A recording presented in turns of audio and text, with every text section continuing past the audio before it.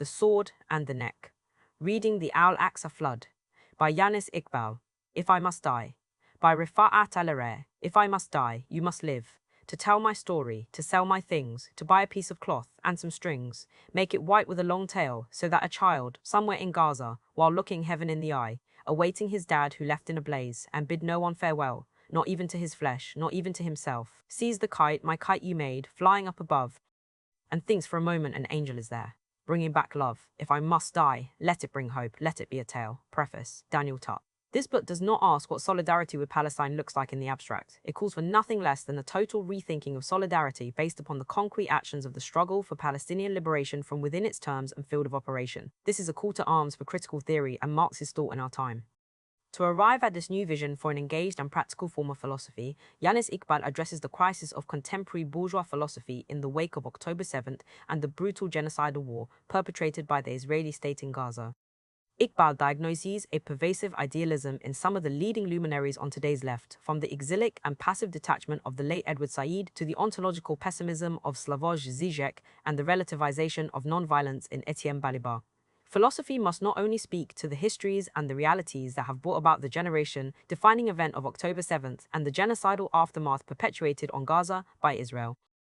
Philosophers must cultivate the courage to shrug off these frameworks of philosophical idealism. This is not a call to abandon philosophy as the inadequate tools of the master. It is a call to seize these tools and redirect them to the urgent cause of Palestinian freedom and emancipation. The first lesson of this book is that the theoretical frameworks we adopt need to be imminently deconstructed to reveal how they are shaped by class imperatives of bourgeois thought and its tendencies towards subjective idealism and apolitical agnosticism. In The Destruction of Reason, the great Marxist philosopher Georg Lukács points out that subjective idealism overtook bourgeois philosophy as imperialism emerged in the latter part of the 19th century. Bourgeois philosophy became incapable of applying Hegelian dialectical thought to social realities of becoming and being, or freedom and necessity. It could only express their mutual relationship as an insoluble antagonism or an eclectic amalgam. When it comes to contemporary philosophy, even much of what is known as radical philosophy, the post-October 7th situation has resulted in a similar idealist paralysis.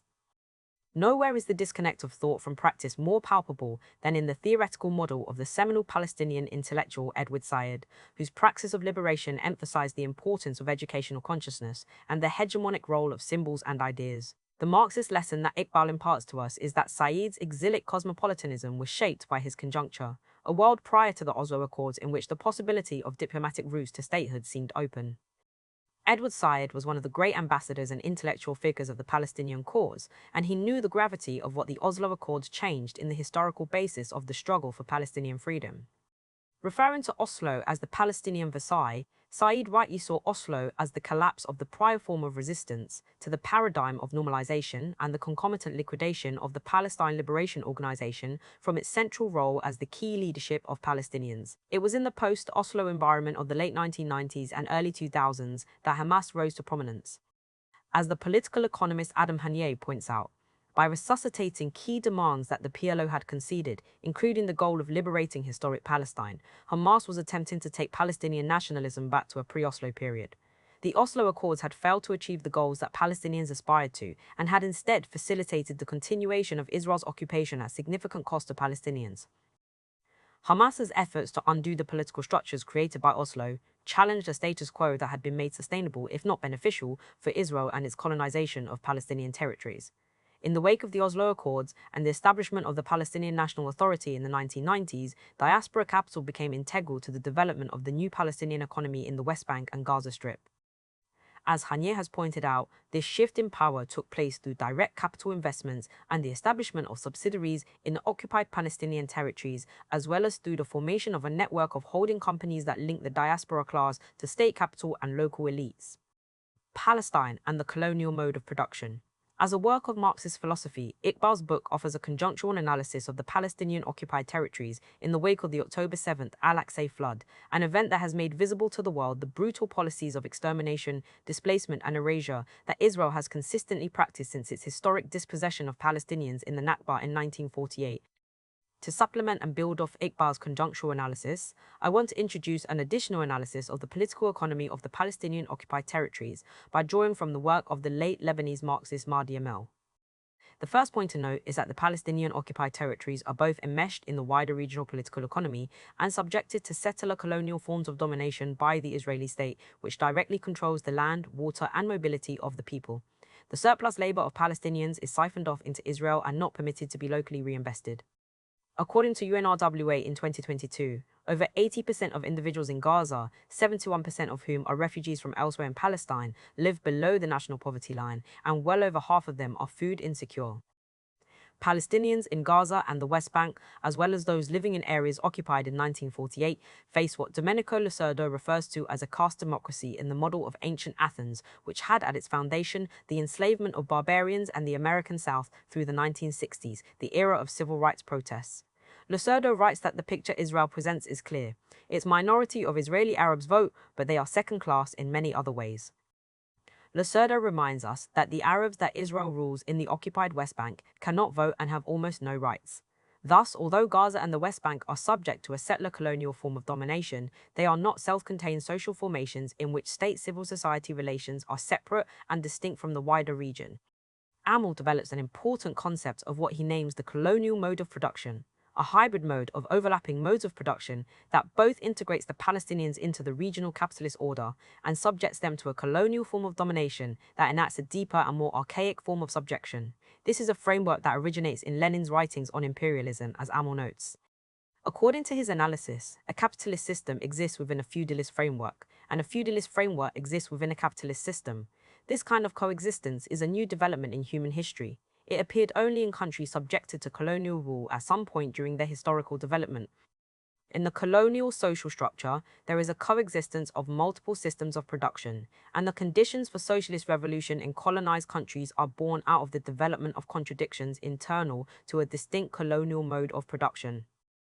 The possibility of socialist revolution in colonial countries is different from non-colonial capitalist societies, such that a revolution against the specific political contradiction of the colonial context emerges as the necessary obstacle that must be overcome in a liberatory revolution against colonial existence. As mentioned, Amel argues that the colonial mode of production is not autonomous or self-sustaining.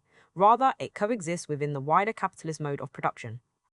In the 1970s, Amel argued that a real revolution for liberation from the colonial mode of production must be followed by a socialist revolution, and this would entail a violent transition from one particular mode of production to another, namely from colonialism to socialism.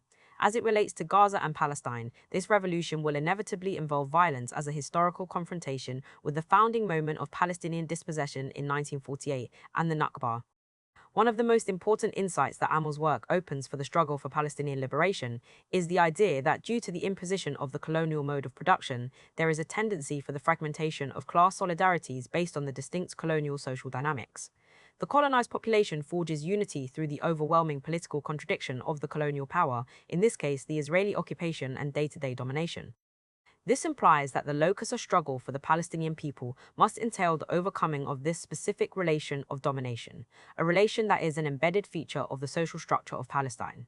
It can only be overcome through the abolition of the colonial mode of production. What Amel's analysis of the colonial mode of production allows us to see is the way that anti-colonial violence emerges as a unifying force and tactic, not as an end in and of itself.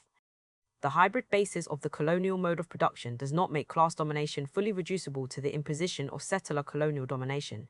As such, class analysis of Palestinian factions that contend for leadership must be rigorously analyzed and even criticized, including Hamas.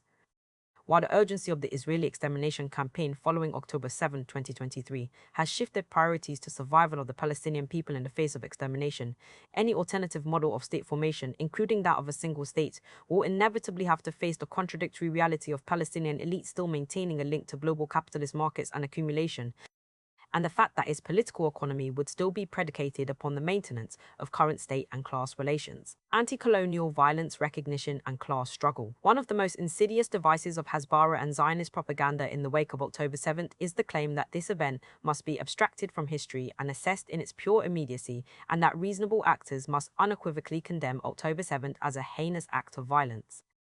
When analyzed from this immediate decontextualized position, anyone can easily acknowledge the depravity of this violent act. But it is not possible to isolate this event from the concrete historical experiences of dispossession, humiliation, deprivation, and domination Palestinians have faced over the long duration. Such a demand of willful historical ignorance is itself oppressive to social reality. To assess October 7th from an ahistorical point of view only serves to decontextualize it and thus risk feeding into Israeli war propaganda, which has used the brutality of October 7th as justification for a genocidal war. It must be noted that only 3 years prior to October 7th, the Trump-backed 2020 Abraham Accords saw the United Arab Emirates and Bahrain formally normalize relations with Israel, and many geopolitical analysts predicted that Saudi Arabia was on the cusp of doing the same. If Saudi Arabia were to have normalized relations with Israel, this would have threatened to weaken the political demands for the right of return and dilute Arab diplomatic pressure for Palestinian rights. Palestinian resistance to normalization, combined with the unsustainable barbarization of life in Gaza, had reached a boiling point on the eve of October 7th. To assess October 7th in an ahistorical vacuum is precisely what must be avoided, because the immediacy of violence it projected is a reaction to the continual and compounded structural violence imposed on Palestine. Moreover, such immediatism rejects the very meaning of solidarity in the Palestinian solidarity movement and its long-standing deployment of a multiplicity of tactics to achieve liberation, from non-state action, armed violence, strikes, protests, and demonstrations. From the time of the original acts of dispossession, which culminated in 1948 to the present, these tactics have sought to avoid the path of normalization and integration with the occupation and its settler colonial dynamics. These efforts have also importantly entailed the development of international solidarity through initiatives like the boycott, divestment, and sanctions movement, as well as diplomatic and legal avenues. But even when Palestinians pursue legal, diplomatic, and non-violent means such as the non-violent Great March of Return along the Gaza-Israel border from 2018 to 2019, they are met with overwhelming violent retaliation.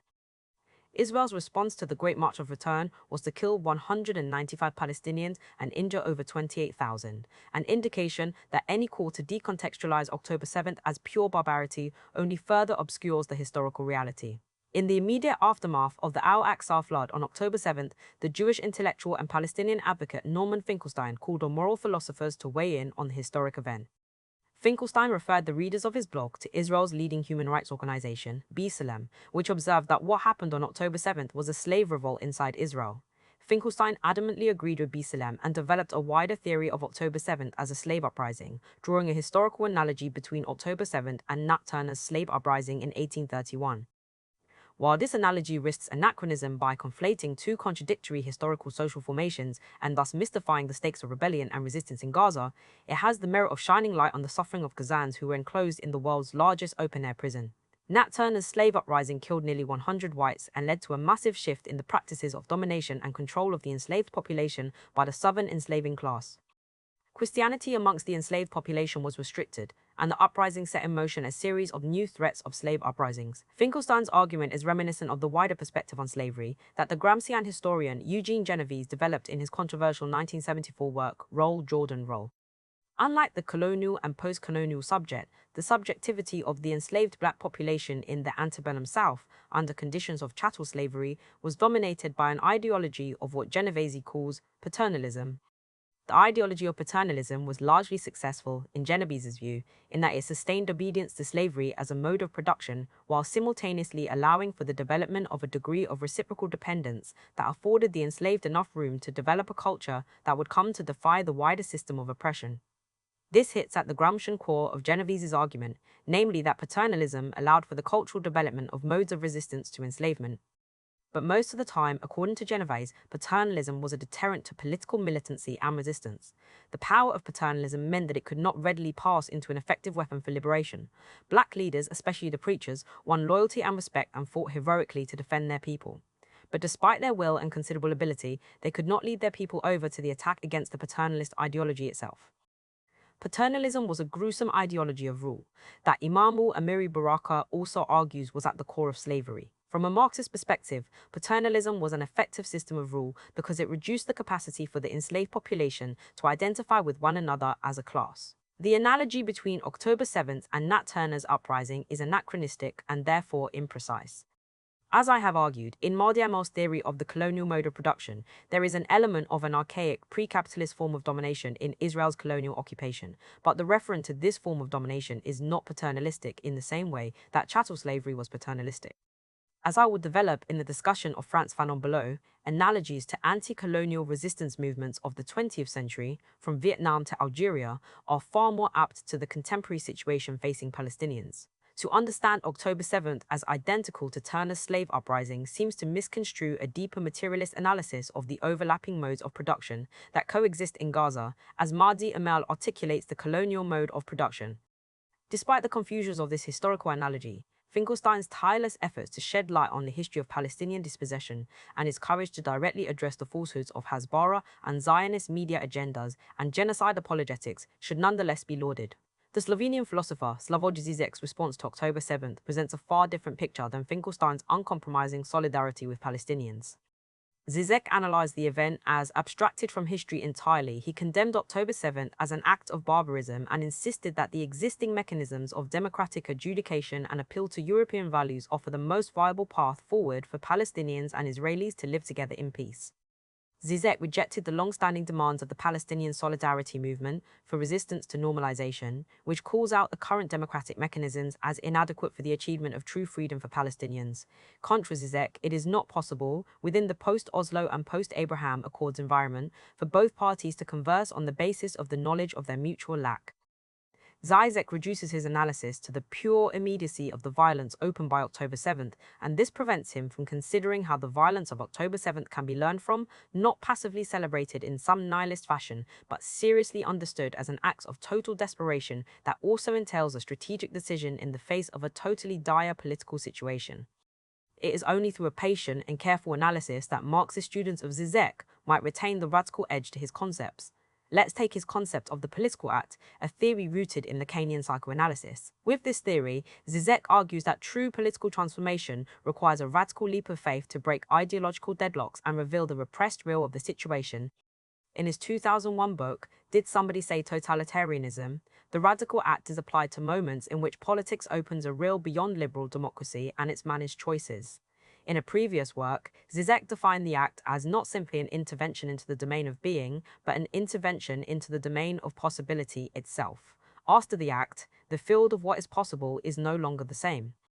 Missing from Zizek's commentary on the post-October 7th situation in Gaza is a true account of what he once referred to as systemic violence that led to October 7th, namely the compounded and systemic patterns of humiliation, domination, and dispossession that Palestinians in Gaza have had to endure.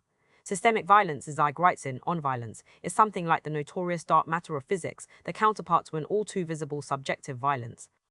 It may be invisible, but it has to be taken into account if one is to make sense of what otherwise seem to be irrational explosions of subjective violence. Zizek's idealism in the face of October 7th is unfortunate. However, it is essential to note how the dynamics of class struggle tend to force philosophers into conformity with bourgeois pressures and imperatives.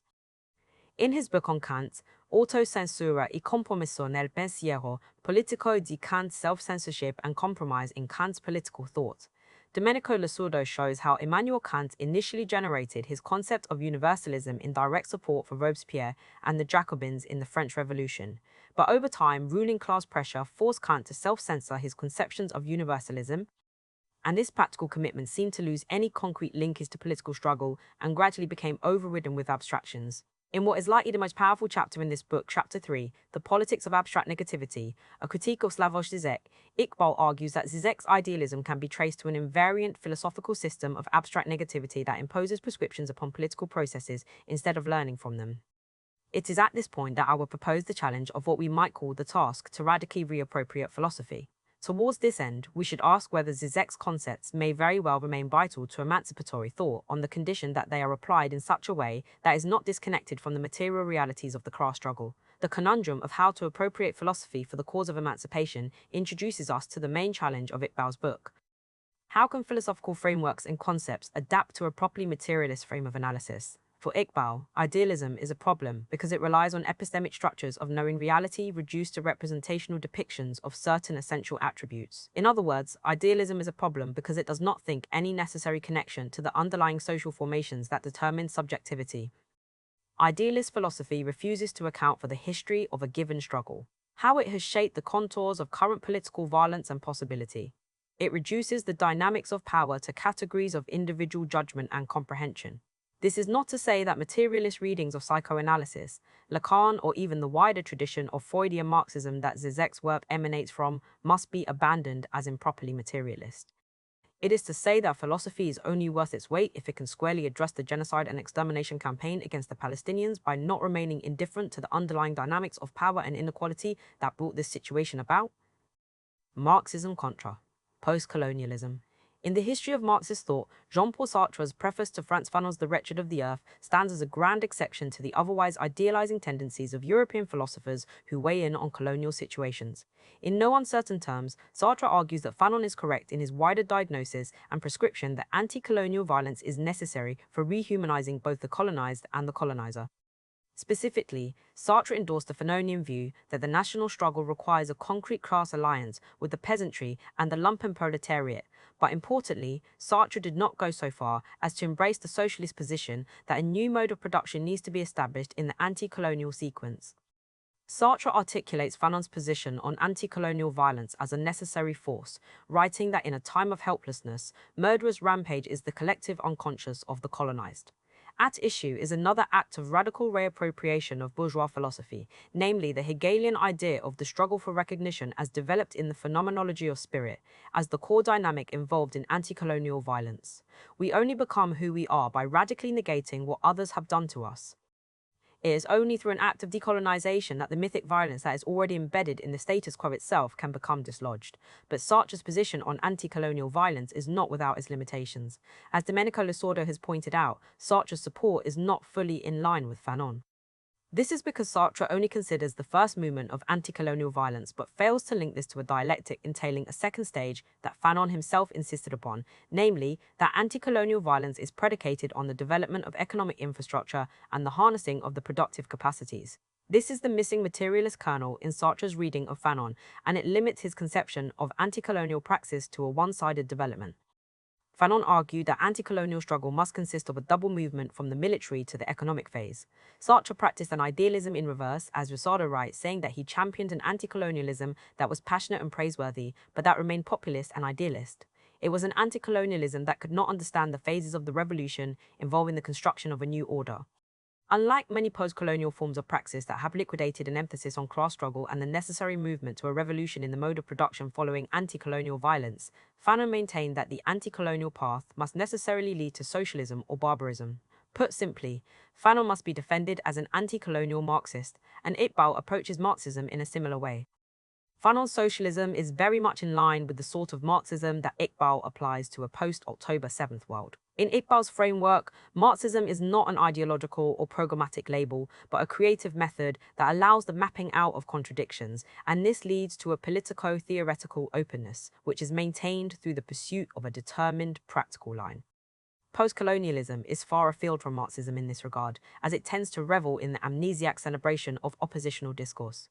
As Homi Bhabha stated in his more recent foreword to The Wretched of the Earth, the choice for the colonial subject is not that between socialism and capitalism, but a decompartmentalization of the colonial predicament. We are left with the question, which Fanon? It is an urgent theoretical priority to defend the Fanon steeped in a socialist method of anti-colonial praxis and anti-colonial resistance, who maintain the commitment to the development and the harnessing of the productive forces in the wake of anti-colonial violence, and to avoid the post-colonial Fanon, who may be in favor of violence but only vaguely points to the means to transform society and leaves questions of political economy and class to the side. Fanon's revolutionary thought should not be relegated to the 20th century. Indeed, Fanon speaks to the Palestinian liberation struggle today. To open this active engagement with Fanon, we would be well served to analyze the political economy of the precise mode of production that determines Palestinian class relations and class struggle, so that we can better understand the possibility for class consciousness amongst Palestinians. The late sociologist Michael Burawoy posed an interesting debate between Fanon and the French sociologist Pierre Bourdieu over the anti-colonial struggle in Algeria, and the parameters of this debate can serve as an impetus for a similar analysis of the class dynamics facing the Palestinian struggle today. Bourdieu and Fanon were primarily at odds over the question of the class agency of the revolutionary movement within Algeria. Bourdieu pinned the revolutionary agent to the Algerian working class and argued that unlike the peasants and lumpen proletariat, only the Algerian working class had the stability to think rationally and imaginatively about future alternatives, as opposed to the peasantry, which is stuck in an eternal present, or what Bourdieu refers to as traditionalism. The uprooted and unemployed are a force for revolution, but not a revolutionary force in bourgeois vision. In Fanon's view, the relative stability of the working class does not grant them greater revolutionary potential. On the contrary, it leads them to be more prone to reformism in the colonial context. Fanon thus advocated an alliance between intellectuals and the peasantry over the working class. When we apply this debate to Palestine, the insights of Amel and the colonial mode of production outlined above prove important, because Amel argued that the colonial mode of production introduces a non-differentiated caste structure in which each class of workers in colonized countries, for example laborers, peasants, and petite bourgeois factions, undertook its own struggle independently and in isolation from the others. It is as though each of them belonged to a discrete social structure, even though their class enemy was one and the same. This class independence appeared as though it was the outcome of different independent social structures coexisting within a single colonized country. Within the colonial mode of production, there emerges a unifying political enemy, namely colonialism, that becomes the objective basis for the unity of the colonized country's social structure. Under the colonial mode of production, the ensemble of classes within the colonized society experiences a unification that Amel argued is structural, but this unity is not apparent at the level of class consciousness of the toiling classes in the subjugated state. It only becomes realizable in the struggle to overcome the specific colonial mode of domination. In the German ideology, Marx and Engels diagnose the very problem of bourgeois philosophy that Iqbal seeks to overcome in today's time. They warn that the class, which is the ruling material force of society, is at the same time its ruling intellectual force, and with this radical insight call upon philosophers to adopt a critical class analysis or risk their ideas being subsumed into the status quo. Put simply, without a critical class analysis, philosophers risk their concepts and ideas being overtaken by the ruling ideas. The challenge posed to philosophers is the necessity to subtract their thought from complicity with systems of class power, and they argue that this subtraction is achieved by placing philosophy at the service of the class struggle. Philosophy must become an active and critical tool put into the service of the transformation of existing conditions. Philosophy must become a practice of liberation. The extermination campaign waged against Gaza by the Israeli state must be engaged by philosophers as a terrain of proletarian struggle and emancipation. Building off of Marx and Engels' critique of philosophy, Lukács once remarked that the proletariat is the first oppressed class in history that has been capable of countering the oppressor's philosophy with an independent and higher worldview of its own. Iqbal's The Sword in the Neck is a militant call for philosophy to rethink categories of history, territory, memory, and struggle, not from a position of exile, melancholy, or despair, but from an active and engaged perspective. Iqbal reminds us that the standpoint of resistance to extermination in Gaza is indeed the site where the production of new regimes of knowledge emerges. This is a new lesson for our time, but it is grounded in an old tradition of thought, a tradition that instructs us that freedom cannot be awarded, conceded, or given according to maturity. Freedom can only be taken. This is what the revolutionary tradition opens. Chapter 1. Zionism and Apartheid in the Long Arc of Liberalism.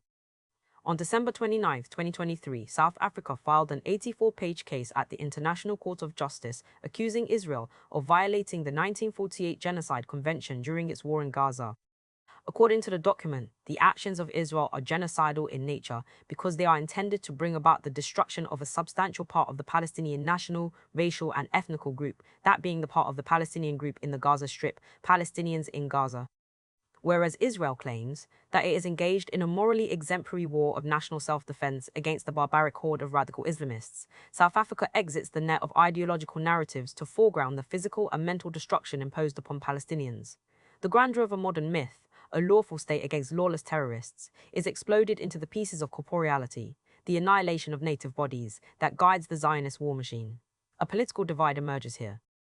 The metaphysics of dominant narratives versus the physics of the oppressed. Ideological narratives practiced by status quoist powers are lubricated by the seamless, interlocking flow of discursive terms. Israelis are a perfectly cohesive group embodying the spirit of democracy in a land surrounded by the medievalism of an equally cohesive, uncivilized race.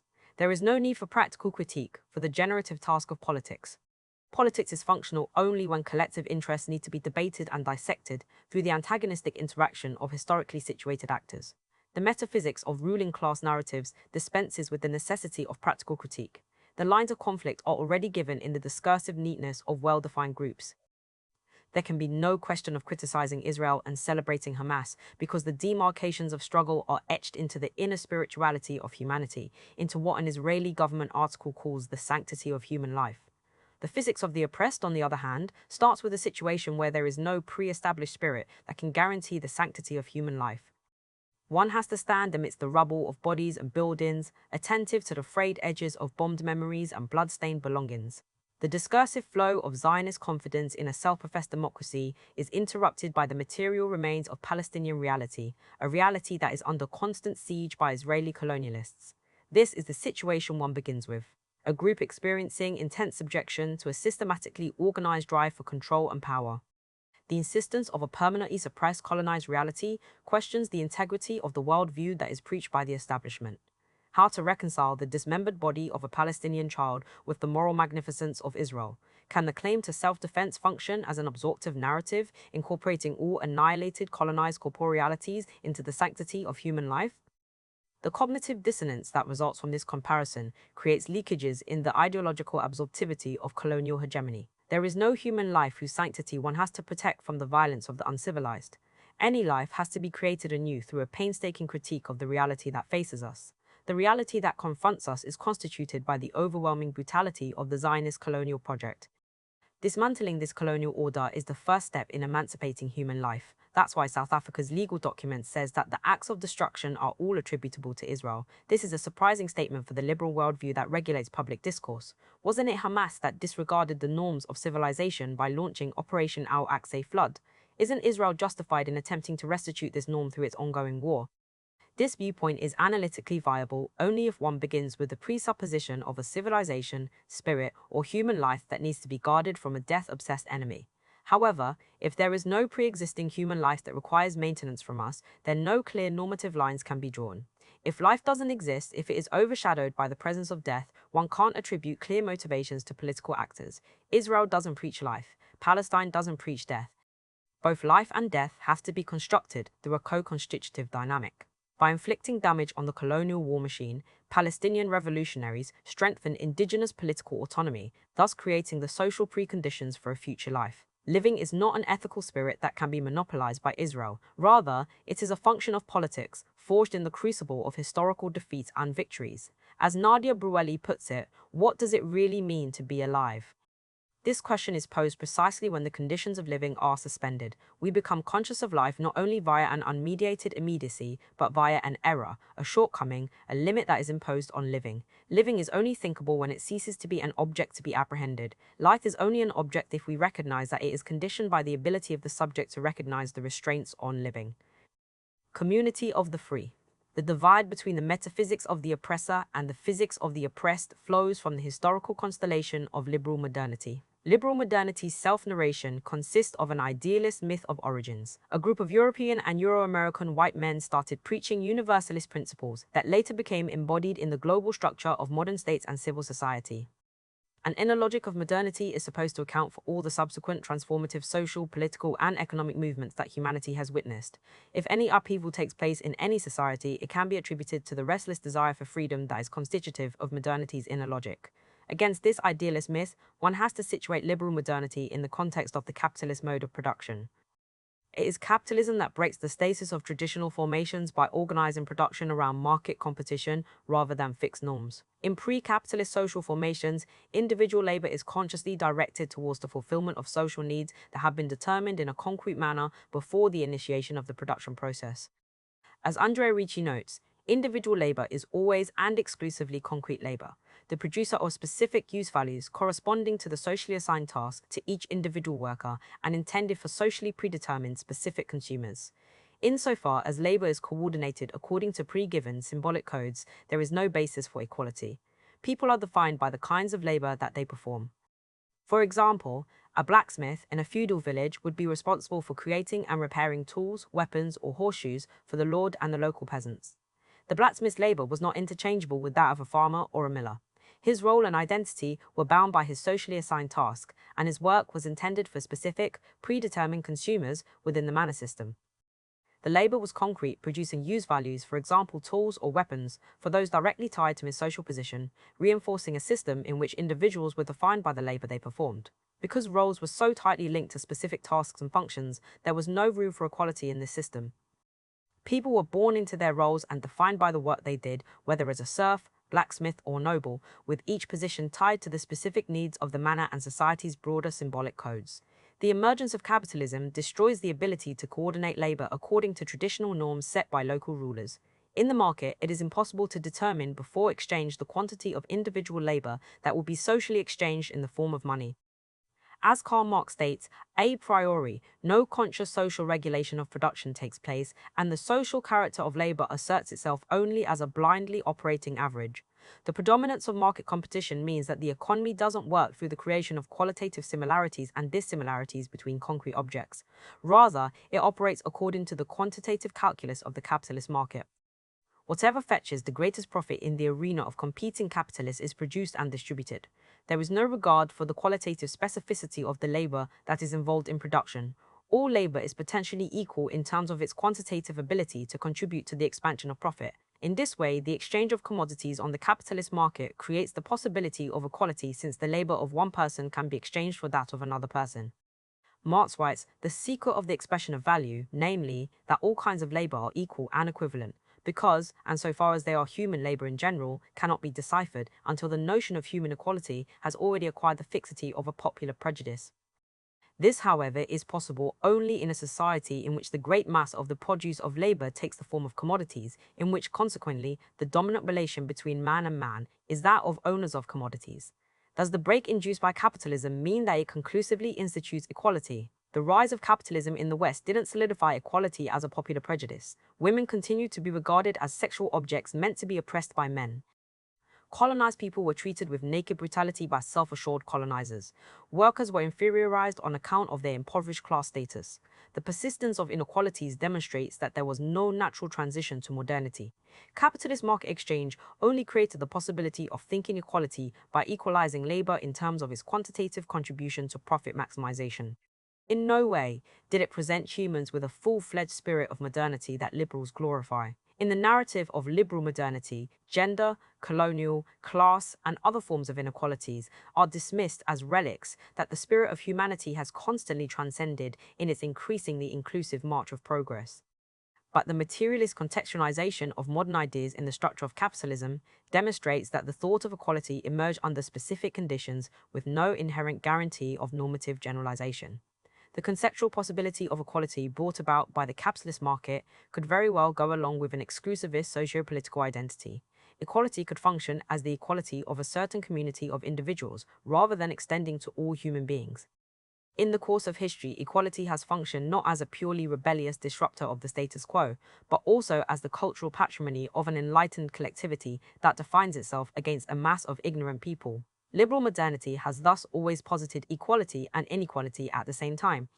It arose not from an Enlightenment ambition for freedom, but from the assertion of the rising bourgeoisie to have the equal right to violate slaves and women as enjoyed by the sovereign monarch. The universality imagined by liberal modernity was a restricted one, propertied, white, and male. Domenico Lasardo explains, at its inception, liberalism expressed the self-consciousness of a class of owners of slaves or servants that was being formed as the capitalist system began to emerge and establish itself, thanks in part to those ruthless practices of expropriation and oppression implemented in the metropolis, and especially the colonies, which Marx described as original capitalist accumulation. Against monarchical despotism and central power, this class demanded self-government and peaceful enjoyment of its property, including that in slaves and servants, under the sign of the rule of law. We can then say that this liberalism was the intellectual tradition which most rigorously circumscribed a restricted sacred space wherein the rules of the limitation of power obtained. It was an intellectual tradition characterized more by celebration of the community of free individuals that defined the sacred space than by celebration of liberty or the individual.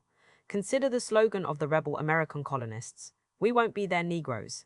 The ideological legitimacy of enslavement wasn't questioned. What was questioned was the harm that Britain was doing by treating American settlers as if they were Negroes. Instead of being treated as such, American settlers also wished to enjoy the freedom to enslave enjoyed by the British. As Lasardo says, precisely because they established a marked superiority over blacks and redskins, the colonists felt themselves completely equal to gentlemen and property owners residing in London and demanded that such equality be recognized and consecrated at every level. He thus asked whether the movement of political emancipation by a section of the white settlers against control from England should be considered a genuine revolution or a reactionary slaveholders' rebellion. The American Revolution, 1775 to 1783, is traditionally viewed as a fight for independence and self-governance by American colonists against British imperial control. However, Lasotho challenges this view by suggesting that for certain settlers, particularly in the south, the revolution had reactionary motives.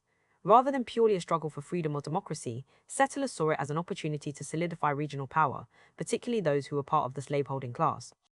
With British interference removed and a weak central government established under the Articles of Confederation, southern slaveholders had fewer barriers to expanding their regional dominance. The British, particularly after the Somerset case in 1772, which ruled that slavery was not recognized under English law, were increasingly viewed as opponents of slavery. Additionally, some of their colonial policies provided protections to indigenous peoples by limiting settler expansion. The British had made efforts, such as the Royal Proclamation of 1763, to limit colonial expansion into native lands west of the Appalachian Mountains, angering many settlers who sought to expand westward. The revolution, then, was driven partly by a desire to break free from these limitations, allowing settlers to seize more indigenous lands. The historical contextualization of liberal modernity reveals that it was more dedicated to the preservation of the community of the free than to any genuine spirit of freedom. Rational, enlightened people were constituted as a sacred space whose boundaries had to be guarded from the profane space of unenlightened barbarians. This brings us back to the divide between the metaphysics of ruling class ideology and the physics of the oppressed. Whereas liberal modernity portrays the uninterrupted expansion of a spirit of freedom, a counter-hegemonic perspective reveals how such a spirit is delimited by the sharpness of spatial barriers. In The Wretched of the Earth, Frantz Fanon incisively outlined these sharp spatial divisions through a comparison of the settler's town and the native town. The settler's town is a hub of stone and steel, reflecting the stability and permanence that accompanies colonial power.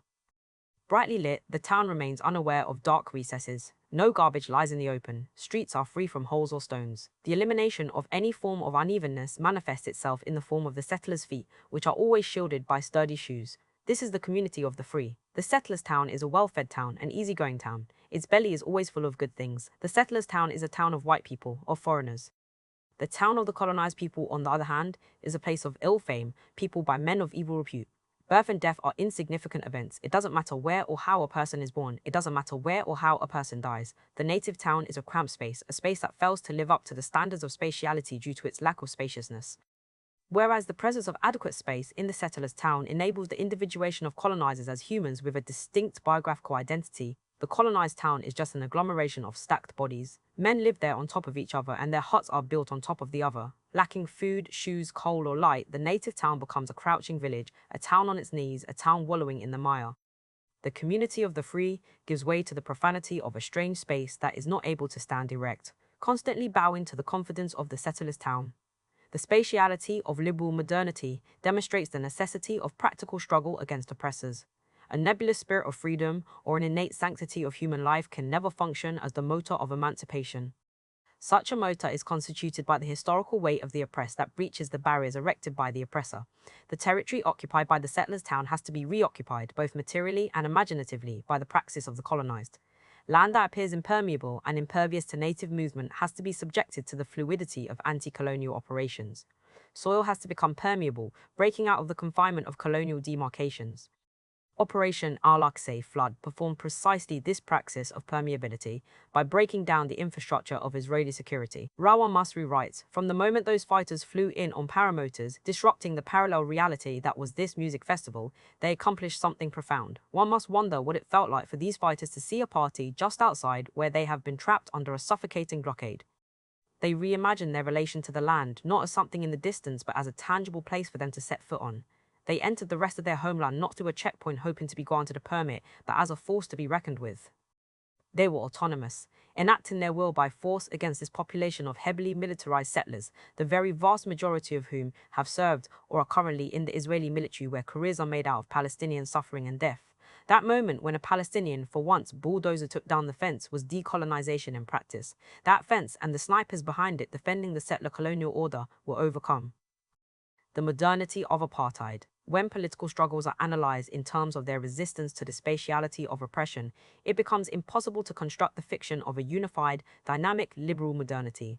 In order to maintain that fiction, one needs to consider struggles as an embodiment of a prior universal principle. One is supposed to be struggling not against the historically constructed spatial divisions of liberal modernity, but against relics that scupper the onward march of the spirit of freedom. It is asserted that the spirit of equality preached by modern thinkers has served as a source from which subjugated peoples have derived resources for their own struggle against inequality. This results in an ideological obesity. Every particular struggle against historical oppressions can be assimilated to the original message of liberal modernity. No historical dynamic remains immune from the all-pervasive spirit of freedom that supposedly animates liberal modernity. Take the example of apartheid. In the liberal consensus that has formed after the downfall of socialist regimes, it is presumed that the end of apartheid was caused by a drive towards democratization.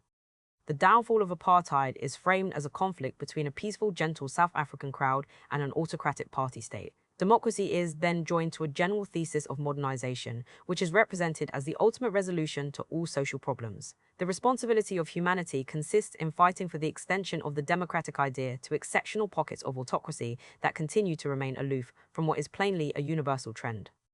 According to Anthony Butler, the ANC's assault on the apartheid state was not justified in the name of democracy, nor was it executed by means of liberal democratic practice. Other opposition parties were not ideologically committed to liberal democracy, and the most effective struggles against apartheid were by unionized workers seeking improved living standards and by South Africans resisting influx control. Given the lack of liberal democratic ideology among anti-apartheid political groups, why does mainstream discourse assimilate the fall of apartheid to a general narrative about democratization?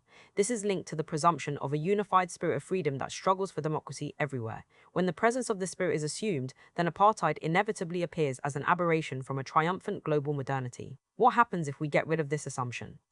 What if liberal modernity is not a coherent logic of freedom, but a historically situated community of the free? This means that apartheid can be analyzed as a component of liberal modernity. Liberal critics argue that racism or tribalism, rather than the modern idea of self-government, was the intellectual foundation for apartheid in South Africa.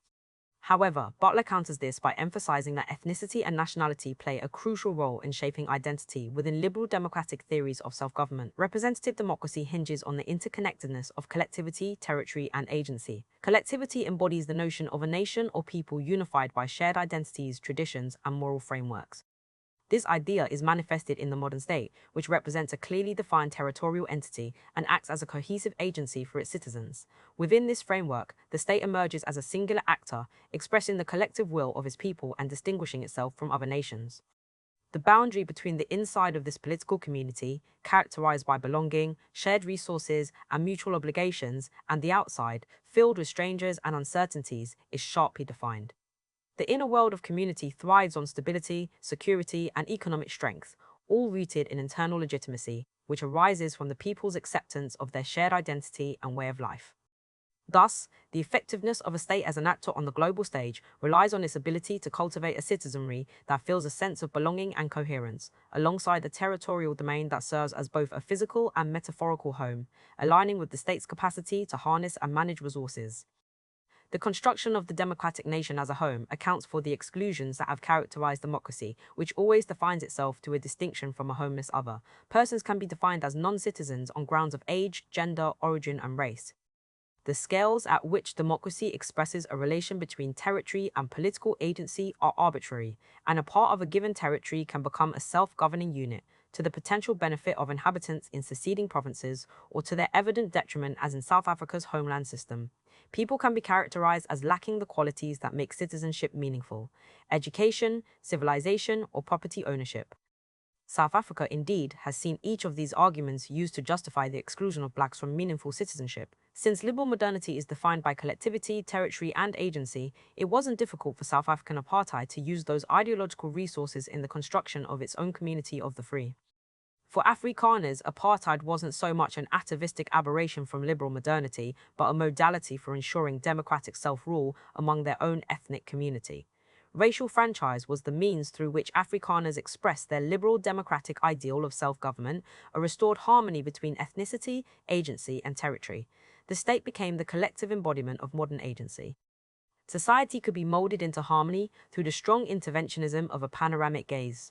Stephen John Sparks foregrounds the modernity of apartheid through an analysis of Sasol, which was an oil from coal plant.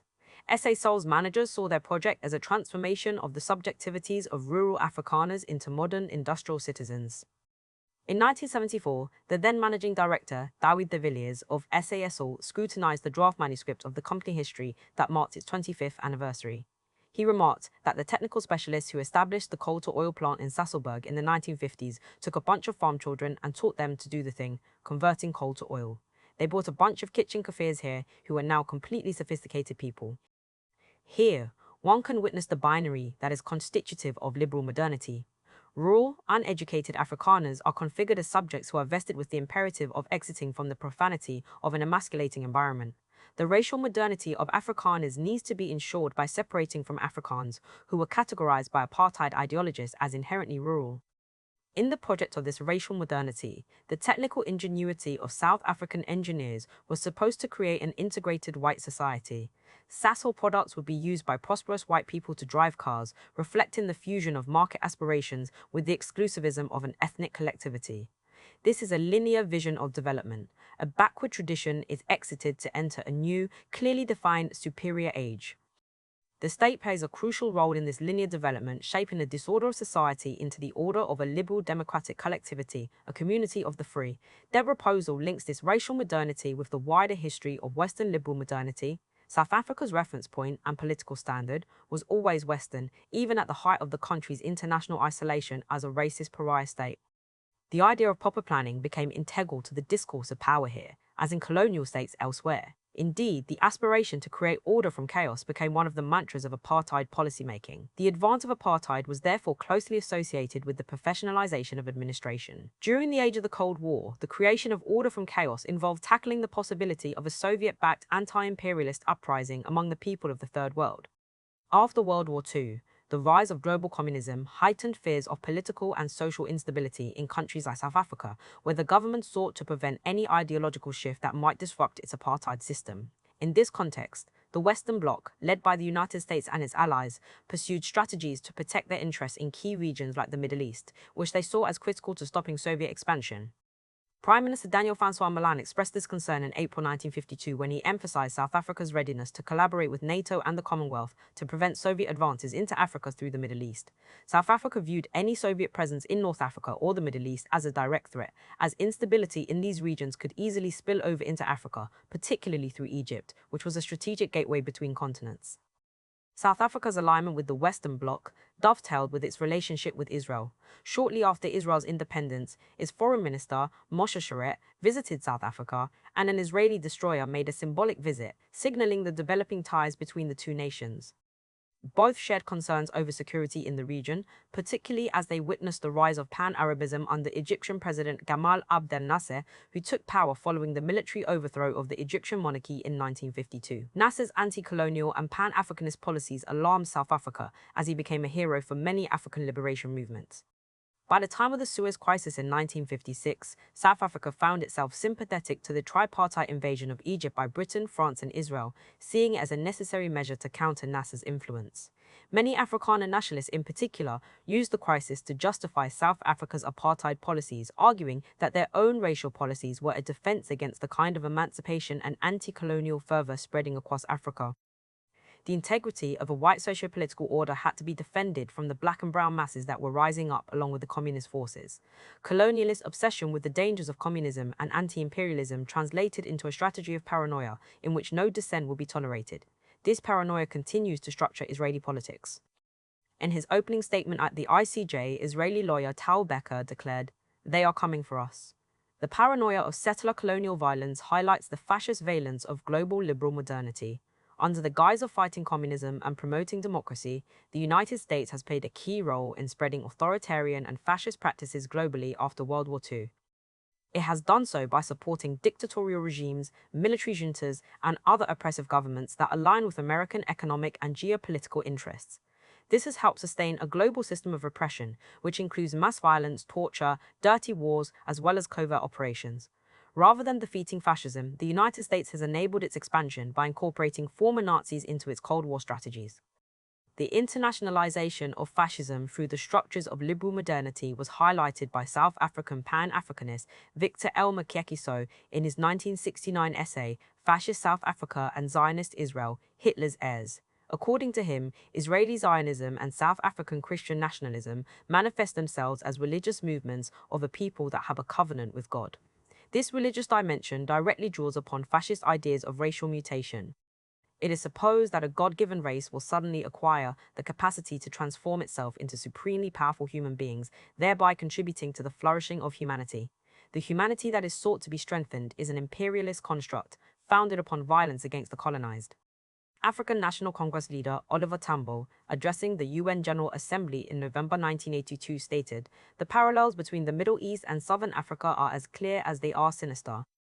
The onslaught on the Lebanon, the massive massacre of Lebanese and Palestinians, the attempt to liquidate the Palestine Liberation Organization and Palestinian people, all of which were enacted with impunity by Israel, have been followed minutely and with unconcealed interest and glee by the Pretoria racist regime, which has designs for perpetrating the same kind of crime in Southern Africa, in the expectation that, like Israel, it will be enabled by its allies to get away with murder."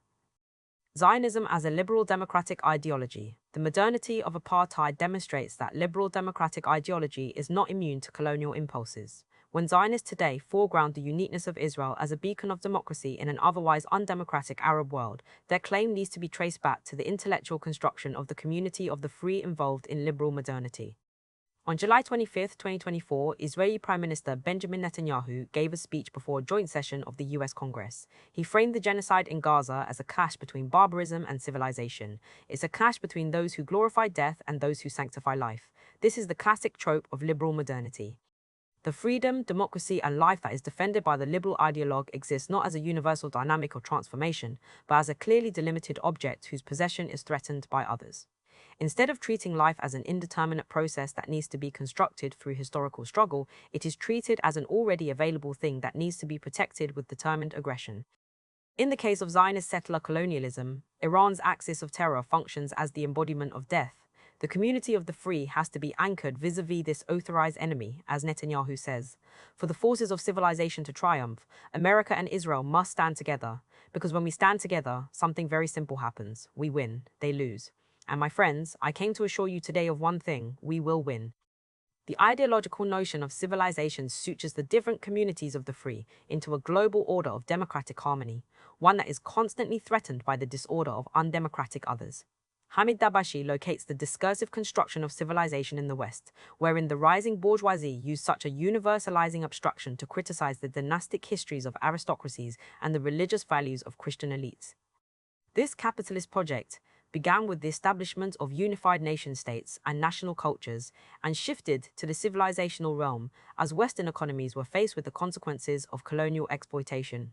Discrete civilizations in the colonized world, India, Islamic, African, and so on, were invented as the negative counterpart to Western civilization, whose colonial endeavors were justified as humanizing efforts on the part of European national economies. The construction of a civilizational worldview meant the suppression of the dynastic, regional, and tribal histories of the colonies and their re-narration into national cultures and civilizational constructs, Islamic, Indian, and Chinese.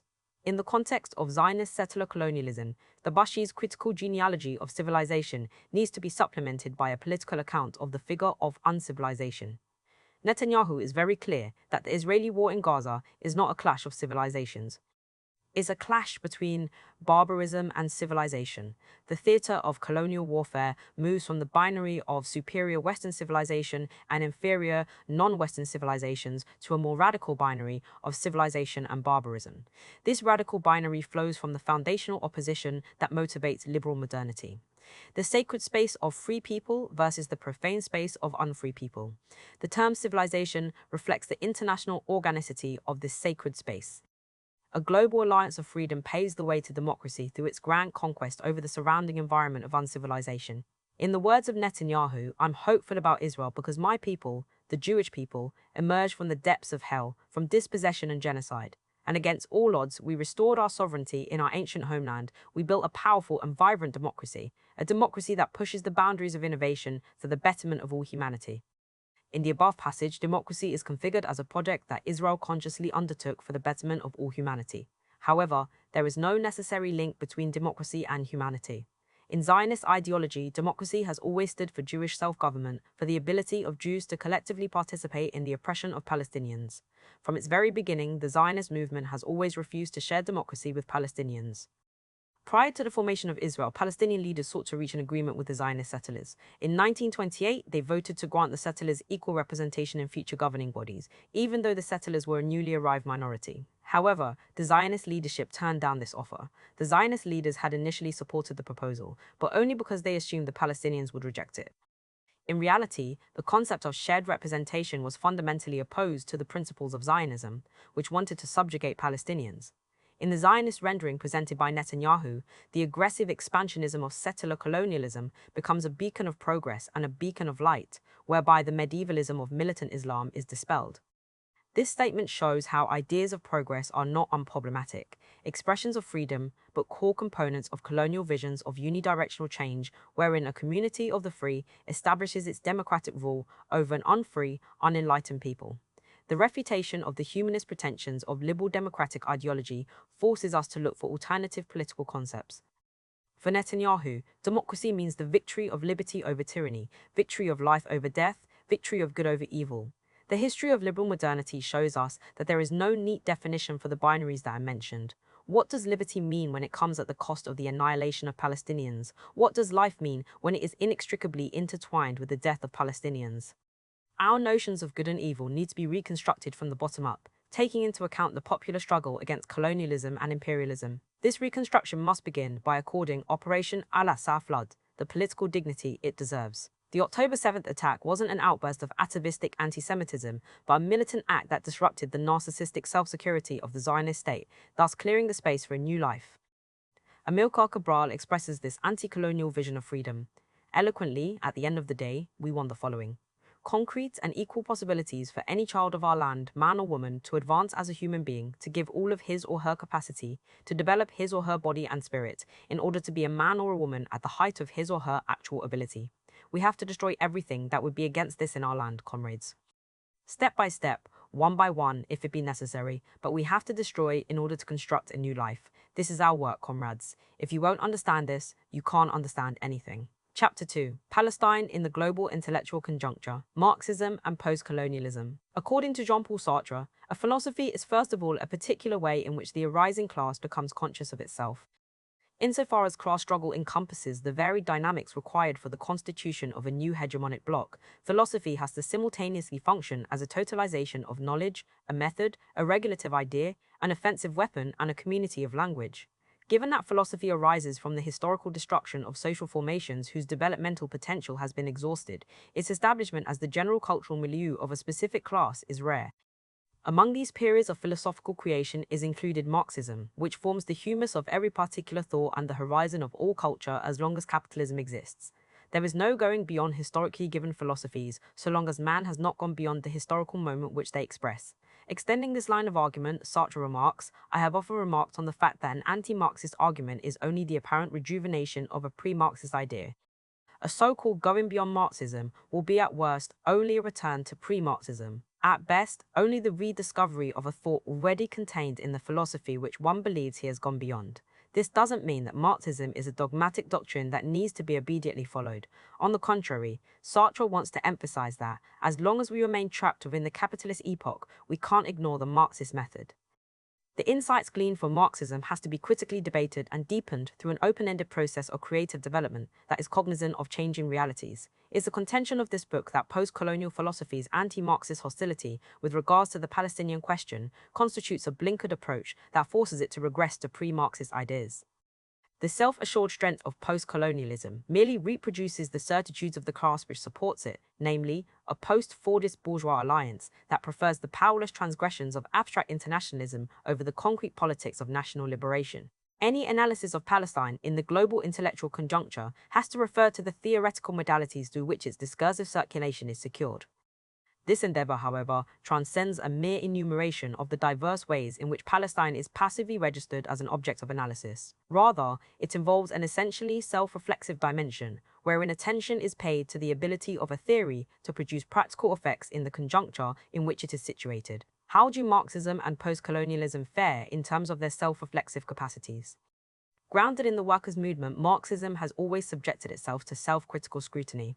This has taken the form of the self-consciousness of structural conditionedness, the recognition of the historical mechanisms that constitute the dynamic origins and source of vigor for Marxist thought. insofar that Marxist scientific practice is not a faculty of reflection, which is free to lose itself or find itself according to this or that method, but is an activity, a process that begins from determinate conditions and produces knowledge. It feeds on the social practice of society as a whole. This dependence on practice has manifested itself in the three historical referents of Marxism. 1. Actually existing socialist states.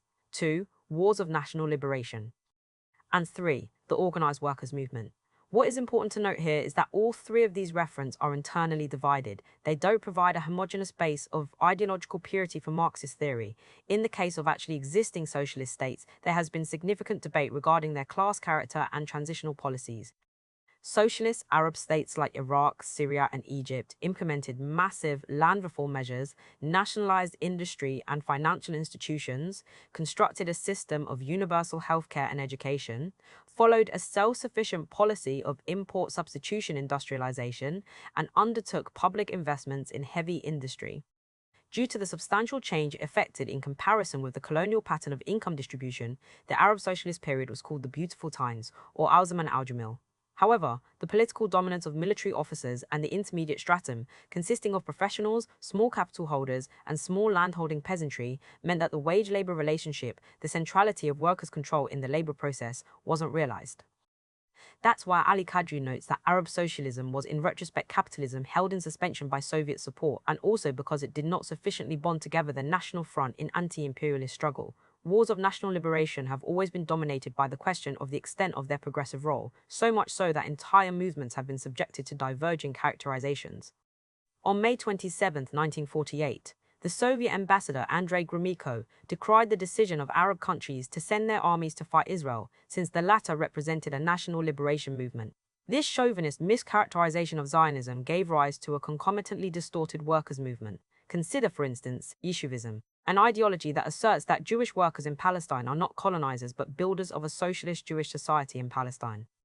This held that the Jewish community in Palestine is playing an advanced function by fomenting class struggle and contradictions within Palestine's supposedly stagnant Arab society. What the internal division of socialist reference demonstrates is that Marxism is not an ideological or programmatic label, but a creative method that allows the mapping out of contradictions. These practical ensembles function as the basis for the discursive structure of Marxism, which aggregates, disaggregates, and re-aggregates its theoretical coordinates within certain basic but continuously accumulating contours. Politico-theoretical openness is maintained through the pursuit of a determined practical line. Che Guevara explains this schema through the notion of the dictatorship of the proletariat. On the most basic level, our country has what is scientifically called the dictatorship of the proletariat, and we do not allow anyone to touch or threaten the state power of the proletarian dictatorship. But within the dictatorship of the proletariat, there can be a vast field for discussion and expression of ideas. Post-colonialism is diametrically opposed to the Marxist insistence on a genealogical politics of historical self-consciousness.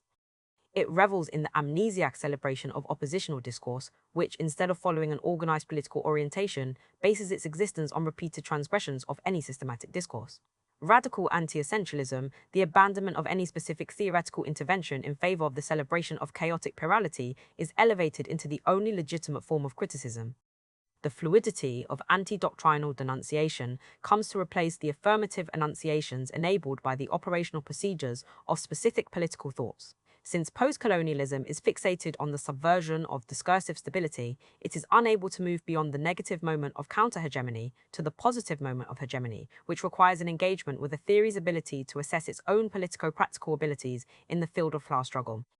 Countering the inherent ideological forgetfulness of post-colonial theory, Christina Petterson argues that its emergence could be viewed as marking the moment in which the Third World moved from an affiliation with the Second World, the Soviet Union, to the First, the Euro-Atlantic core, capitalist countries.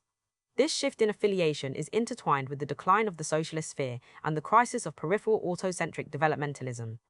These circumstances laid the foundation for the emergence of neoliberal globalization and the establishment of a migrant, third world petty bourgeois and technocratic segment within the metropolitan academia. The gradual unraveling of the three historic compromises of the post-World War II era, Sovietism, social democracy, and national liberation movements, found a parallel reflection in the state of the Palestinian struggle. With the emergence of post-colonial studies during the 1980s, an inadvertent mirroring of the disarray faced by the Palestinian people became apparent. In the aftermath of the devastating Israeli siege of Beirut in 1982, the expulsion of the Palestinian Liberation Organization from Lebanon, and the tragic Sabra and Shatila massacre, the Palestinian cause encountered formidable trials. The American empire employed its imperial machinery to relegate, delegitimize, and vilify the PLO. This encompassed designating the PLO as a terrorist organization, the closure of its United Nations offices, the rejection of negotiations with PLO representatives by the United States government, and even forcing the US ambassador to the United Nations to step down due to interactions with a PLO representative. The weakening of the traditional anti-systemic forces at the hands of the global north was mirrored by post-colonial theory in its foundational anti-Marxism, a comprehensive disavowal of all forms of nationalism, and a resultant glorification of liminality, hybridity, migrancy, and multiculturality, an aggressive rejection of totalizing social explanations and the denigration of organized politics. The anti-politics of exilic subjectivity. The weaknesses of post-colonialism are exemplified by Edward Said, whose humanist, secularist, and cosmopolitan credentials push the boundaries of post-colonial studies to their outermost limits. Said practices a form of detached critique, wherein an independent and oppositional subjectivity has to gather resources from a variety of sites without normative obligations to any one system. This represents the occupation of an exilic position. The shaky grounds of disrupted identity alert the detached critic to the instability of history and time, reminding them that reality is constituted by a cacophony of forces that can't be channeled into a single theoretical tunnel. Consequently, hostility toward an unjust status quo manifests as a generalized disinterest in theory, grand theory, and disciplinary knowledge. These conceptual narratives are dubbed as ideological tools aimed at offering an overweening explanatory framework for history and identifying the subjects capable of challenging the existing oppressions. All such systems are rejected in the characteristic postmodernist way, so that resistance can always only be personal, micro, and shared only by a small, determinate number of individuals who happen, perchance, to come together outside the so-called grand narratives of class, gender, and nation. When applied to the study of imperialism, the exilic disposition means that one has access to both sides of the imperialist divide, which allows the critic to move beyond their parochial cultures and see the West and non-West as globally connected entities. This is a contrapuntal reading of imperialism. The musical metaphor of counterpoint entails two superimposed melodies, where their blend is regarded as an incidental harmony between two distinct melodic lines, rather than a forced fusion imposed by an overbearing sound. Along these lines, imperialism is imagined as the interaction of various themes with only a provisional privilege being given to any particular one. In the resulting polyphony, Said notes, there is concert in order, an organized interplay that derives from the themes, not from a rigorous melodic or formal principle outside the work. Imperialism is crisscrossed with multiple interdependent histories and overlapping domains, and with the continuous history of struggle. This is the atonality of the imperialist ensemble, which doesn't follow any singular compositional rule. Given the dynamism of the global imperialist environment, it can't be reduced to sociological economic facts of exploitation and domination. There is no overarching theoretical principle that can capture imbrications, confrontations, rebellions, interactions, and aggressions that generate the complex and uneven history of the West and the non-West. Commenting upon the untidiness of history, Jen Moorfield writes, writing contrapuntal history, thinking, and reading contrapuntally is never merely about articulating a set of propositions that one is simply for or against. Rather, the internally dynamic, atonal, hybrid, riotous circulation of culture and resistance within the contrapuntal ensemble means that the interpretive impulses of counterpoint have to be similarly multivocal and similarly atonal. In political terms, this means that because men and women in the global north and the global south belong to the same history, if we chose to listen to just one theme from that complex ensemble, one history, one explanatory factor, one social theory, then we lost sight of the transformative potential that weaves its way through the shared whole. Considering the polyphony, hybridity, connections, and shared history of the imperialist ensemble, it should be conceived as both post-imperial and not post-imperial. It is also an infinitely richer world containing infinitely more knotty forms of domination, injustice, resistance, and shared experience than Enlightenment cosmopolitanism can envision or describe. The relationship between the West and the non-West is one of suspended animation, characterized not by the simple imposition of one view upon another, but by the fissured history of continuous contestations and shared lineages. The problem, Said remarks, is to keep in mind two ideas that are in many ways antithetical: the fact of the imperial divide, on the one hand, and the notion of shared experiences, on the other, without diminishing the force of either. reflections upon the atonality of imperialism should move beyond the merely economic aspects of the relation to scrutinize the complex ideological formations where the colonizer and the colonized can be seen in their unpredictable and multi-layered process of mutual constitution. This is visible in Said's concept of imaginative geography, whose conceptual reach he ultimately extended to convey the idea that the privilege to reside or labor on a piece of land is essentially determined, debated, and even temporarily settled through narrative. The legal ownership of land typically falls into the hands of individuals who can demonstrate a connection through inheritance or prior occupation. Both of these claims are supported by narratives that emphasize one version of history over another. In the end, the legal system tends to align itself with the narrative that garners the broadest support and acceptance. This idealist thinking leads him to reverse the relation between imperialism and colonialism. Typically, colonialism is believed to have preceded imperialism, involving a process of private enterprises and holding companies spanning from the 15th to the 19th century. During this period, resource extraction, labor exploitation, and settler colonialism were facilitated through bureaucracies, local elites, and occupying armies. Imperialism developed in the late 19th century as an indirect form of international domination, pursued through trade agreements, sanctions, and austerity packages. For Said, however, imperialism is not an updated version of colonial coercion and looting, but a primitive thirst for racial conquest. A protracted, almost metaphysical obligation to rule subordinate, inferior, or less advanced peoples. Said's writings on Palestine carry the imprint of his exilic disposition. He is not concerned with finding philosophically cogent resolutions of political, cultural, and economic injustices. These meta-interpretative explanations are replaced by an experimental approach that resists any methodological entrapment. Saad's focus on the Palestinian issue is immersed in the midst of real-world political dynamics. It delves into the tangible aspects of injustice in politics, explores the narratives that shape identities within this political context, and engages with the intense and passionate discussions where activism, persuasive language, and proposed remedies all revolve within the sphere of power politics. Assertions regarding justice and injustice are recognized as ideological claims that need to be unpacked accordingly. This unpacking translates into an unhoused perspective where we can observe politics and culture not just as problems to be solved, but as a series of reflections to be engaged. The unsettled state of exile doesn't restrict itself to pointing out the tensions, dispossessions, and separations that weigh the present. It is also attentive to instances in history where peaceful coexistence has occurred. Over the ages, Palestine has been home to various inhabitants, including Canaanites, Moabites, Jebusites, and Philistines in ancient times, as well as Romans, Ottomans, Byzantines, and Crusaders in more recent history. The multicultural, multi-ethnic, and multinational character of Palestine belies any notion of purity or homogeneity. The position of exilic disruption promotes a compassionate sense of historical connections wherein the co-constituting connections of Israel and Palestine impart a similar fluidity to the peace process. Insofar as imperialism produces a complexly entwined maelstrom of polyphonous identities, a just peace has to reflect that dynamic atmosphere. The development of Palestinian and Israeli identities has been intertwined as a result of myriad historical events.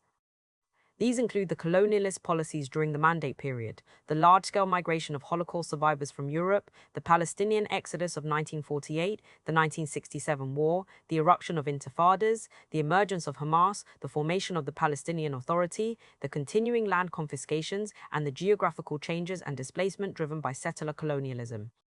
The historical suffering experienced by dispossessed Palestinians is deeply connected with the historical trauma of Jewish Holocaust survivors. These material interfaces prepare the ground for a composite identity, which is characterized by overlaps and open-endedness. This composite identity is a long-term process based on epistemic irresoluteness, the willingness to acknowledge identities as incomplete stories without any definitively delineated closure.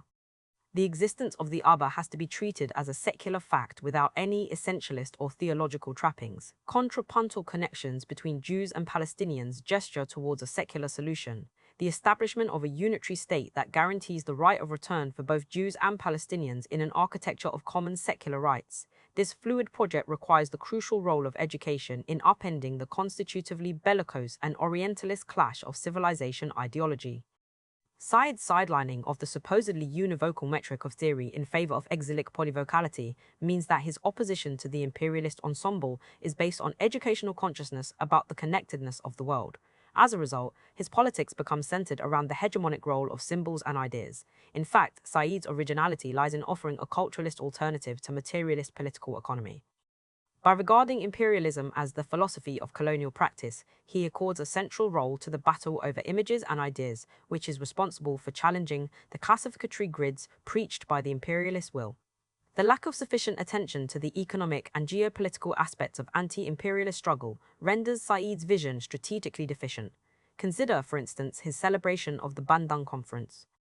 By the time of the Bandung Conference in 1955, the entire Orient had gained its political independence from the Western empires and confronted a new configuration of imperial powers, the United States and the Soviet Union. Unable to recognize its Orient in the new Third World, Orientalism now faced a challenging and politically armed Orient.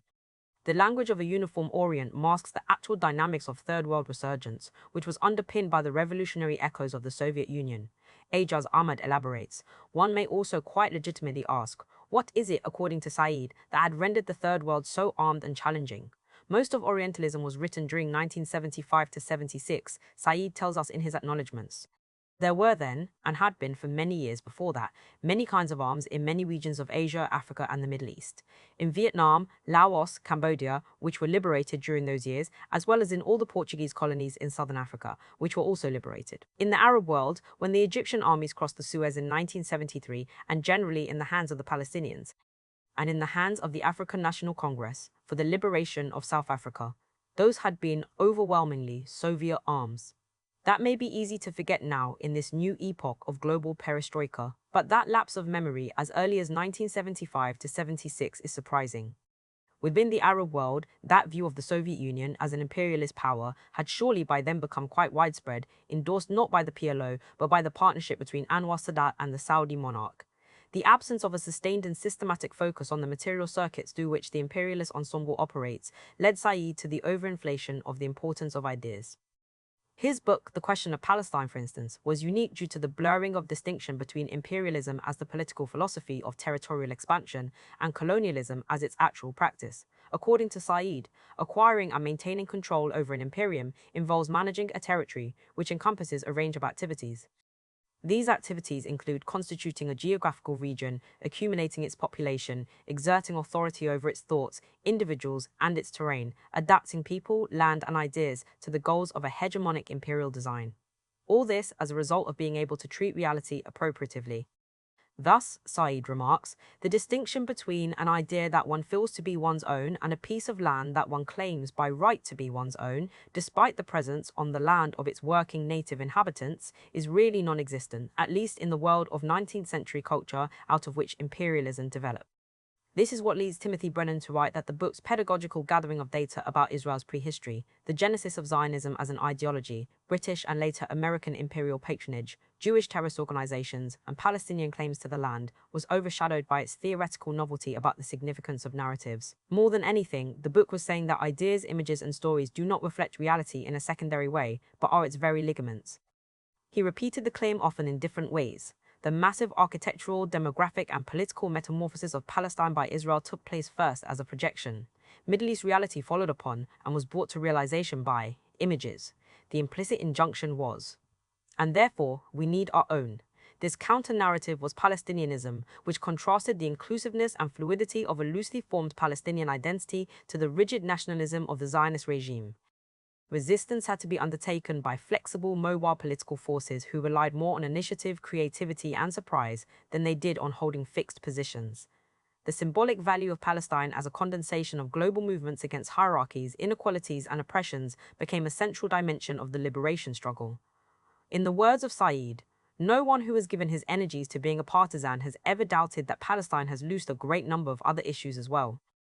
The word has become a symbol for struggle against social injustice. There is an awareness in the non-white world that the tendency of modern politics to rule over masses of people as transferable, silent, and politically neutral populations has a specific illustration in what has happened to the Palestinians and what in different ways is happening to the citizens of newly independent, formerly colonial territories ruled over by anti-democratic army regimes. The idea of resistance gets content and muscle from Palestine. More usefully, resistance gets detail and a positively new approach to the microphysics of oppression from Palestine. If we think of Palestine as having the function of both a place to be returned to and of an entirely new place, a vision partially of a restored past and of a novel future, perhaps even a historical disaster transformed into hope for a different future, we will understand the word's meaning better. From the foregoing, we can observe that post-colonialism's rejection of politico-theoretical systematicity gives rise to a practice that can only discern uncoordinated antagonisms in the imperialist ensemble. By focusing on the co-development of the West and the non-West in a contradictory framework of becoming, a contrapuntal reading is supposed to correct the univocal conceptual apparatuses that see the world in terms of structurally static entities. However, the problem with this outlook is that the multivocal excess of unruly connections, coexistence, and exploitation is not practically grounded in the localized points of a situation. Rather, it is advanced as an abstract proposition about the overall fluidity and fragility of imperialism. Consequently, anti-imperialist strategy becomes centered around ethical and political reflection on historical and discursive misrepresentations. The formation of different interpretative connections, the drawing of new conclusions, and the recognition of historical facts is proposed as the central counter-response against the totalizing and universalizing philosophies of the ruling class. Slow reflection loosens the fixed boundaries of identity, tradition, doctrines, theories, and so on, opening a space for collective human existence and the hybrid counter-energies that emerge from the dynamic imperialist environment. Imperialism not only subjugates people, but also remounts them in new connections, new interactions, and new modes of resistance. Humanist reflection requires that these shared networks of history, territory, memory, and so on be acknowledged from an exilic standpoint of detachment. This detached attitude sees the atonal overlaps of the imperialist ensemble not as components of a unified political program, but as facts of worldliness that gesture towards undecided spaces of connection and coexistence. Hence, the furthest extension of post-colonial theory in the direction of secularism, universalism, and humanism leaves us with an oppositional form of analysis that is content to merely point out how imperialism festers contradictions that affect all of humanity. What is left out of this interpretive reflection is a strategic focus upon the practical sites of those contradictions, where we come to know the precise mechanisms through which the antagonisms of imperialism are harnessed to construct a new order. This is the transition from a consciousness of the polyvocal excess of history to an investigation of how that excess is produced, managed, displaced, and transformed in specific conjunctures. Marxist dialectic. Here, it will be useful to refer to the work of Lebanese Marxist Mahdi Amel, who goes beyond post-colonialism in grounding the contradictions of imperialism in the structuring dynamics of the colonial relation. He too begins with the global interlinkages constructed by imperialism. By tying the becoming of colonized countries to the movement of Western capitalism's own historical evolution, writes Amel, Western capitalism simultaneously linked its own becoming to the movement of these colonized countries' historical evolution. Western capitalism became intertwined with the histories of its colonies when it connected their histories to its own. This inherent structural connection between these two paths of development transformed human history into a unified movement that is difficult to separate or break down into distinct parts. During the 19th century until the outset of the 20th century, imperialist unification was one-sided, as it was metropolitan capitalism that was acting upon the rest of the world in quest for profit maximization. The rest of the world was nothing more than a field on which history acted, not where history was made. The expansion of capitalism in the North was driven by its internal laws of motion, with the impact of colonized countries being registered only passively as a contributing factor in the exploitation chain. With the outbreak of the wars of national liberation, the colonized peoples entered the arena of history as subjects of political struggle rather than objects of economic exploitation. Metropolitan capitalism could no longer implement its developmental trajectory upon the global south in a unidirectional manner.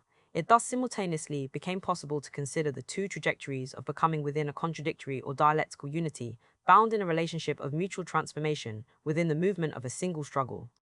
Even as Amel notes that imperialism creates connections and possibilities, he emphasizes an element of impossibility that inheres within those connections.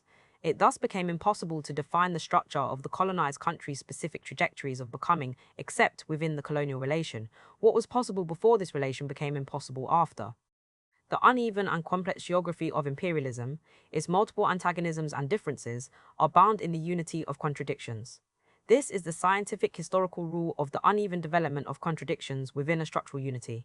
Post-colonialism is only able to focus on the dimension of unevenness to the neglect of the structural unity within which such differentiation and contradiction is produced. Only the Marxist dialectic has the capacity to unveil the configuration of the colonial relationship as a complex interplay of two distinct yet interconnected structures in a constant state of differentiation within the framework of their unity. Each structure undergoes this process of differentiation as it relates to the other, and this dynamic operates within both structures as they continue to evolve. Hence, the contradictions and struggles of imperialism operate within a structural unity defined by two aspects. 1. The existence of two systems of production, metropolitan and peripheral, within a single unit of mutual dependency, and 2. The development of this structural unit as a relationship of inequality. This framework of dependency and inequality articulates three contradictions. First, we have the basic contradiction within each particular structure, both the metropolitan and the peripheral. It represents the inherent tensions, conflicts, and contradictions that exist within these individual social formations. For example, within capitalism, there are contradictions between capital and labor, economic inequality, and class struggle. In peripheral capitalist formations, there are contradictions related to dispossession, a large reserve army of labor, and so on. Second, we have the complication of the basic contradiction by the establishment of a dominant structure, namely metropolitan capitalism. Third, we have the primary contradiction in each structure that reflects the historical unity of the contradictions that traverse the colonial relation. Through the analysis of these complex contradictions, we reach a form of structural unity that is dependent on differentiation between the core and peripheral components of that imperialist unity. There is no separation between these structures, even if there is, or, more precisely, because there is, differentiation between them. The colonial social formation is in unison with and belongs to the capitalist system of production insofar as it differs from that system in both its structure and evolution. Revolutionary solidarity. The comprehension of history in a structurally determined framework is avoided by present-day international organizing around Palestine. Activism revolves around a disembodied and deterritorialized form of internationalism based on the consciousness of the individual actor. Travel activism, visible in the propping up of first world nationals as global citizens, civil missions, and humanitarian witnesses, leads to a pre-political form of resistance that ignores the collective foundations of the Israeli settler colonial state.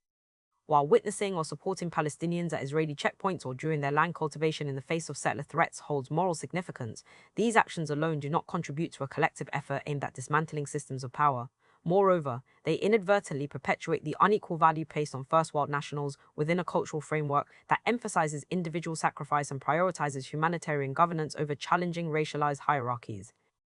As Linda Tarbar remarks, the concept of internationals generalizes and universalizes the experiences of European and North American relatively privileged, mobile, often white and male subjects, occluding hierarchies, power relations, and the material relations and the material realities of the majority of people around the world who cannot cross borders, like native Palestinians who are imprisoned in smaller and smaller parts of their own land. The disembodied and deterritorialized acts of resistance that mirror the post-colonial conceptual schema of unsystematic and pluralized counter-hegemony stand in contrast to the anti-colonial and anti-imperialist struggles broadly rooted in Marxist revolutionary solidarity. The Palestine Liberation Organization, for example, saw their struggle as intricately linked to the global battle for freedom and human dignity fought by oppressed communities everywhere. Palestinian guerrilla factions didn't just train their fellow Palestinians but extended their expertise to a wide array of groups. This included the Black Panthers, Eritreans, Yemenis, Gulf Arabs, Kurds, and other individuals fighting for their freedom who came to their camps seeking guidance. Liberation movements and activists from different parts of the world, such as Oman, South Africa, and Bangladesh, either aligned themselves with the PLO in Lebanon or received military education and material aid from them. Leftist artists and groups from third world countries collaborated with the PLO film unit, contributing to the production of militant cinema and documentation of liberation struggles. This form of solidarity constituted a unique approach that centered on advancing these movements through revolutionary actions, encompassing armed struggle, resource sharing, knowledge dissemination, and active engagement in local resistance. These efforts significantly heightened political consciousness regarding the interconnected nature of their battles against colonialism and the capitalist imperialist systems of oppression. Marxist anti-colonialism highlights the complex layers of contradictions involved in the Palestinian question. Israeli Zionism poses a national patriotic danger to the Arab peoples, opposing them vertically. Western imperialism segments the Arabs horizontally along class lines. That's why the issue of national sovereignty, cohesiveness, and socioeconomic stability is expressed through the classes that can act as conduits for their realization and those that act as obstacles in that task. In the words of Fawaz Trablusi, true, Zionist colonization antagonized virtually all classes of the surrounding countries and the Palestinian people as a people. Nevertheless, the reactions of each and every class to this national threat were ultimately determined by its position in society. There is no national struggle which is equally in the interest of all classes of a nation. The way in which this struggle is conceived, waged, and finally resolved is governed by the nature of its class leadership. Inasmuch as the people of Palestine were under the leadership of the same classes that led the national Arab struggle, they could not escape the logic of the situation. The whole Marxist position on the national question rests on the assumption that every class has national interests different from the national interests of other classes. The Arab world's economic fragility and its submission to the global capitalist economic system was an economic prerequisite for the division and dominance of Arab territories by imperialist forces after World War I. This, in turn, served as the foundation, both politically and economically, for the Zionist colonization of Palestine. Before the onset of the Industrial Revolution in England and Europe, and after the Middle East's role as a significant hub for trade had significantly diminished due to European naval advancements, the surplus agricultural produce from peasant farming was either appropriated and consumed by local ruling elites or sent to the Ottoman capital. There was no continuous process of consolidating productive investments, and manufacturing was confined to localized artisanal and handicraft levels, lacking industrialization. Interaction between the burgeoning capitalist economies in the West and the traditional Middle Eastern economies occurred primarily through trade, occasionally accompanied by military expeditions and aggressions. This early framework for exchanging Western manufactured goods, particularly textiles and hardware, for Middle Eastern raw materials used in emerging industries, paved the way for the pattern of imperialist inequalities witnessed during the latter part of the 19th century. Following the decline of the Ottoman Empire, the collaborative dominance of the region by Britain and France was achieved through its fragmentation into various legal entities. These divisions were artificially crafted to align with the needs of imperialist exploitation and the allocation of influence zones. This dominion was upheld through a partnership between imperialist powers and local classes. When regional nations gained political independence and American neo-imperialism took the place of Franco-British imperialism, the crucial element securing the bonds of alliance that link the Middle East to the global imperialist market and perpetuate its subordination to the principles of imperialist exploitation is the alliance between US imperialism and the ruling Arab elites. For Israel, the defeat of the Arabs in 1948 had to be succeeded by a recognition of its colonial possessions by international powers and the enforced docility of Arab states with regard to this arrangement. The latter part of the strategy was ensured by the former, since the subordination of Arab regimes to the West created a fragile, underdeveloped Arab region unable to question the plundering enacted by Zionist settler colonialism. The Zionist status quo became inseparable from the imperialist status quo in the Middle East. When commenting on the economic ability of Arab states to resist Israel, Joe Stork writes, "The limited application of economic warfare by the Arab regimes during and after 1948 must be related to the class character of those regimes, the limited economic resources at their disposal, and their even more limited control over those resources." In almost every instance, the regimes were composed of and represented the interests of the landed oligarchies and bourgeoisie who had come to power under British colonial tutelage. It is instructive to consider here the position of the Popular Front for the Liberation of Palestine, which has served as the main leftist group in terms of membership, popular support, and international recognition, and was the first competitor for Fatah. The PFLP recognized the internal contradictions of the Arab region when, in addition to Israel, the World Zionist Movement and world imperialism, it listed Arab reactionary forces as the enemies of the Palestinian people. These forces outwardly support superficial national movements but were inevitably against any national liberation movement which aims at uprooting colonialism from our soil and building an independent economy which will serve the interests of the masses. An effective Palestinian movement had to consider the turbulences of intra-Arab political economy, foregrounding the interconnection between the Palestinian question and the Arab question. This interconnection took the historically specific form of the Arab Hanoi motto, an Arab revolutionary base from which to mount attacks against Israel, in accordance with Vietnamese, Cuban, and Chinese experiences. The formation of this strategic base was dependent upon the availability of friendly states for the Palestinian people. The role of the progressive Arab regimes of Egypt, Syria, Iraq, and Algeria was unique in this respect. The PFLP characterized these as class alliances of workers and peasants under the leadership of the petty bourgeoisie against colonialism, Arab reaction, and Israel. These states made advancements by undermining feudalism and capitalism and their exploitation of the masses, but reproduced the narrow petty bourgeois interests in the industrial, agricultural, and trading sectors, thus producing a new class of military men, politicians, and administrative personnel. As a result, they didn't lend support to a radical revolutionary strategy which seeks a long-term popular liberation war waged by the masses. Relations with them had to be both alliance and conflict. This represents a conjunctural analysis of the structural unity of historical contradictions, combining an emphasis on the emancipatory possibilities of polyvocal antagonisms with an appreciation of systemic limitations. As the PFLP says, the main line of conflict defined by this strategy is not a straight geometric line with two conflicting forces standing on either side. It is in reality a crooked dialectical line on each side of which stands a group of allied forces coexisting under the shadow of this alliance. Due to the complex and multi-layered nature of the analysis, PFLP inevitably found itself in situations burdened with contradictions. The Ba'athist regime in Syria, for example, supported the PLO from a narrow perspective of national power, so that it could use Palestinians as a military and diplomatic bargaining chip vis-à-vis the Americans and Israelis. Due to the Camp David Accords in 1979, which created a separate peace treaty between Egypt and Israel, Syria realized that it didn't have any possibility of reaching an all-round settlement involving all the actors of the conflict. That's why it began developing closer relations with Palestinians, evident in the relocation of the PFLP headquarters to Damascus. In order to counter PLO chairman Yasser Arafat's diplomatic strategy of rapprochement with Amman and Cairo against the backdrop of the Reagan plan in the mid-1980s, Syria backed proxy factions whose goal was to militarily create an alternative PLO.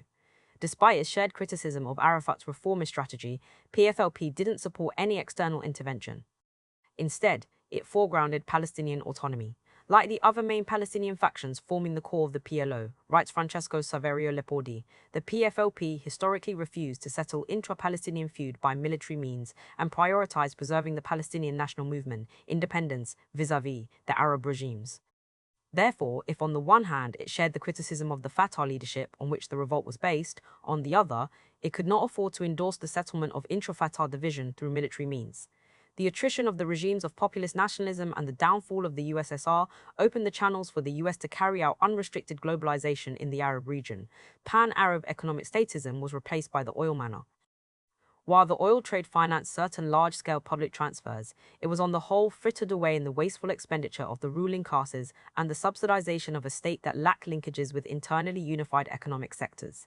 This was an inevitable result of the ultra-conservative influence of the Gulf countries, which acted as transmission belts for the spread of US-centric globalization.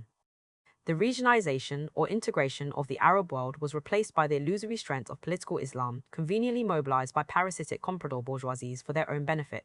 In the current period, the unipolar dominance of the American empire is being challenged by the rise of China. Unlike USA's free market capitalism, the structure of the Chinese economy is such that it doesn't need to exploit foreign markets, territories, resources, and labor. In 2019, the total assets of Chinese state-owned enterprises were reported to be at 167% of the country's GDP, a significantly higher proportion compared to any other nation. In contrast, major capitalist economies typically have public assets comprising less than 60% of their GDP.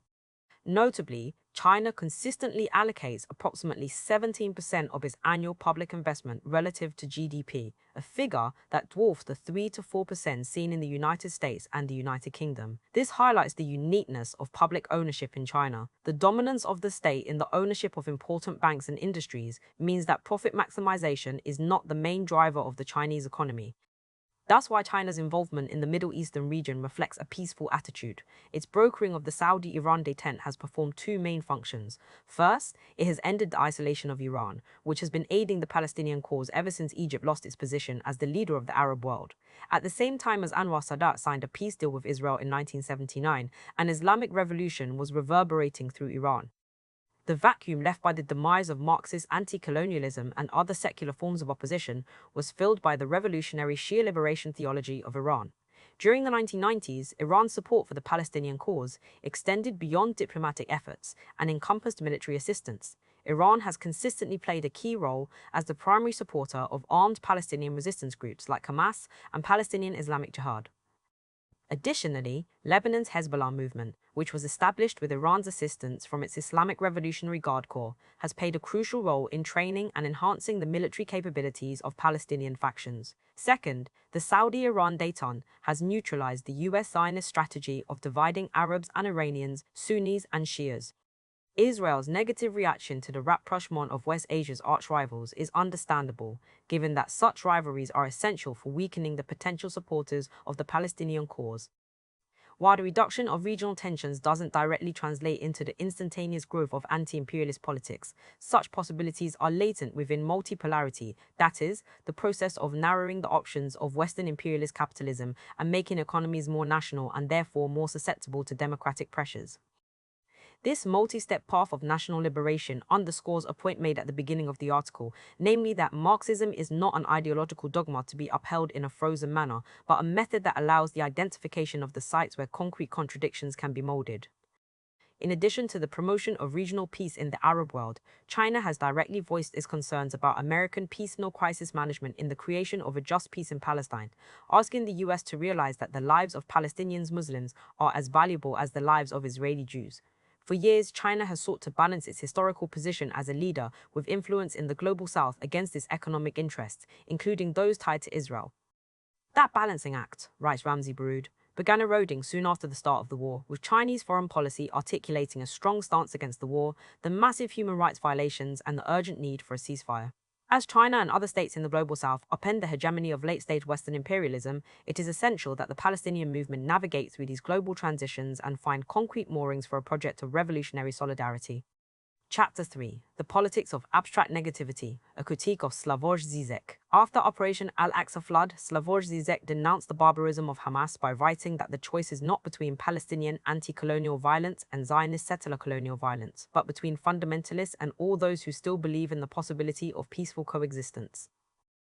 Countering those leftists who see the explosion of militant struggle as a moment of truth, when liberal pacifist illusions about the occupation are upended, he sees in it a catastrophe, not only for Jews and Palestinians, but for the world. Like a true liberal, he says that it is all too easy to dismiss the state of Israel as a result of the colonization of the Palestinian territory. Both Palestinians and Jews have a right to live there, and that they are condemned to live there together. He advises all those who are enthusiastic about liberation to think about what will happen if Hamas wins the fight. What is the reality is that after the revolution there is nothing to eat. The implication of this is that both Palestine and Israel should come together to appreciate the long-term democratic perspective that has been outlined by Zizek.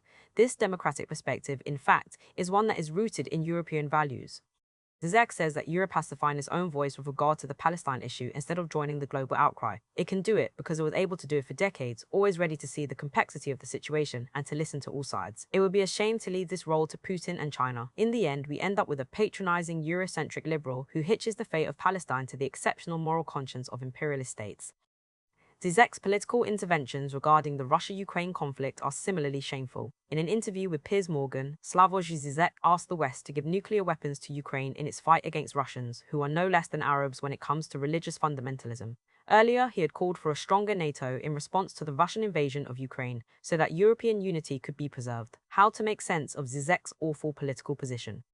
Isn't he considered as the most dangerous philosopher in the West? I believe that the ideological blindness of Zizek can be traced to an invariant philosophical system of abstract negativity that imposes prescriptions upon political processes instead of learning from them. Individualist revolt. In order to explain the nature of the revolutionary act, Zizek takes recourse to the film Fight Club. The film's narrator, Edward Norton, beats himself in front of his boss in response to the latter's tacit hostility. This masochistic violence turns the narrator into an empty, wounded entity with no hopes of reintegration into the social bond. I no longer fit into the stable identity that had been prepared for me by the ruling class. Instead, I become an unrecognizable entity who has beaten out all its engagements with the symbolic order. The self-beating of the subject enacts a scatological, excremental identification, which equals adopting the position of the proletarian who has nothing to lose. The pure subject emerges only through this experience of radical self-degradation, when I let or provoke the other to beat the crap out of me, emptying me of all substantial content, of all symbolic support that could confer on me a minimum of dignity. What Zizek ignores is that the act of self-emptying is itself a search for authenticity. The film's terroristic rebellion against corporations is framed as a counterattack against the emasculation brought about by consumerist culture. We are a generation of men raised by women, the character Tyler Durden asserts. What is being targeted is not so much capitalism as a social structure, but feminization as an ideological contaminant. That's why the narrator sets up fight clubs where people can beat each other up and thus feel real pain. Even though Zizek admits that this strategy of masochistic violence is risky and ambiguous, it can easily regress into a proto-fascist macho logic of violent male bonding. He asks us to assume this risk as there is no other direct way out of the closure of the capitalist subjectivity. The elimination of any viable political alternative to masochist disidentification is based on the assumption that there is a nucleus of radical negativity that needs to be recovered in order to challenge the status quo. This assumption is made possible through the philosophical equivalence of masochistic violence with the death drive, which signifies not a craving for death, but the way in which life is defined by the constitutive impossibility of a harmonious closure. Life constantly fails to live up the ideals of success. When this failure, this gap between me and the symbolic order, is courageously assumed, I undergo subjective destitution, the process whereby the desire for wholeness is replaced by the knowledge that no matter how well planned and meant an idea or a project is, it will somehow turn out wrong. We resign ourselves to the permanent threat of destruction, which is a positive condition of our freedom. In other words, the impossibility or lack that defines human capacity is taken as the sole ground for politics. We cannot get rid of a constitutive impossibility, but we can reinscribe it in a different way. Zizek illustrates this through the example of democracy. No one can legitimately make a direct claim to power. The place of power is in principle empty. It can only be temporarily occupied by democratically elected persons. The rule of negativity that Zizek considers as a general philosophical principle of politics is appropriate only for the individual level, where the overturning of hegemonic ideology leads to something that is less than an individual. The separation of the subject from social links is a negative act, since it deprives the subject of the security offered by identity. This is exemplified by the masochistic violence of Fight Club. However, when the collective context of individual disidentification is overlooked, we end up with the abstract celebration of negativity that makes it susceptible to hegemonic absorption. The supposedly radical negativity of the violence practiced by fight clubs morphs into the essentialist search for authenticity, which can take conservative masculinist forms. There is no guarantee that subjective destitution will light up a revolution.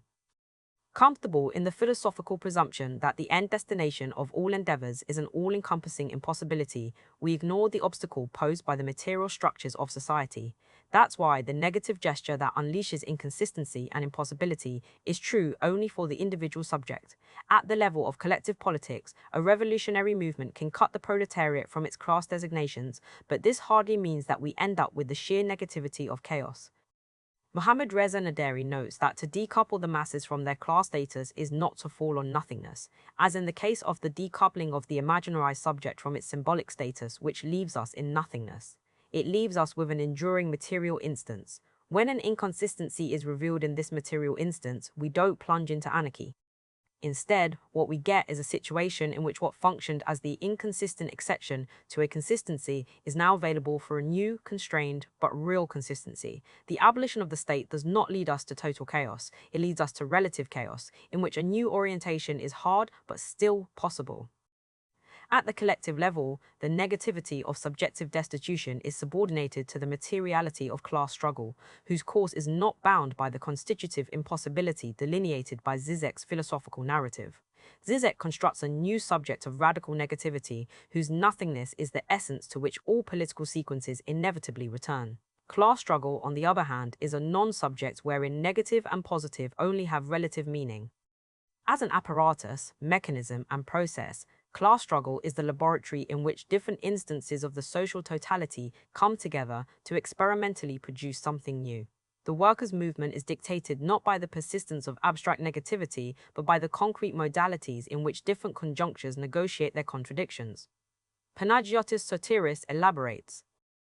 It is the very process of creating forms of political agency and intervention that conditions political subjectivity in a non-linear manner that includes constant confrontation with the terrain of the struggle, the continuous production of new knowledge, and recurring processes of self-criticism and correction.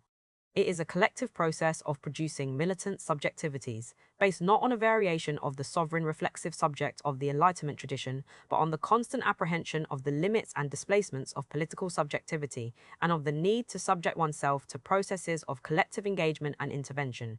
Thus, the real is constituted by the complex structure of the social totality, the manner in which the economy acts through the overdetermined interaction of distinct instances. What Zizek regards as the truly radical act of negativity, around which the individual organizes its subjective destitution, cannot itself be considered a subject. Instead, it must be thought of as a structure, or, more precisely, an indication of another structure presented in the form of its absence next to the structure of negativity. Therefore, negativity can never be turned into an abstract philosophical principle. It is always a modality of the system of society in whose reproduction it participates. This social system is not an expression of an originary essence, but the conflictual articulation of different instances. In this non-contemporaneous present, What is primary is not abstract negativity, but the differential times of different class projects. Any appearance of unity has to be concretely achieved through the construction and strengthening of hegemonic apparatuses. These apparatuses introduce a change in the balance of forces contained within the interpenetrative interaction of economic, political, ideological, and other instances, with the economy exerting a determining influence. Capitalist society here is regarded as a social formation of conflicting, differential, and multi-layered forces constantly in flux. The structure of society is immanent within that uneven balance of forces rather than transcendent on them, even if that transcendence is one of chaotic negativity. Non-contemporaneity disrupts any philosophical attempt to monopolize the truth of politics. Any such truth is a provisional product of the class struggle. That's why Natalia Rome is right in saying that Zizek's theory is on the side of philosophical idealism. First, because it makes psychic causality a metaphysics of historical life, and second, because in doing so, it restores the homogeneity and uniqueness of the discourse of the philosophy of history in terms of absolute knowledge. Quantum speculations. Zizek thinks that the concrete politics of revolution, which he labels as revolutionary destitution, is inferior to subjective destitution. The former still presupposes history as a consistent big other, as a finite material reality that one has to engage with for the revolutionary cause. Subjective destitution, by contrast, is the assumption of the antagonism or tension in the very heart of the void, which causes the emergence of material reality out of the void. The reference to the tension of the void takes us to Zizek's dubious use of quantum mechanics. In classical physics, the act of measurement is regarded as the passive registration of the pre-existing properties of a system. However, in quantum mechanics, the act of measurement appears to assume a more active role. The quantum system exists in a superposition of all possible states until measured. When a measurement is made, the system collapses into one of these states according to the probabilities determined by the system's wave function. According to Zizek, quantum waves stand for a proto-reality. Prior to fully existent reality, there is a chaotic non-all proto-reality, a pre-ontological, virtual fluctuation of a not yet fully constituted real. This means that the most basic level of reality itself is incomplete and indeterminate, just like the incompleteness of the subject of radical negativity. Zizek illustrates this indeterminacy through the example of the Higgs field. The Higgs field is a mechanism to explain why some particles have mass while others do not. When the Higgs field is switched off, particles will no longer interact with it to acquire mass, potentially leading to a universe where particles are massless. When the Higgs field is switched on, there occurs the spontaneous breaking of electroweak symmetry and causes the acquisition of mass by elementary particles. What is important to note here is that it is energetically favorable for the Higgs field to be switched on and for the symmetries between particles and forces to be broken. Hence, the symmetric phase of the Higgs field is a false vacuum as the energy expenditure is not the lowest. The lowest energy expenditure is reached when the electroweak symmetries are broken. This gives rise to the true vacuum. Zizek uses this fact to outline a general metaphysical principle. This is why there is something and not nothing, because energetically something is cheaper than nothing. There can be no pure void or nothingness of absolute repose, because nothingness is inconsistent with itself, with this inconsistency giving rise to something. Nirvana, like nothingness, is physically impossible for human beings. This gap between false vacuum and true vacuum allows Zizek to assert that what ultimately there is only the absolute difference, the self-repelling gap. The abstract negativity of the human subject, the impossibility that constitutes it, is cosmologically substantiated through the impossibility of an absolutely peaceful nothingness. Nothingness itself fails to be nothingness, and this failure gives rise to something. Adrian Johnston has written about how it is empirically and experimentally impossible to carry out an exhaustively thorough reduction of the mid-sized structures and dynamics of human-scale reality to the unimaginably minuscule teeming multitudes of quantum objects and processes. This means that Zizek's use of quantum mechanics is ontologically, epistemologically, and methodologically arbitrary. What this kind of empty speculation generates is a metaphysical perspective for understanding the world. Using homologies resting on broad, vague notions of cheapness and energy to facilitate effortless movement between the economies of the ontological, the natural, the libidinal, and the political seems as though it leads right back to the old ontotheological vision of being as an organic whole of smoothly enmeshed microcosms and macrocosms, a seamless, enchained continuum of recurring patterns embedded within each other in a fractal-like fashion. Even if we admit the validity of Zizek's ambition to create a global philosophical system, his interpretation of quantum mechanics shows many deficiencies. Zizek's use of quantum mechanics is dictated by the attempt to generalize the workings of subjectivity to reality itself. He calls this a weak anthropic principle that asks what structures the real contains so that it can allow for the emergence of subjectivity. This principle is applied in order to preempt a supposedly naive ontology of spheres or levels. The existence of hierarchical levels within nature is commonly accepted not only by contemporary well-known scientists, but also by contemporary elementary school students. This scientific consensus about the hierarchy of matter accounts for the dialectical philosophy of Marxian materialism, which is grounded in human corporeal existence within the physical world in a context of emergence or integrated levels. But insofar as Zizek relegates this perspective as pre-modern naivety, his interpretation of quantum mechanics shows a subjectivist bias, in that it is colored by the goal of extending a general schema of human subjectivity to the entire universe. As per Schwankau's many-world interpretation, the role of measurement in quantum mechanics does not signify the transformation of a fissured proto-reality, quantum wave oscillations, into the stable world of classical physics. On the contrary, measurement is the process wherein the quantum state is changed into different states on each branch of the new wave function. Branching happens when microscopic processes are amplified to macroscopic scales. A system in a quantum superposition becomes entangled with a larger system, which then becomes entangled with the environment, leading to decoherence. Thus, in this view, a measurement is any interaction that causes a quantum system to become entangled with the environment, creating decoherence and a branching into separate worlds, and an observer is any system that brings such an interaction about. Human beings have no special significance here.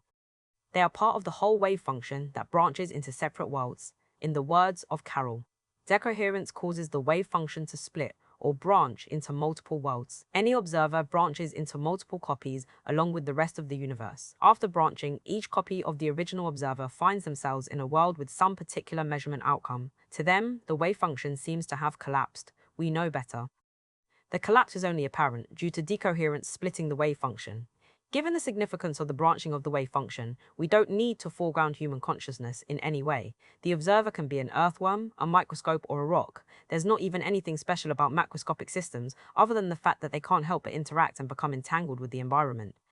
Conscious observers branch along with the rest of the wave function, of course, but so do rocks and rivers and clouds. When it comes to the Higgs field, Zizek's philosophical desire to establish a homological correspondence between human subjectivity and the universe makes him overlook the fact that the tension-riven nothingness of the void can very well do without humans. The Higgs field can be compared with human subjectivity only because Higgs has settled on the value it has, which has enabled the formation of life-compatible structures. But it is possible that the Higgs field is metastable, that there is another vacuum state that requires even lesser energy requirements. This means that humans are living in a false vacuum. The true vacuum, then, no longer corresponds to a world where subjectivity is possible. This invalidates any attempt to institute a homological relation between the Higgs field and subjectivity. What it invites us to consider, on the other hand, is the possibility of new forms of matters that are not bound by the limits of human subjectivity. Sidney Coleman and Frank DeLucia note that in a new vacuum, there are new constants of nature. After vacuum decay, not only is life as we know it impossible, so is chemistry as we know it. However, one could always draw stoic comfort from the possibility that perhaps in the course of time, the new vacuum would sustain, if not life as we know it, at least some structures capable of knowing joy. This possibility has now been eliminated. The elimination of this possibility opens a materialist viewpoint that is predicated upon the universal interconnectedness of all forms of motion of matter. In a discussion with Zizek, Carroll articulated this when he remarked, "The basic idea is that the universe evolves from a very orderly, low-entropy early state to a very disorderly, messy future. Along the way, complex structures appear, and the implication is that something there in the law of physics and dynamics, there exists the potentiality for something interesting to happen. And even though they weren't intrinsically embedded in the initial conditions, they came to be because of the structure of the dynamics along the way." This is an underdetermined philosophical view that, in contrast to Zizek's valorization of the gap, allows scientific knowledge to autonomously reach conclusions about the contingent processes that complexify things into ramified structures.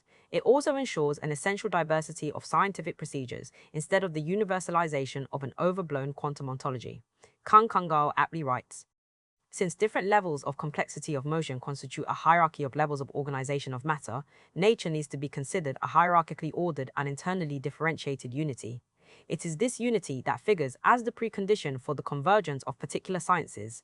Unified knowledge of nature presumes an interconnected unity of differentiated and uneven historical development of discrete sciences."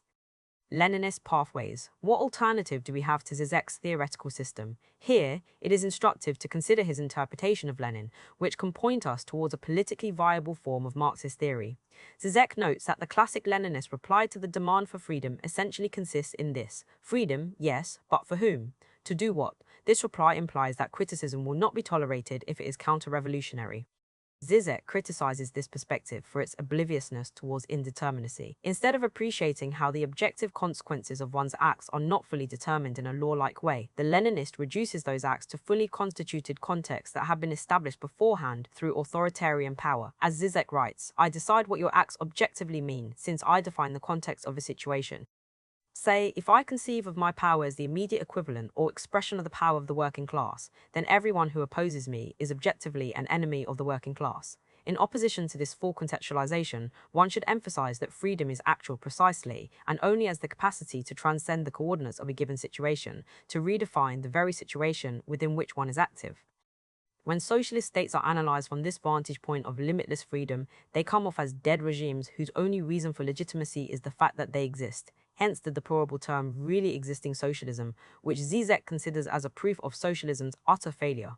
Repudiating the state socialist legacy, Zizek proceeds to reconfigure classical Leninism to extract a more radical message from him. This message consists of the fundamental revolutionary choice. The truly free choice is a choice in which I do not merely choose between two or more options within a pre-given set of coordinates, but I choose to change this set of coordinates itself.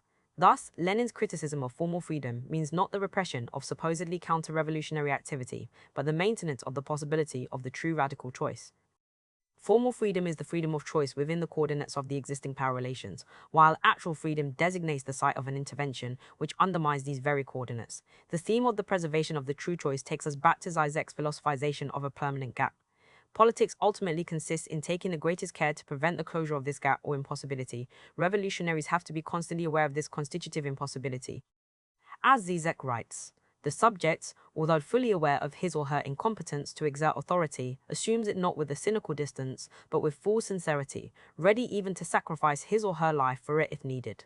However, the problem with this is that it confines politics to a model of subjective intentionality, wherein the individual has to remain aware of the gap that constitutes them. This is inevitable in Zizek's philosophy because he regards the objective necessity of history as a fiction that can be reduced to the ontological theme of lack, failure, or impossibility. The proletariat can only play a strictly negative role, while other classes can still maintain the illusion that society exists and that they have their specific place within the global social body. The very existence of the proletariat repudiates the claim that society exists.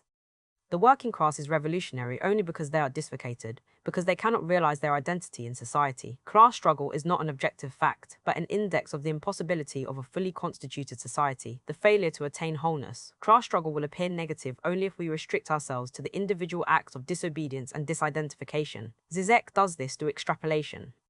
Just as the individual fantasy masks the impossibility of absolute satisfaction, the social fantasy hides the impossibility of a harmonious social totality. Within Zizek's worldview, the level of collectivity possesses no unique political function, as the ultimate task of revolution is handed over to the epistemic abilities of individuals knowledgeable about the fundamentality of lack. This is hardly different from mainstream liberal pacifism. A New York Times editorial, for instance, hopes that there are still enough people who see the futility and horror of the endless cycle of violence on both sides. It asks us to search for a foundation for future negotiations, to think beyond the fighting, if only because the terrible cost it is exacting demands sanity. In other words, a form of thinking that wants to guarantee the stability of peace, attaching it to a nucleus of individual sanity that transcends the materiality of political struggles. This individual sanity towers above both Israel and Palestine, haranguing both of them for engaging in violence instead of talking with each other. Zizek thus does this by imagining a phone call between Hamas and Israeli hardliners at some point before the genocide started. The Israeli hardliner says, "Hi, do you remember we discreetly supported you against the PLO? Now you owe us a favor. Why don't you attack and slaughter some Jews close to Gaza? They are in any case Arab friends, peaceniks, we don't need them. We have here two problems: civil protests against us and the all-too-slow ethnic cleansing of the West Bank. The world will be shocked at your brutality, and we will be able to play a victim again, get national unity, and escalate ethnic cleansing in the West Bank." Hamas replies, "Okay, but we need a counterfavor. In revenge for our slaughter, promise that you will bomb civilians in Gaza, killing thousands, especially children. This will give a boost to anti-Semitism all around the world, which is our true goal. The Israeli hardliner says, no problem, we, Israel, also need more anti-Semitism in the world to be able to continue to play the role of a victim, a role which legitimizes us to do what we want.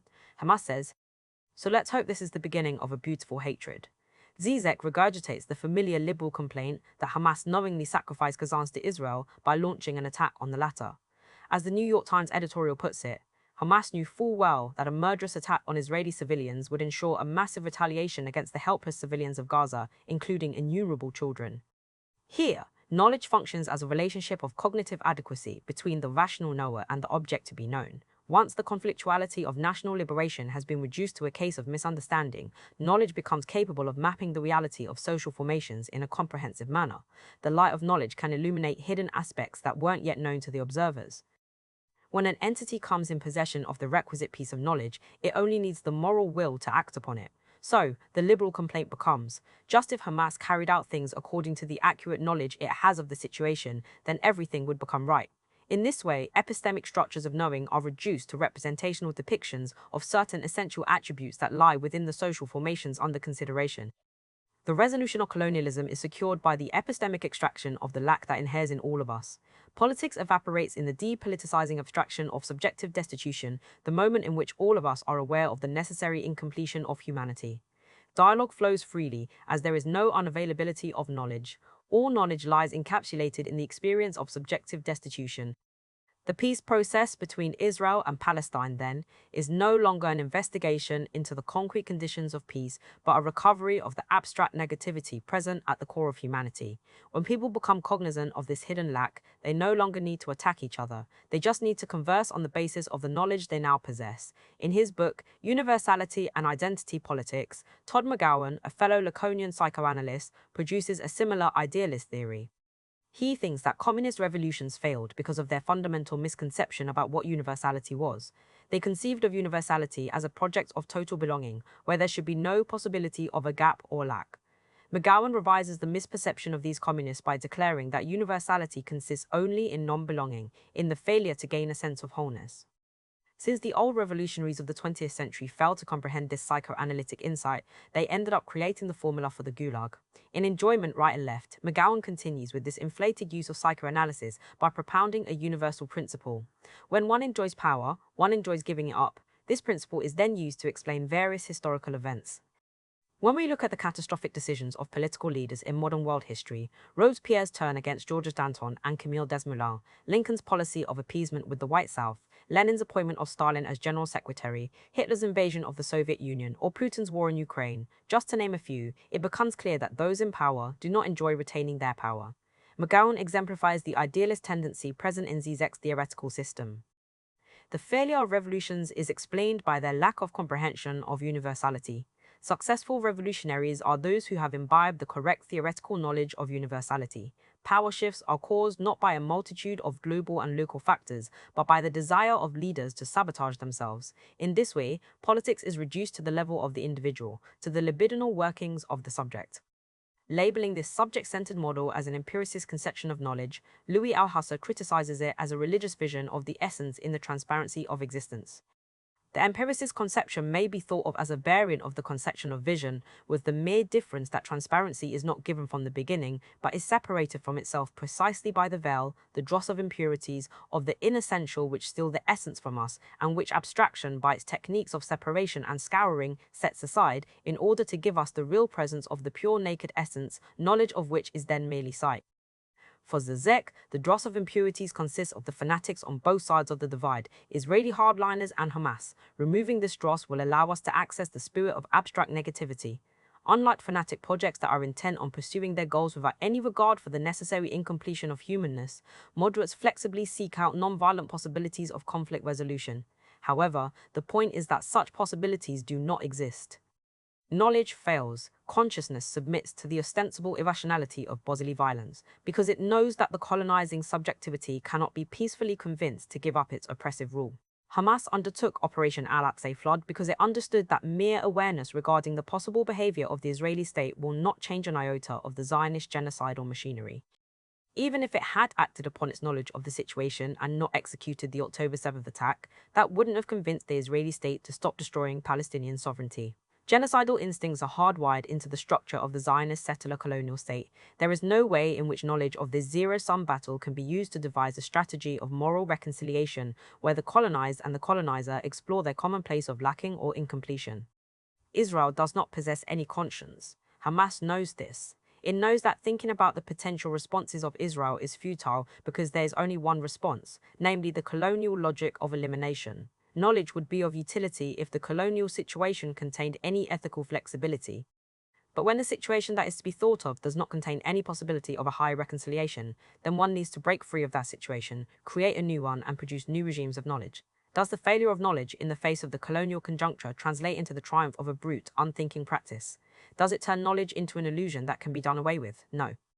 It merely indicates the heteronomy of knowledge, its inscription into the space of politico-historical practices as a secondary materiality. Idealist politics, as we have seen, ignores this inscription.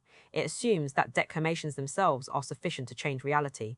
Materialist politics, on the other hand, foregrounds the subterranean network of forces that structure idealist thinking.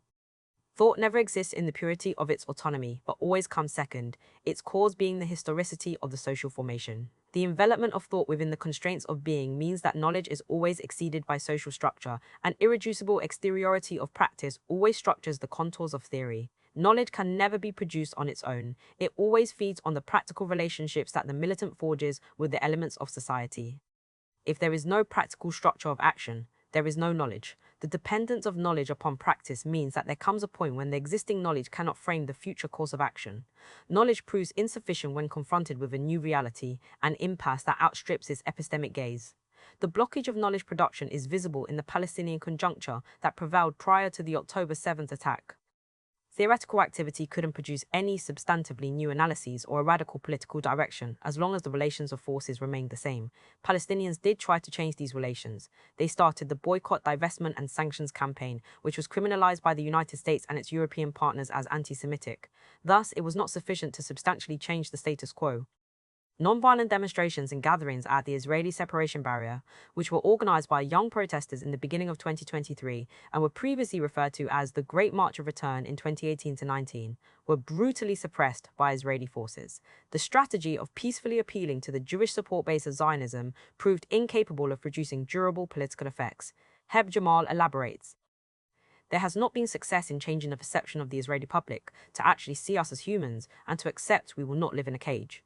Whenever Israelis have an election, we brace ourselves because we know the only way you get polling numbers is by bombing, raiding, or arresting us senseless. Usually, when they bang the war drums, public support comes running. I am unsure how the colonized mind will decolonize itself to give us our freedom. It has not happened, and I don't think it ever will. When the practice of non-violence failed to shift the relations of forces, a different practice had to be deployed. The existing knowledge that Hamas possessed about the belligerent behavior of the Israeli state was based on a stagnant conjuncture, one in which Palestinian forces weren't able to direct the dynamic of politics. This stagnation needed to be broken, but for the liberal leftist intelligentsia, no such stagnation exists. Knowledge production is not a heteronymous activity, but an inner essence that belongs to a discursive intellect. Conversations between Israel and Palestine can be initiated and maintained for however long one wants because there are no material constraints upon epistemic practice. By acknowledging these constraints, Marxist materialism articulates a different politics, one wherein the failure of knowledge is more important than the discursively enforced continuation of ineffectual dialogue. A dialogue had to be kickstarted through the force of violence in order to produce knowledge. Kickstart mechanisms are another interesting metaphorical avenue to explore the shape of anti-colonial materialism. Kickstarting is used to manually initiate the engine's operation in the absence of electric starters, which can fail due to connection issues, faulty motors, and so on. In this scenario, a kickstart uses the rider's physical effort to turn the engine over, bypassing the need for electrical power. Mechanical systems are often simpler and more robust than electrical systems, making them less prone to certain types of failures. But this does not mean that electric starters are to be abandoned. In fact, quite the reverse. Electric starters offer numerous advantages, including convenience, integration with modern technology, and enhanced safety features. Kickstart is used only in specific situations when the possibilities offered by electrical starters cannot be used from the beginning, but this purely mechanical action can allow subsequent access to electrical advantages once the engine is running. A roughly similar relation prevails between knowledge production and social being. Given the status of knowledge as a form of activity inscribed in the materiality of the social formation, its epistemic generativity is always linked to the actualities prevalent in the political struggle. In the absence of new actualities, the movement of bodies has to kickstart a chain of consequences so that thinking can occur. Revolutionary theory is never devalued, only the heteronomy of its production is noted. In the case of Israel-Palestine, the possibility of producing knowledge for a mutual dialogue is based upon the corporeal power of anti-colonial violence. At the trans-individual level, anti-colonial violence functions as a positive project, which Lenin labeled as the school of life and struggle. Lenin saw capitalist society not merely as a social fantasy that masks an ontological impossibility, but as a historical architecture that creates its own positive conditions of organization. He illustrated this through the example of the factory. Marxism, the ideology of the proletariat trained by capitalism, has been and is teaching unstable intellectuals to distinguish between the factory as a means of exploitation, discipline based on fear of starvation, and the factory as a means of organization, discipline based on collective work, united by the conditions of a technically highly developed form of production. So, the factory is not just a social fantasy that prevents the eruption of radical negativity, but a form of schooling that shapes the proletariat. Whoever does not understand this falls victim to aristocratic anarchism, which childishly rails against the stifling effects of the factory. A communist, by contrast, has to visualize the party itself as an immense factory headed by a director in the shape of the Central Committee. Lenin uses a metaphorical formulation to outline the distinctiveness of communist social politics. It would be more correct to compare the state of society in which we live now, not with a jelly, but with metal that is being melted to prepare a more stable alloy. This gives rise to the iron battalions of the proletariat, a phrase that indicates the objectiveness of political sociality. Revolution includes not just the objectivization of a radical negativity, but the subjectivization of an objective dialectic that exceeds the individual act of subjective destitution. Zizek is fixated upon the possibility of a transcendental gesture that breaks out of the situation. In revolutionary political sequences, this possibility is circumscribed by the materiality of mass struggle that imposes its own rhythms. In the documentary, A Revolt That Never Ends, Antonio Negri says, "Being part of a movement means accepting its weight. In the end, behavior in those situations is mass behavior. There is no possibility for anyone, including myself, to control historical processes. The specificity of this objective dialectic of mass movements that exceeds the act of self-relating negativity forces us to institute a new problematic for Marxist materialism." Ewald Ilyenkov outlines this problematic in the following way. Marxism's real subject is the entire, historically, dialectically, developing process of social man's objective cognition of the material world of both natural and socio-historical phenomena, the process of the reflection of this world in the consciousness of individual man and mankind. The process whose result and goal is objective truth, the process which is realized by billions of people in hundreds of successive generations. The process which at every step is verified by practice, experiment, and facts, which is materially embodied in the form of technology and industry, and in the form of the real, social, and political conquests consciously made by revolutionary forces under the leadership of their avant-garde, the party. The entire processual dynamic of human natural interaction and organized political apparatuses forms the problematic of Marxism. This dynamic establishes laws which are independent of will and consciousness, and which act in cognition with the force of objective necessity, while finally forcing a way through into individual thinking. Taking into account these laws is necessary if we want to replace abstract negativity with the burden of conjuncturally specific articulations of social totalities. Filmic postscript. In order to explain the burden of conjunctures and the objectiveness of political sociality, I take recourse to the movie Damsel. Again, Zizek's dissipation of history as a fiction concealing the transcendental power of lack, Damsel portrays the materiality of historical structures and necessary imminence of resistance. The plot of Damsel is centered around the ancestral debt incurred by the royal family of Oriya after their first king led an unprovoked attack on the dragon residing in the kingdom and killed the dragon's 3 children. In order to ensure the safety of his kingdom, the king made peace with the dragon by sacrificing his 3 daughters. Thereafter, the sacrifice became a ritual that had to be regularly done in order to placate the dragon. The royal family of Oriya pays this debt through patriarchal tactics. They use their opulence to lure girls from poor kingdoms, marry them, and then join together the cut hands of the newlyweds, thus making the dragon think that these women are of Ivorian descent.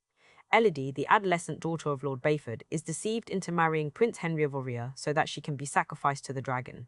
Before she is thrown into the cave, she exists in the normal time of ideology. Her interaction with others consists of the smoothness of a harmonious narrative, wherein she imagines and enjoys herself as the wife of Prince Henry. All the characters of society are performing their required roles and working towards the fulfillment of personal goals. In other words, a seamless story is being told. This story is articulated when Elodie is taken near the cave under the pretext that she is about to perform an ancient ceremony that commemorates the sacrifice made by the first king of Aurea. Here, the sacrifice of the king's three daughters to the dragon is represented not as a monstrous compulsion that has to be repeated, but as an originary act of royal selflessness that has to be symbolically remembered. Registering the first king's act of sacrifice in all its monstrous dimensions would have revealed that it was the outcome of a patriarchal militarist attitude that led an unprovoked attack against the dragon. The security of the kingdom was used as a mythical cause to kill the dragon's children. This perspective punctures the story of sacrifice told by the royal family of Aurea. In the royal narrative, the kingdom is represented as a nucleus of nobility that was suffering from the predations of the dragon. The entire socio-natural ecosystem is made to revolve around the concerns of the royal family. Though the sacrifice of the first king's three daughters is a result of the social structure of patriarchal militarism, the royal family narrates it as the personal heroism of the king, who cared only about his kingdom. The purity of the king's self-sacrificial spirit preserves it throughout the ages as a tradition that has to be handed to individuals. Every trace of heteronomy is removed from the glory of the king's intention. The only thing left to do is to remember this glorious intention in all its unicity. On the other hand, if the original sacrifice is comprehended as a node in the power mechanism of a patriarchal militarist kingdom, then it will have to be critically dissected and opened up for new operations. Once we look at the social interrelations behind the death of the king's daughters, we can discuss different methods of intervening in those interrelations, changing them or destroying them. The possibility of change exists only when we are dealing not with unified intentions but with the multiplicity of social relations. This multiplicity comes into play when Elodie is thrown into the dragon's lair. Within the cave, there is no friction-free movement of characters on the stage of a remembered history. All remembrance breaks down in the face of the terrible ordeal that Elodie suffers in order to escape from the cave. The memory of the mind is replaced by the grueling wounds of a tired body struggling for survival. Ideology loses its normality, the grandeur of royal history becomes burdened with the materiality of the cave, the claustrophobic, labyrinthine enclosure of patriarchal structures. As Elodie explores the cave, the fancy clothes she had worn for the marriage are torn apart by the rough surroundings. She cuts her long hair and then uses it to tie a bag of healing silkworms. The invisibility of ideology, produced through the matrix of personal habits, disintegrates into its own bare materiality. In the time of normality, ideology is reproduced as a coherent narrative whose lineaments are embedded in the features of corporeal life, such as clothes, hair, and so on. In the time of abnormality, ideology doesn't just vanish. Its force continues to be felt, as is clear in the inhospitable cave in which Elodie is trapped. But the consistency of ideology decays. It no longer commands the normative legitimacy that it earlier possessed, and whilst the normative authority of ideology weakens, the path is open for a non-ideological mode of living. Elodie's personal transformation attests to this critical operation of displacement. She cannot immediately jettison the past that has landed her into the current predicament. The poverty of her kingdom, the masculinist willingness of her father to marry her to Prince Henry for the lucrative bride price, the patriarchal militarism of the Aurean royal family, all these are facts of history that cannot be erased. The resonance of these facts is etched on the body of Elodie, but these etchings can now be recognized for what they are, marks made by social structures of oppression. The scars on Elodie's body due to the dragon's fire, her torn clothes, her clipped hair, this is the force that strips ideology to its naked structurality. Without any symbolic system to confer normative consistency upon Elodie's markers of royal identity, they become exposed to the corrosive effects of the cave. Unlike a castle, the dragon's lair doesn't have the trappings of royal authority. There is no tightly knit fabric of communication that interlocks the subaltern's thoughts and feelings into the channels of status quo. There is no royal family to respect, no glorious narrative to be remembered, no repressive authorities to face. There is only the dragon and Elodie. Unlike Zizek's model of individual disidentification, anti-ideological resistance in Damsel is the result of a radical shift in the collective environment of the subject. From the very beginning, the focus is on how changes in the trans-individual dynamic of socio-historic structures lead to changes in the consciousness of the oppressed. The dragon, as a victim of the king's unprovoked aggressions, expresses the militant heft possessed by subalternized women.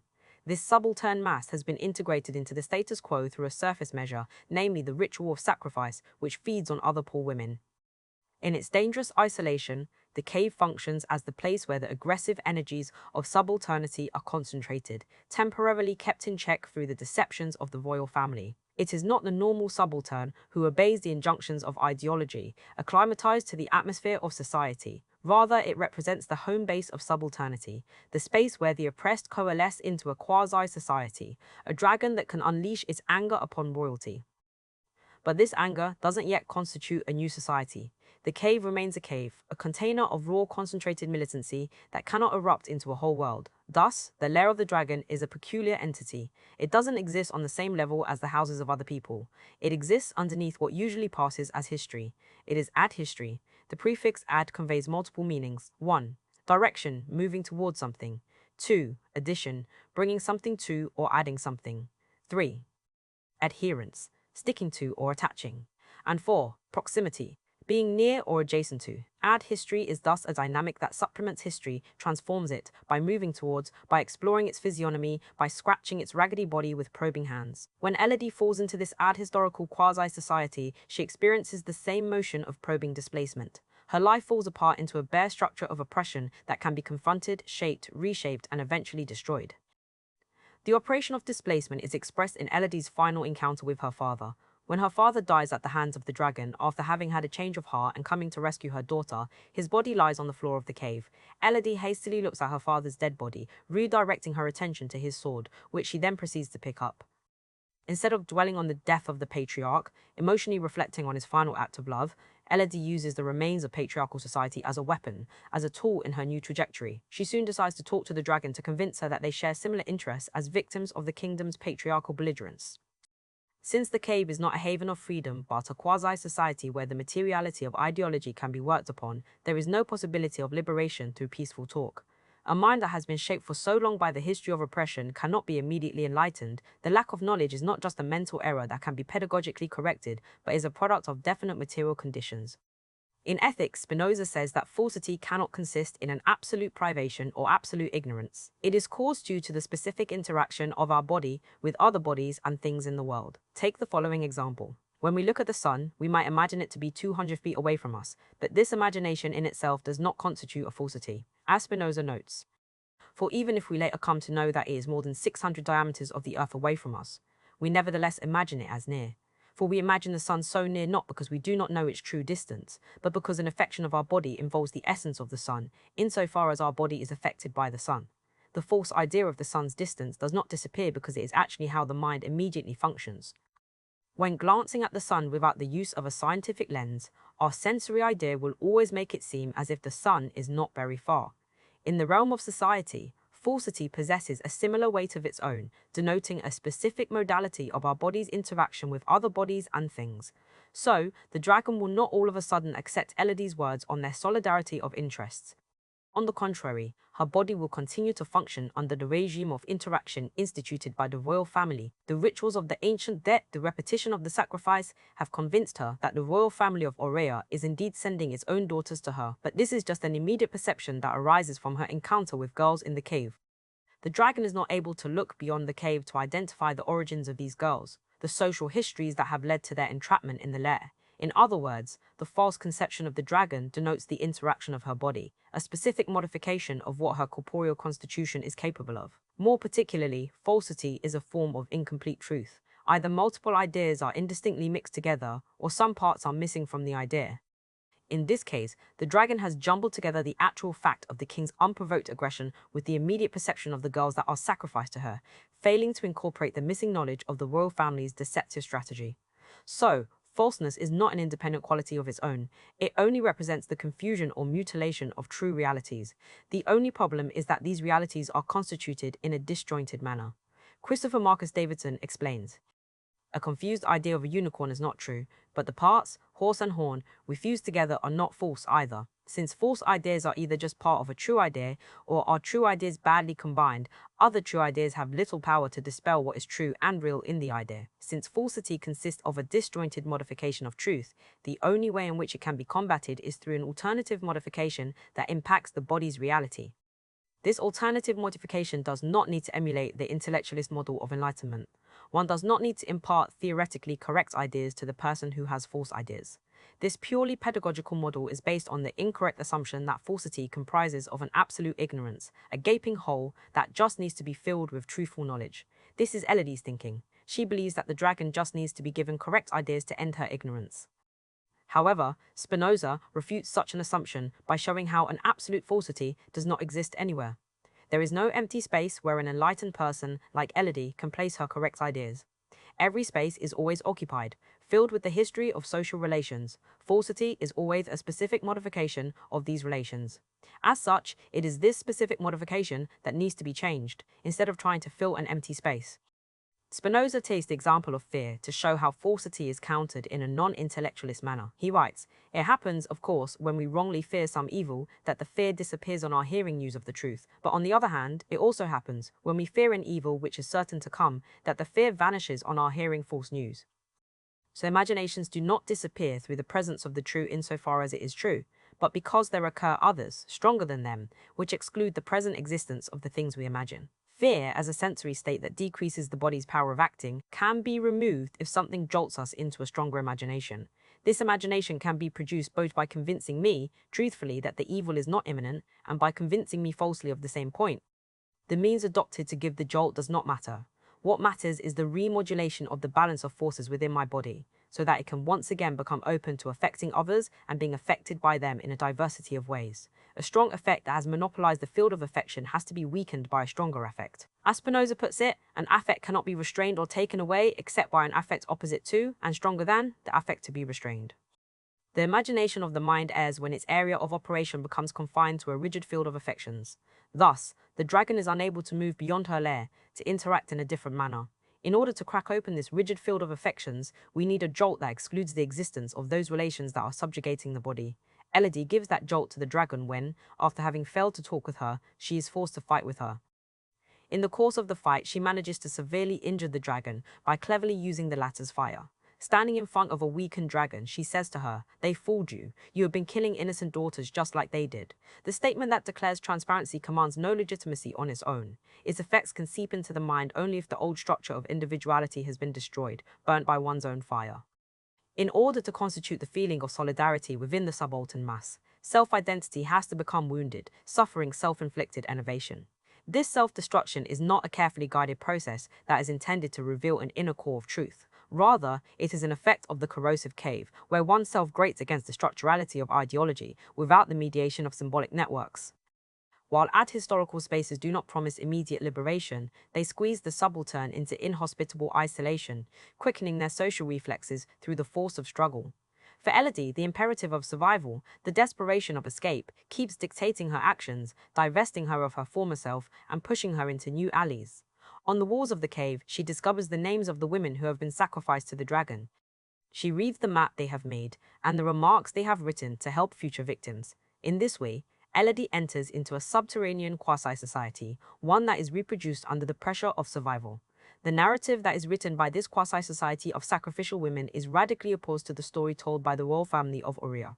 Queen Isabel narrates a grand tale of sacrifice, duty, and honor, bathed in the regalia of self-assured moral authority.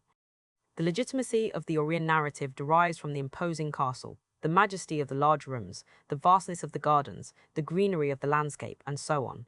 All these aesthetic features evidence the power of royal heroism, the capacity of patriarchal violence to imprint the world with the stability of Aurean wealth and identity. The universe of sacrificial women isn't one of their own making, it is an environment into which they are suddenly thrown. There is no overarching design or subjective destitution that they execute in a rigorous manner. There is only the exigency of sketching the contours of the cave in order to escape from the dragon. By not trying to shape the world according to the demands of an overweening royal authority, the quasi-society of sacrificial women allows the demands of reality to pervade one's own actions. Does this lead to a complete passivity? No. The envelopment of one's own self by the exigencies of reality creates a cognitive structure that can locate the weak links of that reality, intervening in crevices that diverge from the standard routes. This crevice shelters plans for escape, as is clear from the depiction of the place where Elodie finds the engravings of past women. How does Elodie find this place? Running away from the fire-breathing dragon, she accidentally discovers the passage that leads to the chamber. The possibility of the occurrence of such accidents is itself constructed by the definiteness of exigencies, by an existential problematic that involves the question of one's survival. Located in such a manner that it prevents the dragon's entry, the place where Elodie discovers the writings serves as a zone of rest, healing, and thinking. The stress of survival never vanishes. But insofar as the chamber blocks the dragon's entry, it allows a time when sheer desperation can give place to a dissection of the imperative of survival. In other words, thinking under duress rather than being carried away by duress, though both exist in dialectical unity. Only if one is carried away by duress, feeling the utter distress of the situation, can one find the need to think that situation. This thinking is carried out not by a calm contemplation of a reality that lies in front of us, but by one's local embedment in the structure of reality itself. The royal family of Aurea thinks in the atmosphere of controlled commemoration, colouring the world with the tradition of sacrifice. A clean legacy, a grand story, this makes up the hermetic circle from which the royal family directs the world. Elodie's thoughts emerge out of the rockiness of the chamber, from the pain spelled out on dark walls. There is no secure circle that guarantees the integrity of her thoughts. There are only the uneven boundaries of the chamber, which confront Elodie with the materiality of a history born in struggle. Elodie engraves her name on the wall of the chamber with a knife, a gesture that attaches her individuality to the political universe of oppressed women. Thinking with a knife, this is a materialist thought that resides not in the epistemic power of the individual, but in the aggressive sharpness of a tool that cuts reality to reveal the truth.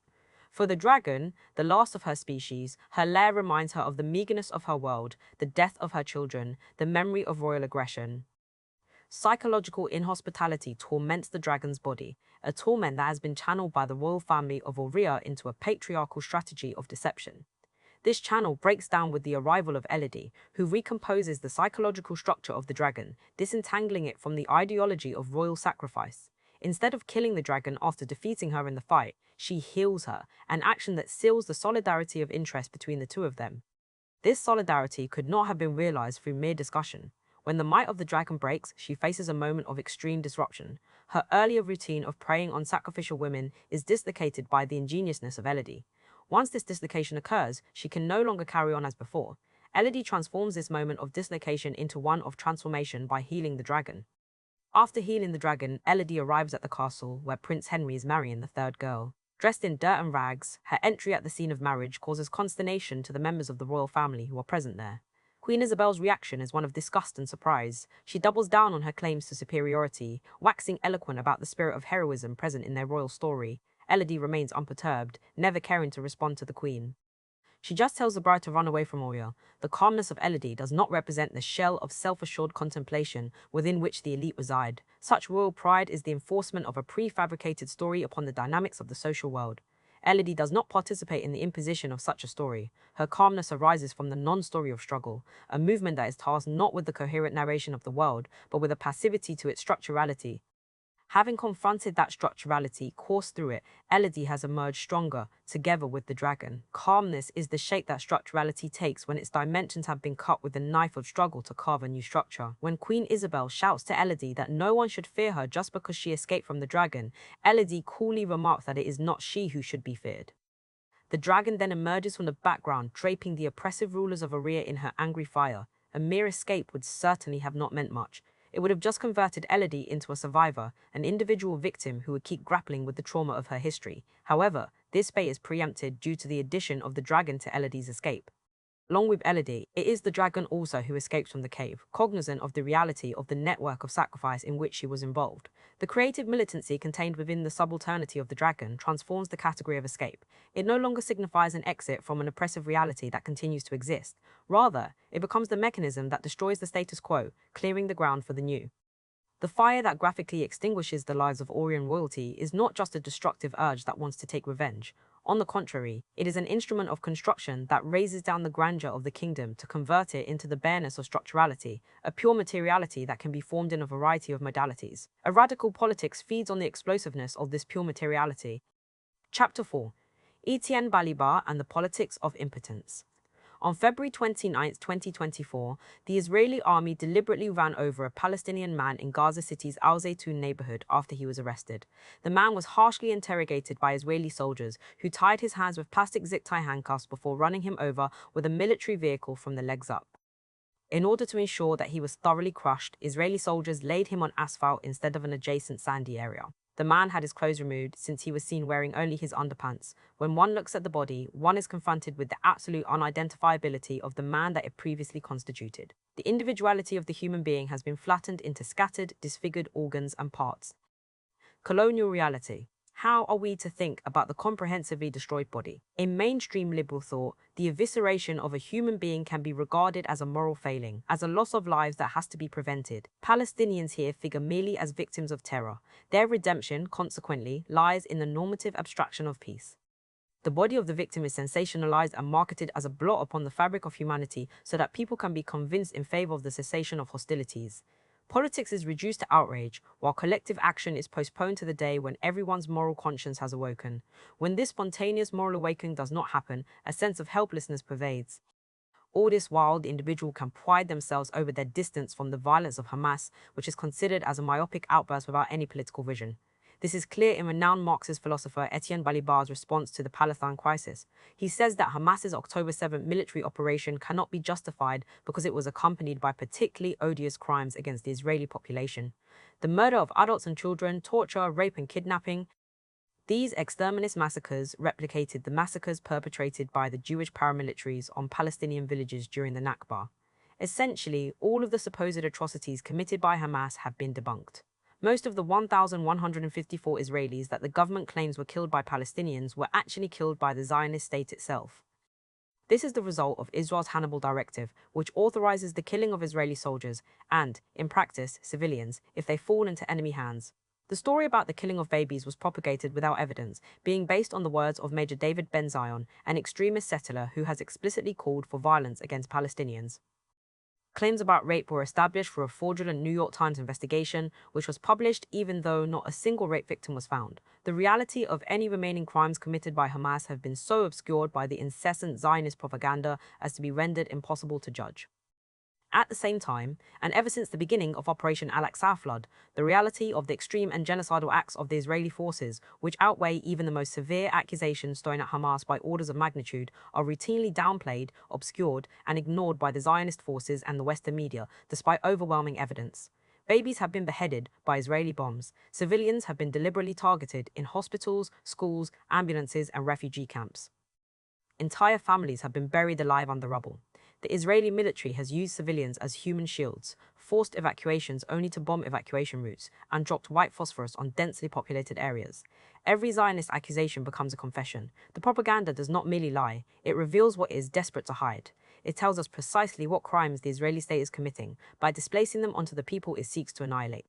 Balibar's willingness to accept the demonization of Palestinian resistance is rooted in the aforementioned logic of liberal peace, wherein clean, uncluttered thought is prioritized over the spiraling movement of anti-colonial resistance. Any counterattack on Zionist settler colonialism is said to be caught within the confines of the extant social reality.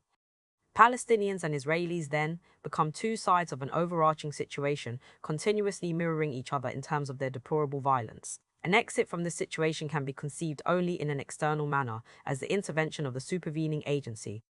Thus, Balibar says that the only possible outcome consists in the intervention of the international community and its institutions, demanding an immediate ceasefire, the release of the hostages, the prosecution of the war crimes committed by both sides, and the implementation of the countless United Nations resolutions that have gone unheeded. But he himself adds that this desired resolution has no chance of happening because institutions have been neutralized by the major or medium-sized imperialist powers, and the Jewish-Arab conflict has once again become an issue in the maneuvers they engage in to determine spheres of influence and networks of alliances, in a context of cold and hot wars. Geopolitical and regional power dynamics obliterate any effective international legality. We are in a circle of impotence and calculation from which there is no escape. The catastrophe will therefore carry to term, and we will suffer the consequences. Impotence, this becomes the fate of a liberal pacifist strategy that wants to separate the Palestinian question from any contaminating influence of concrete geopolitical and social actors. In order to build an alternative to Balibar's politics of impotence, consider these words by him.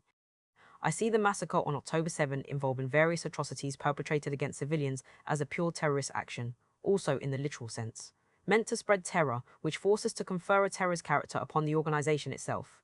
Instead of disavowing this characterization, I want to interpret it literally. Yes, a war of national liberation does intend to spread terror among the settlers so that the sense of security enjoyed by the colonial system can be upended. Colonial society in its entirety should be woken out of its racist insularity by being forced to pay the price of occupation, just as the colonized pay the price for national oppression. Terror should be felt on both sides. When anti-colonial practice inflicts damage upon structures of brutality through the deployment of terror, the entire alliance of imperialist states comes together to contain the movement.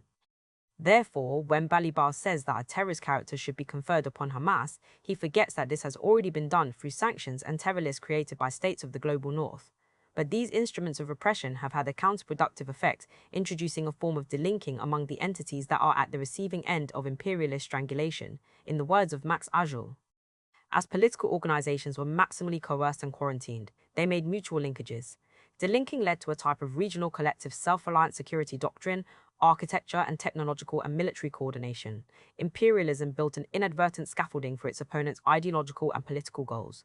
Thus, anti-colonial terror lays bare the contours of confrontation, imposing upon us the stark divide of national liberation and imperialism.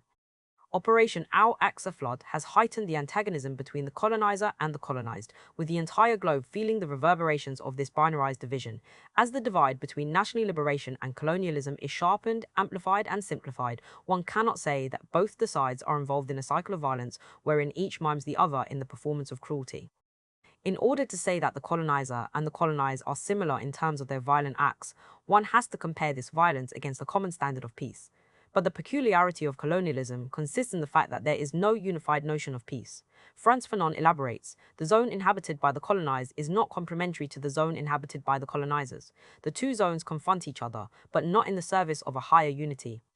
Governed by a purely Aristotelian logic, they follow the principle of mutual exclusion. There is no conciliation possible. One of the terms is superfluous.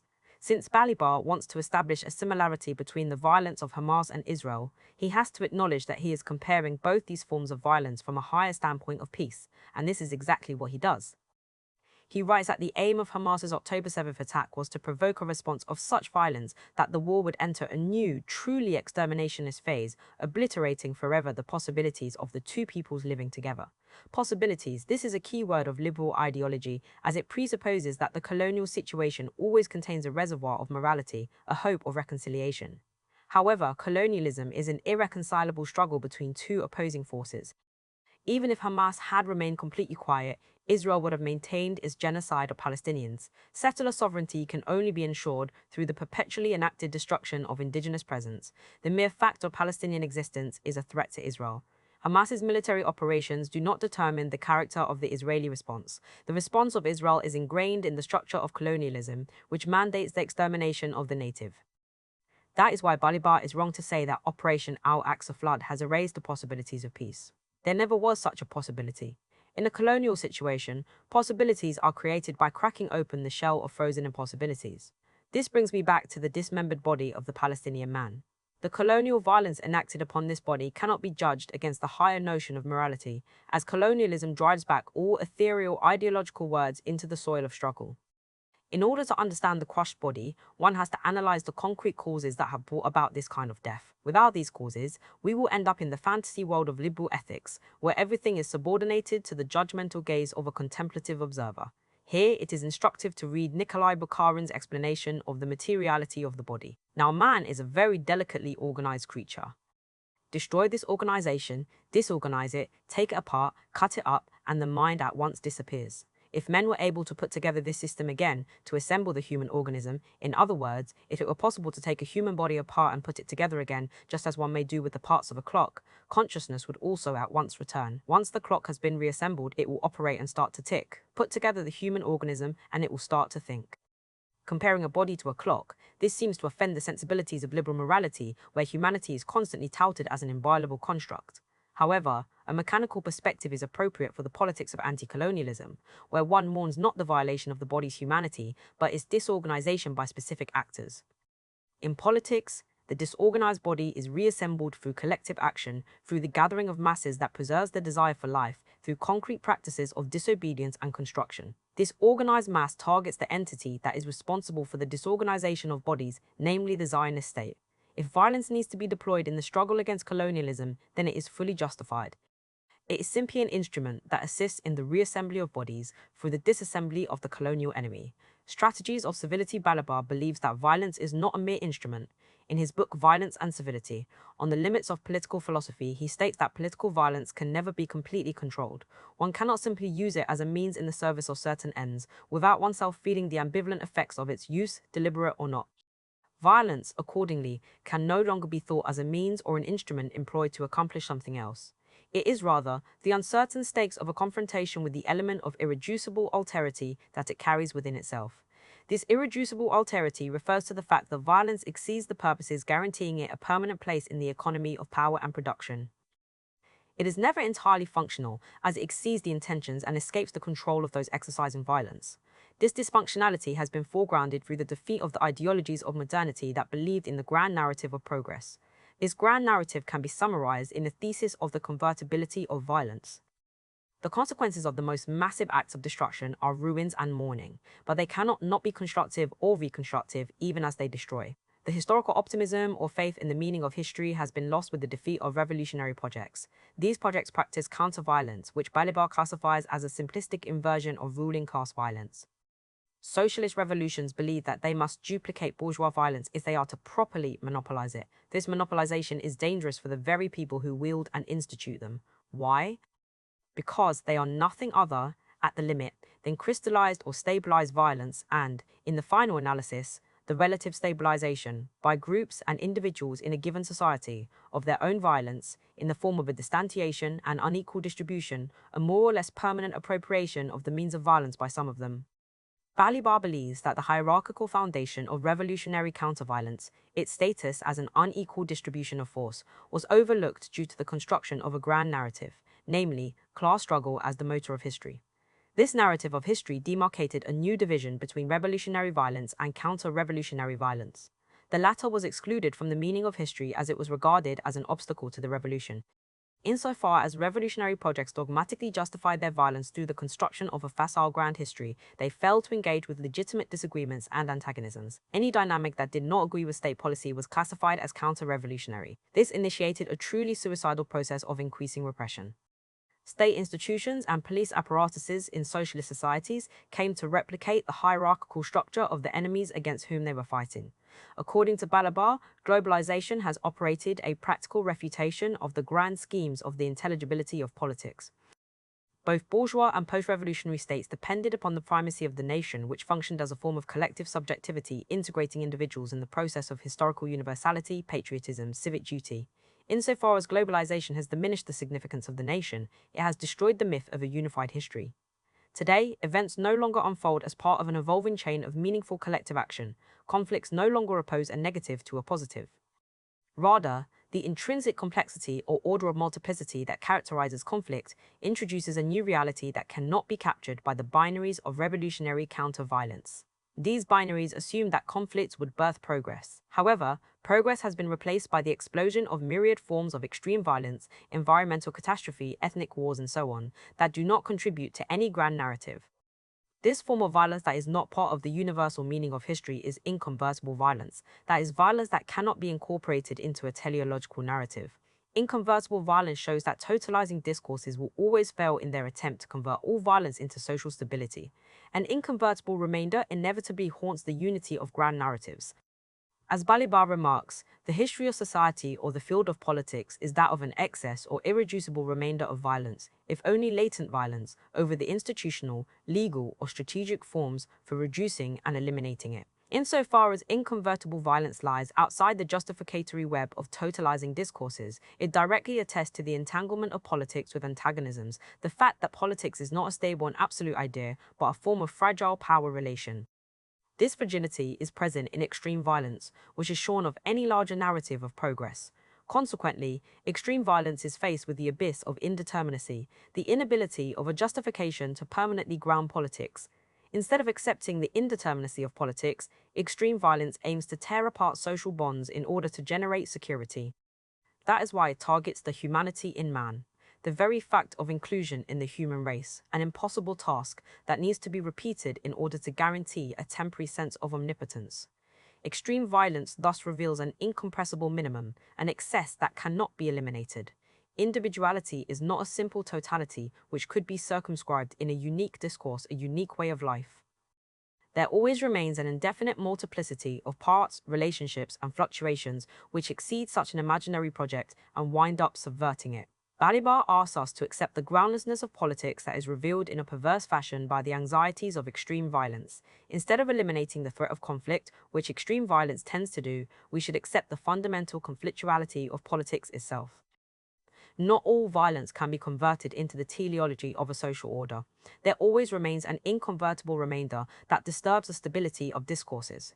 The ends for which we want to deploy violence are overpowered by an excess of violence that we wrongly relegate to mere means. Balibar writes, violence cannot be simply the other of politics, unless we want to imagine a politics without powers, power relations, inequalities, conflicts, or interests, which would be tantamount to a politics without politics. The acknowledgement of violence as a conflictual dynamic that cannot be suppressed points us towards the precariousness of politics, the fact that it cannot be guaranteed once and for all by a grand historical narrative. Instead, politics is constituted by an infinite circularity.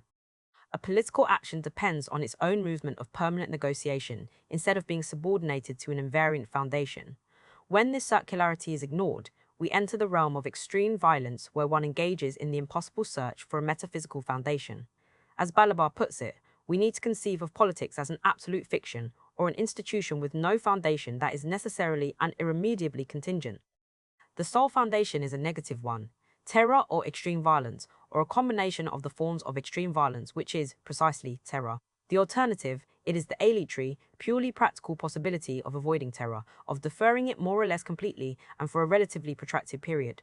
The aleatory mode of politics leads to civility, wherein politics does not renounce the imperative of liberatory violence, but attempts to combat its nihilism through careful controls.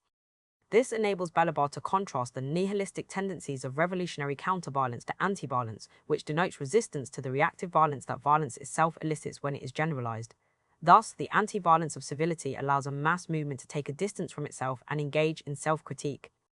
There always has to be a space where people can reflect on the consequences and after effects of their own social movements when they confront a violent social order or a legal state of injustice. In other words, civility is a second-order reflection that prevents mass movements from falling prey to unthinking barbarity.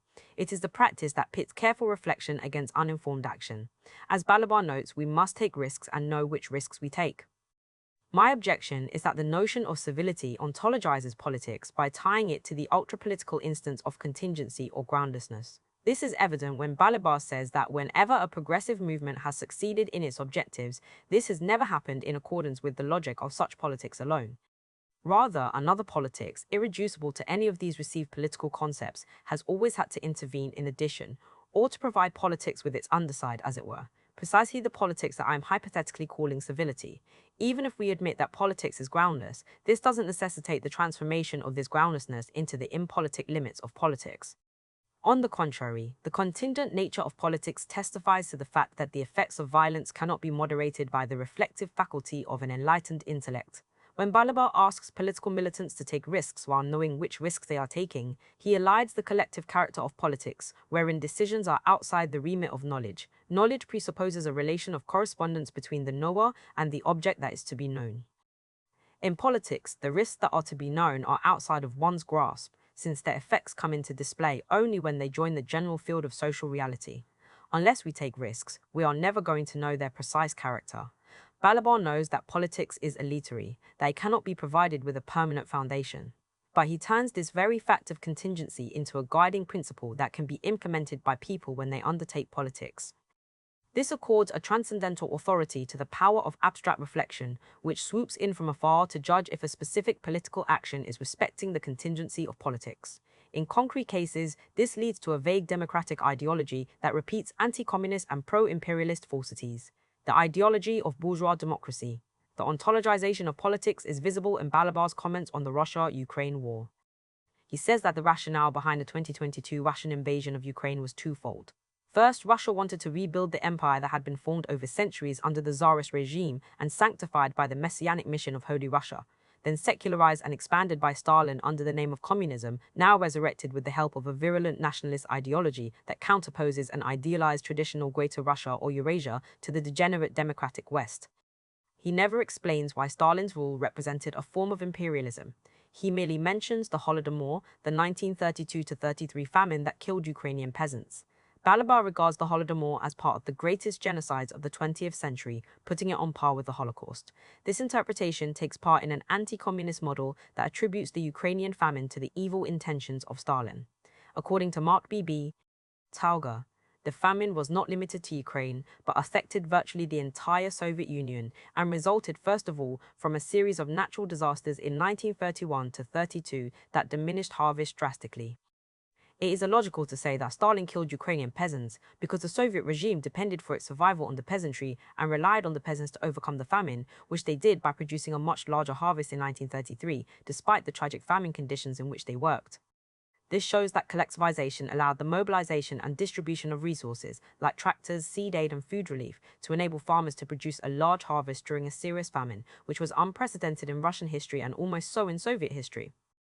It is also important to remember that it was farm collectivization that strengthened the Soviet state against the Nazi army by ensuring the priority of Red Army soldiers and war workers over peasants in the wartime allocation of food.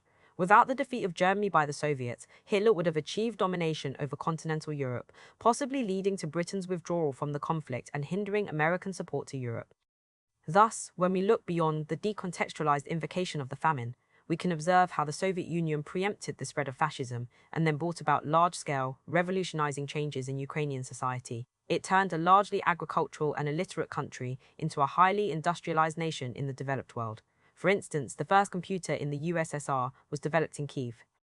With Soviet collapse, Ukraine's industry suffered greatly due to open theft and deterioration. Ukraine could not find any market for its industrial goods after the destruction of Soviet trade links. The absence of concrete analyses is also present in the equivalence that Balibar makes between the Holodomor and the Holocaust. Jacqueline Coulson notes that the Holodomor has functioned as a nationalist narrative in the building of Ukraine, mobilizing hatred not only against Russians, who are constructed as a foreign, invasive other, but also against Jews. In wartime Soviet Ukraine, Nazi occupiers used public accounts of the famine to stoke anti-Semitic sentiments, blaming the Jews for committing genocide against Ukraine.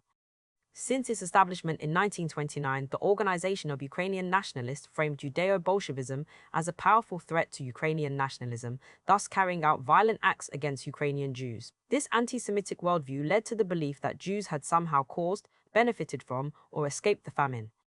Levko Lukashenko, author of the Declaration of Independence of Ukraine, thought that the Jews were in control of the Soviet government when the supposed genocide took place.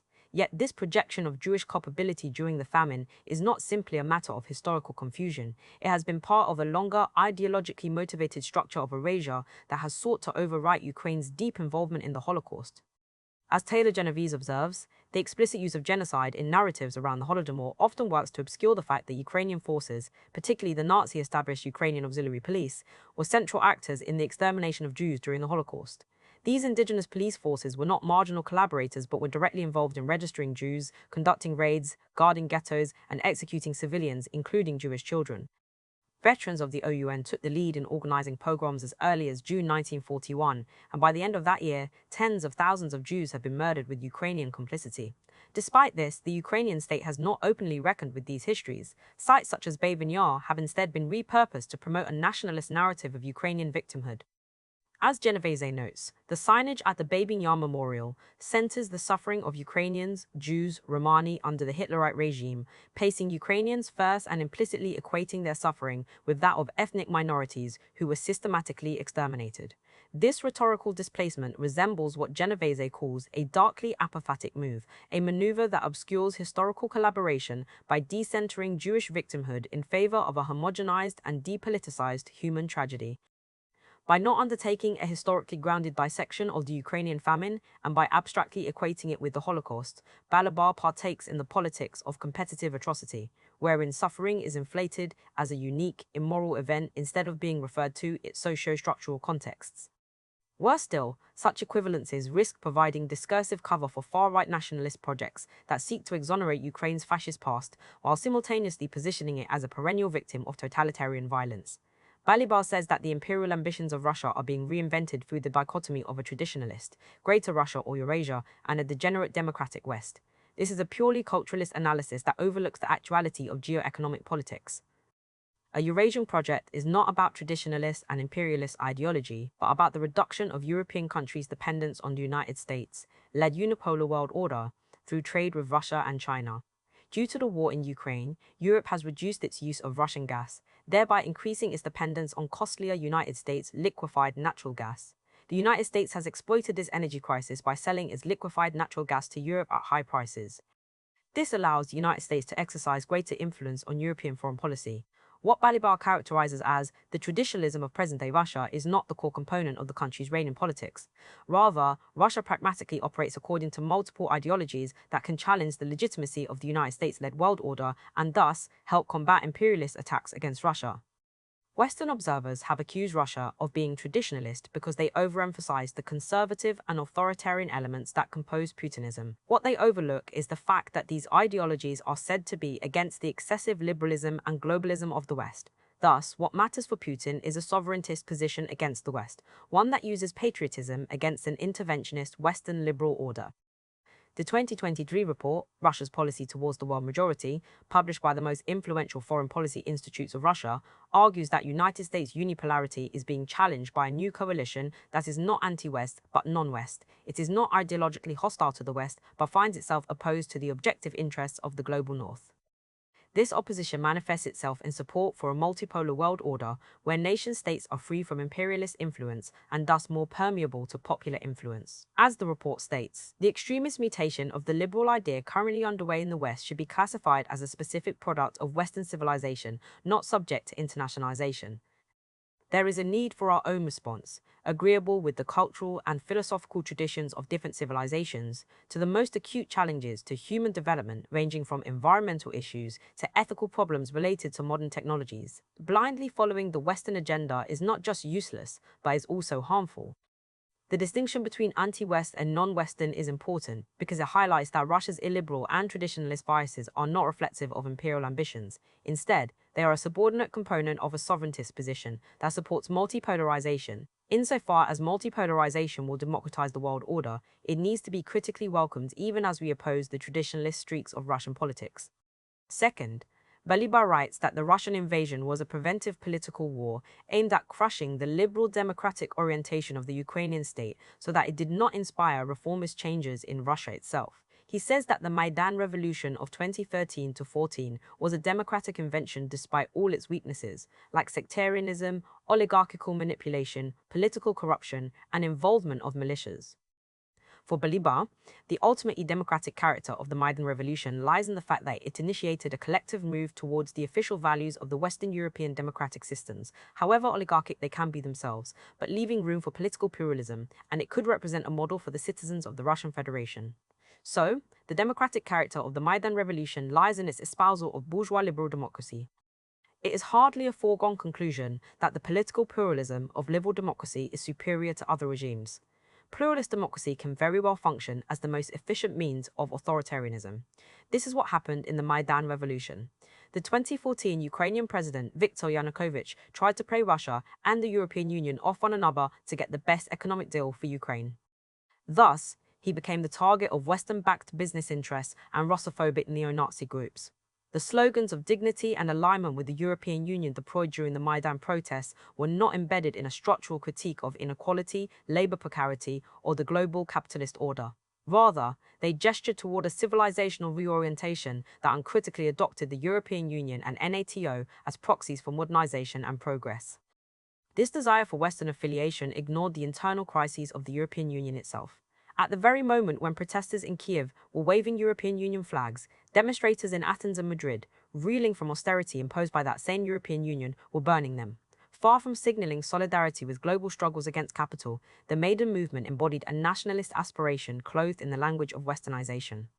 Far-right nationalist groups such as Svoboda and Right Sector, though electorally marginal, held disproportionate influence on the ground. These forces were often the most militant in street clashes and later found glorification in post-Maidan Ukraine as national heroes and commanders of paramilitary battalions. Their mainstreaming narrowed the space for leftist critique, entrenched a form of hyper-patriotic militarism, and helped institutionalize reactionary ideology in state structures. Given the civilizational nationalism that the Maidan movement espoused, it wasn't surprising that its geographic spread was highly uneven. Despite its mythologization as a Kiev-based national revolt, only 13% of Maidan-related protests occurred in the capital. The majority were concentrated in the western and central regions of Ukraine, areas with stronger pro-European leanings. In contrast, the Russian-speaking East and South viewed the uprising with suspicion or outright hostility. These regional asymmetries reflected not just cultural divergences but material interests.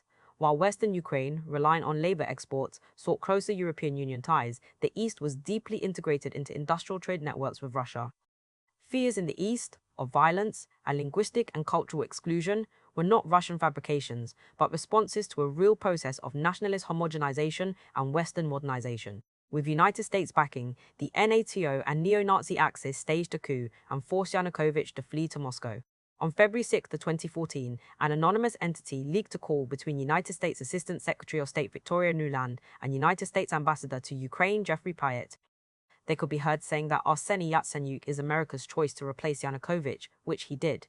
The new government adopted pro-European Union and pro-NATO policies. It imposed restrictions on the teaching of the Russian language in eastern Ukraine and Crimea, provoking resistance among the inhabitants. With the support of the majority of the population expressed in a referendum, Putin joined Crimea to Russia. In the same year as Russia's annexation of Crimea, separatist leaders supported by Moscow seized Donetsk and Luhansk, populated primarily by Russian ethnic minorities striving for independence, and declared the People's Republics of Donetsk and Lugansk. These events angered ultra-nationalist Ukrainian forces. They declared war on the people that were opposing Yatsenyuk's Euro-American posture. So far from being an instance of democratic invention, the Maidan Revolution was a maneuver through which northern imperialist forces staged a coup, promoted neo-Nazi forces in the state apparatus, and launched a war against Russian ethnic minorities in the country. This liquidated the sovereignty of Ukraine and plunged it into a simulated semi-colonial situation without being directly occupied and divided, but nevertheless reprogrammed to launch a war against itself and to point offensive weapons at neighboring Russia. Instead of initiating a democratic resurgence, liberal democracy functioned as a framework for a NATO and neo-Nazi axis that wanted to wage war against Russia without any concerns for the human cost. However, Balibar ignores all this by merely asserting that there is a complete dissymmetry for a democratic country between the perspectives of being taken and swallowed again by a backward-looking autocratic empire and the perspective of being incorporated into a federation which creates or perpetuates inequalities but has set up rules for negotiating participation. In the end, we get an Orientalist assertion that replaces a concrete examination of the Russian social formation with an unverified faith in the goodness of bourgeois Western democracy.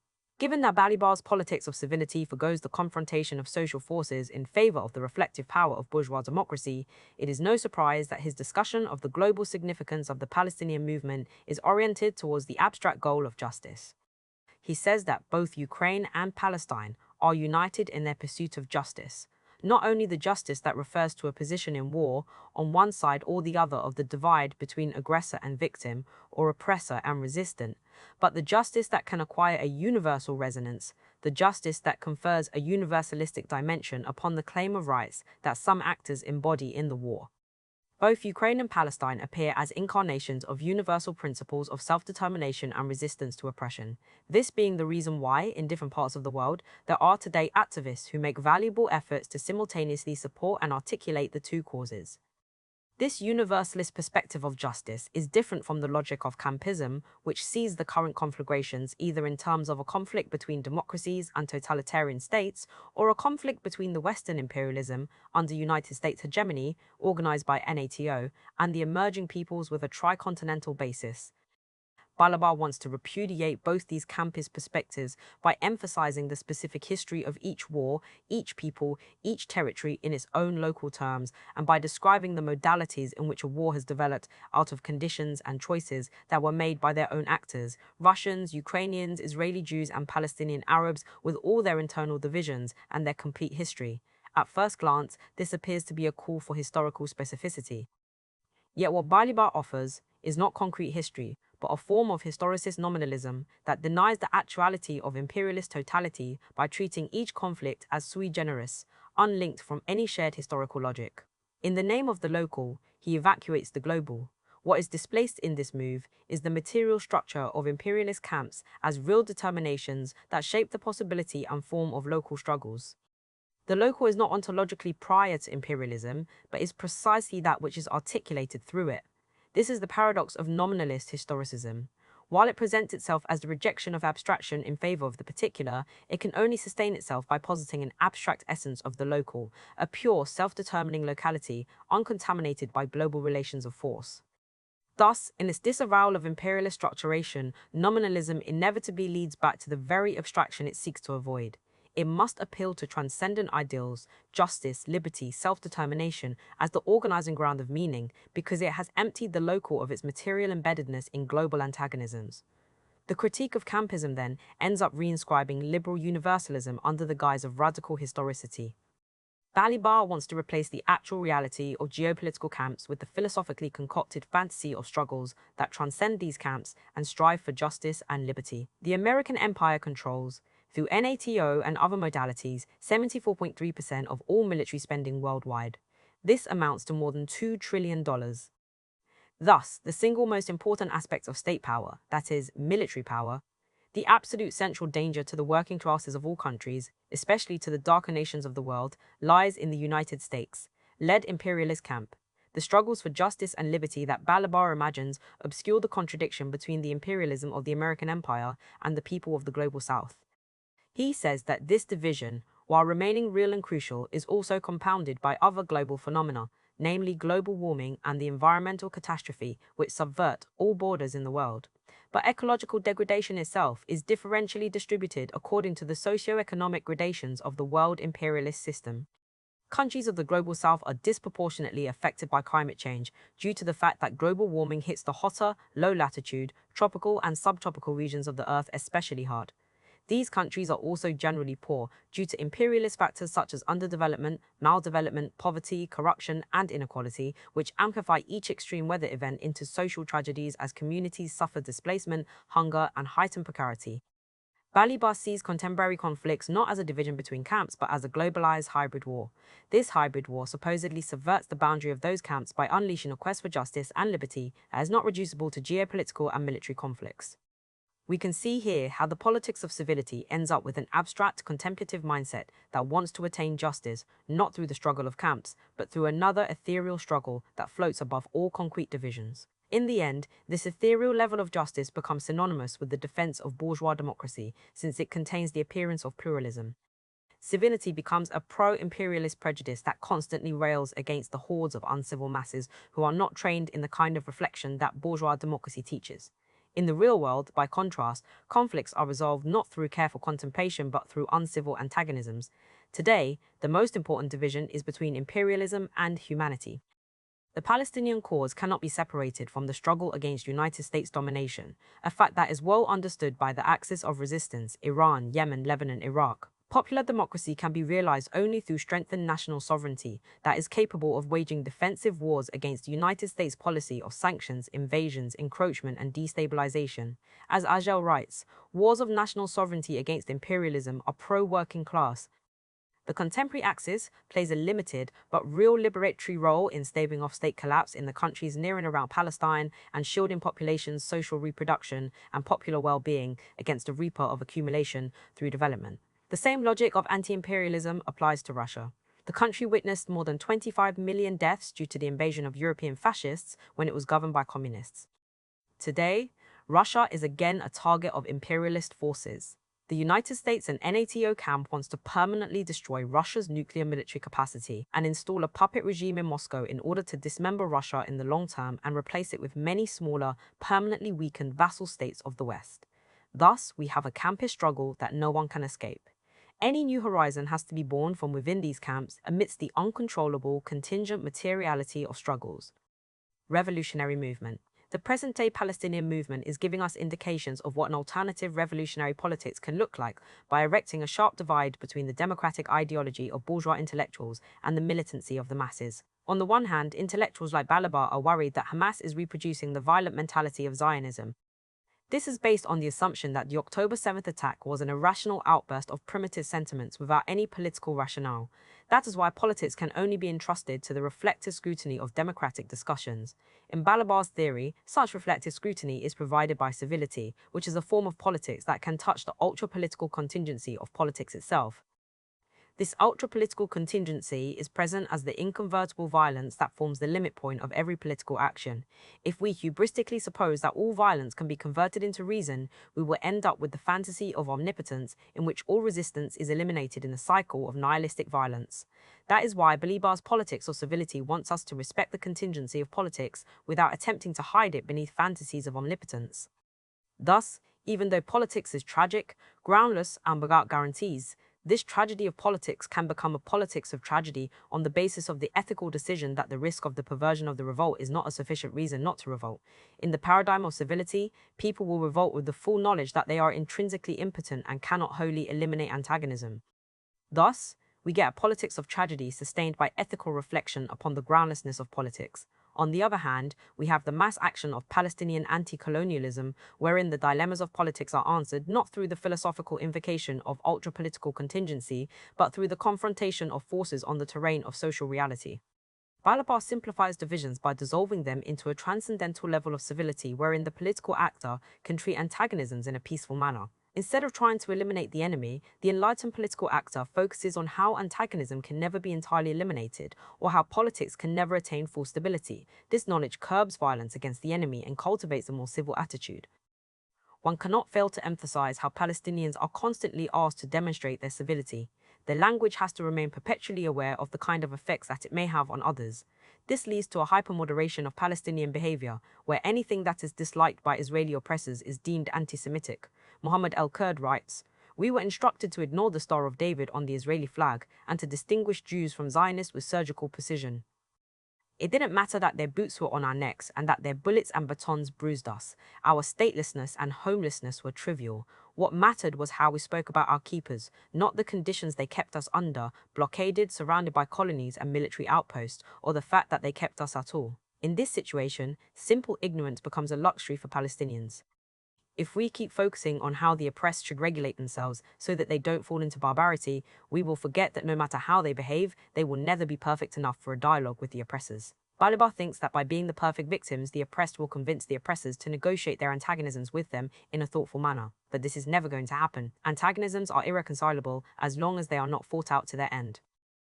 El-Kurd rightly asks us to renew our commitment to the truth, to spitting the truth. Spitting is a physical expression of disgust or aggression.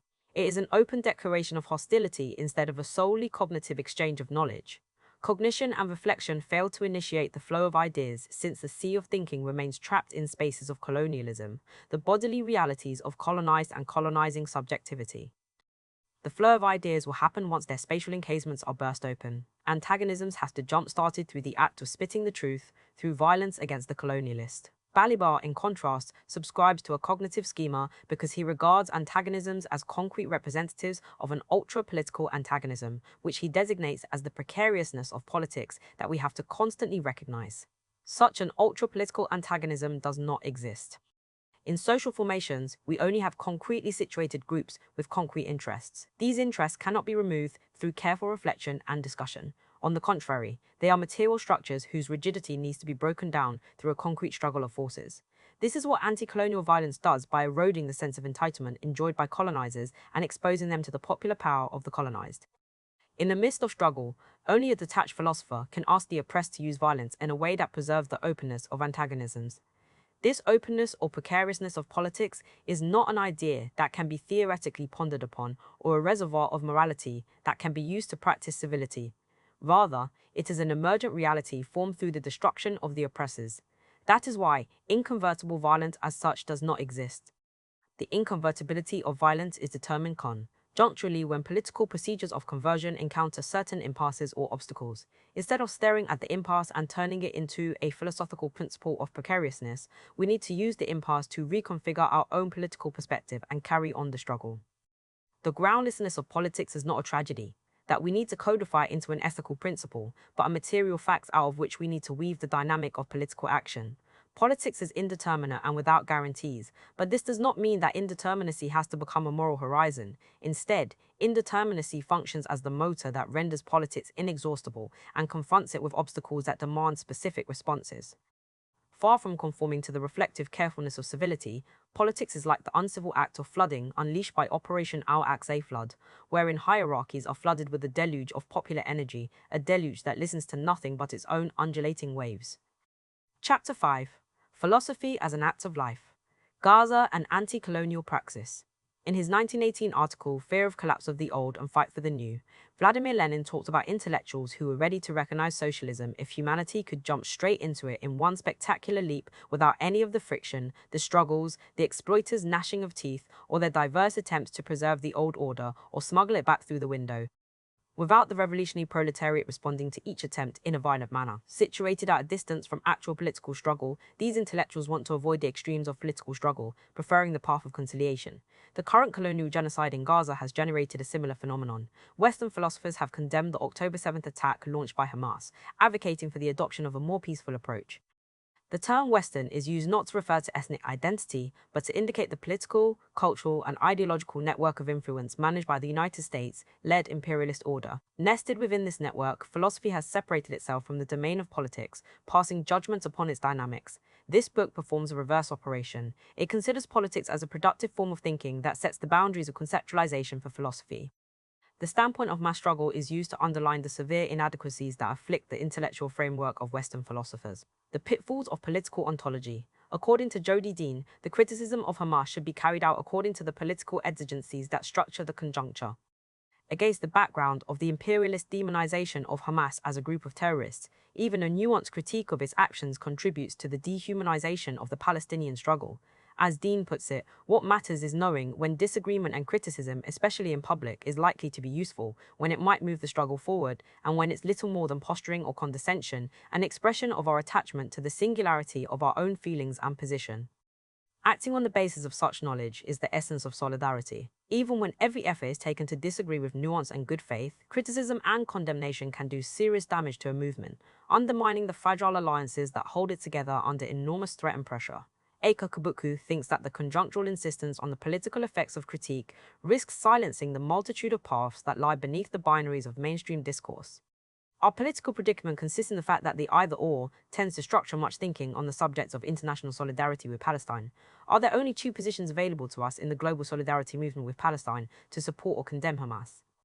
In opposition to this binary, Kubotku asserts that the recognition of Hamas's political significance can very well be accompanied by a questioning that probes into the workings of its leadership, vis-a-vis the broader Palestinian liberation movement.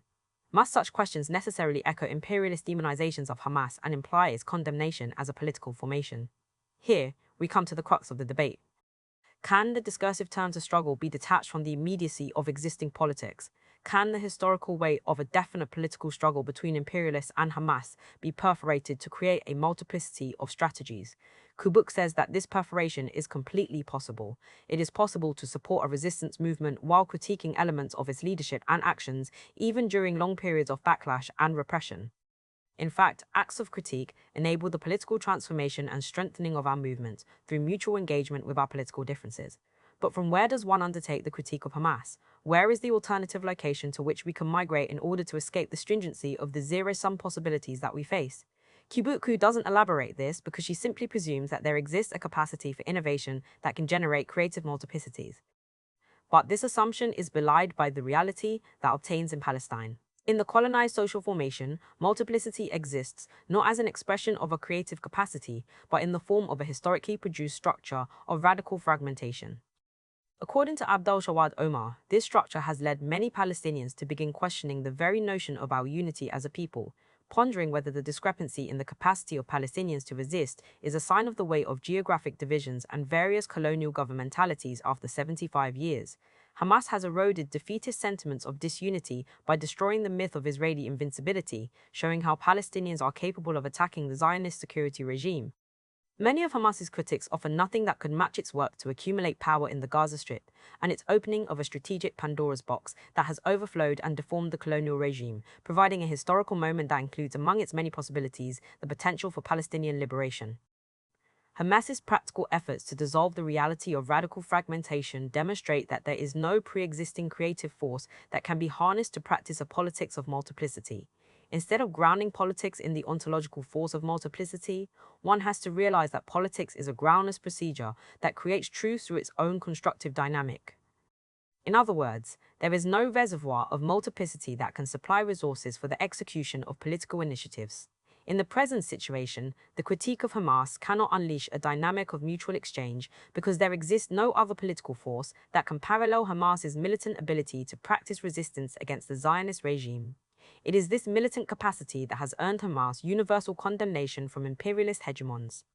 A critique of Hamas assumes the existence of an alternative agent of politics that can generate revolutionary effects greater in intensity than the one generated by Hamas.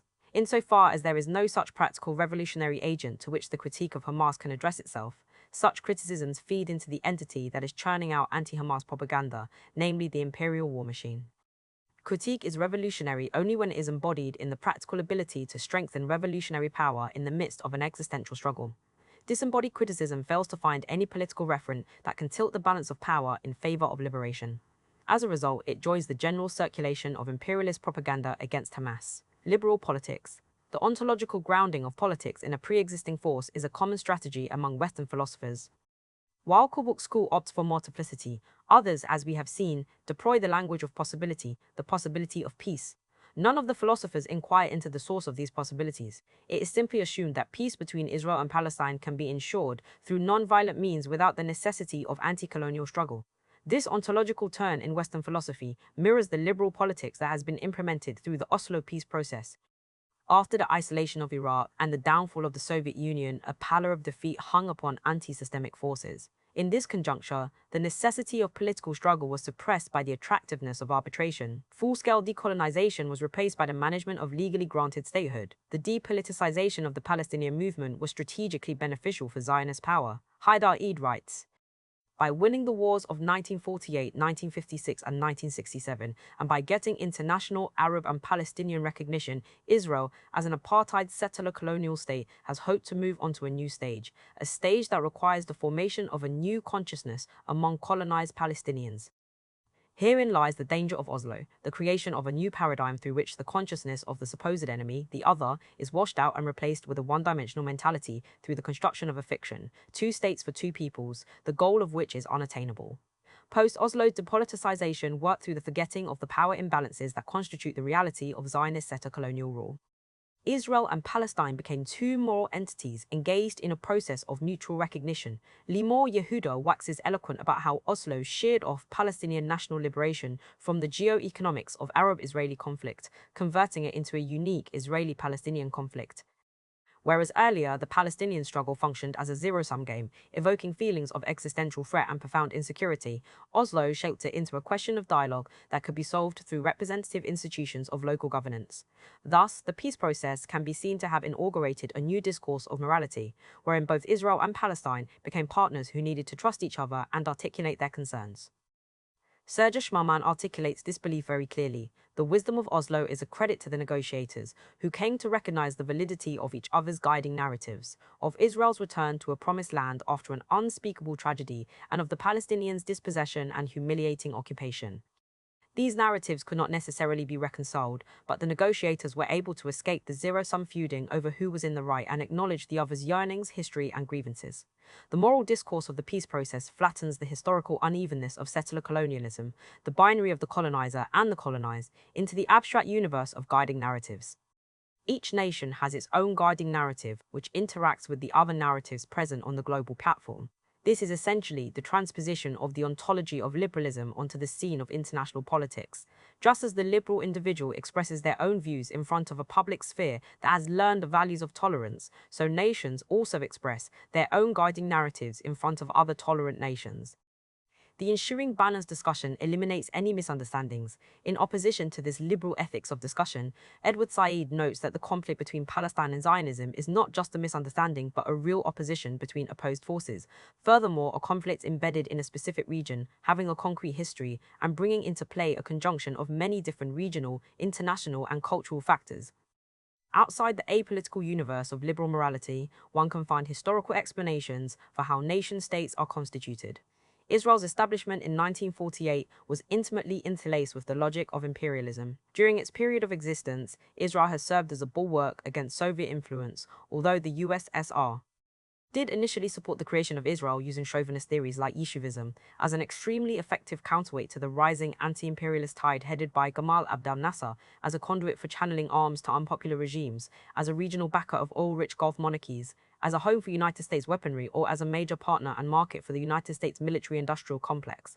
All these historical structures of imperialist accumulation are erased when nation-states are reduced to moral entities with unique emotional grievances and yearnings. When the colonial Israeli entity is transformed into an ethical unit, the political urgency of Palestinian liberation disappears. Even as Zionists keep murdering Palestinian children, the liberal can say that Israel still possesses the moral goodwill to negotiate with Palestinians.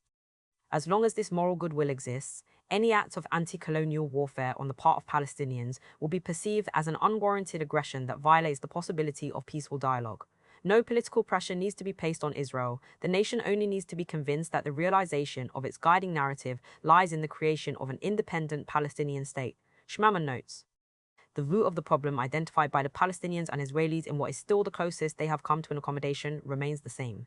The Palestinians will gain freedom only when Israelis find acceptance and security, and Israelis will achieve that by tahon, the broad Hebrew term for security that so pervades Israel's consciousness, only when the Palestinians have sovereignty over their lives.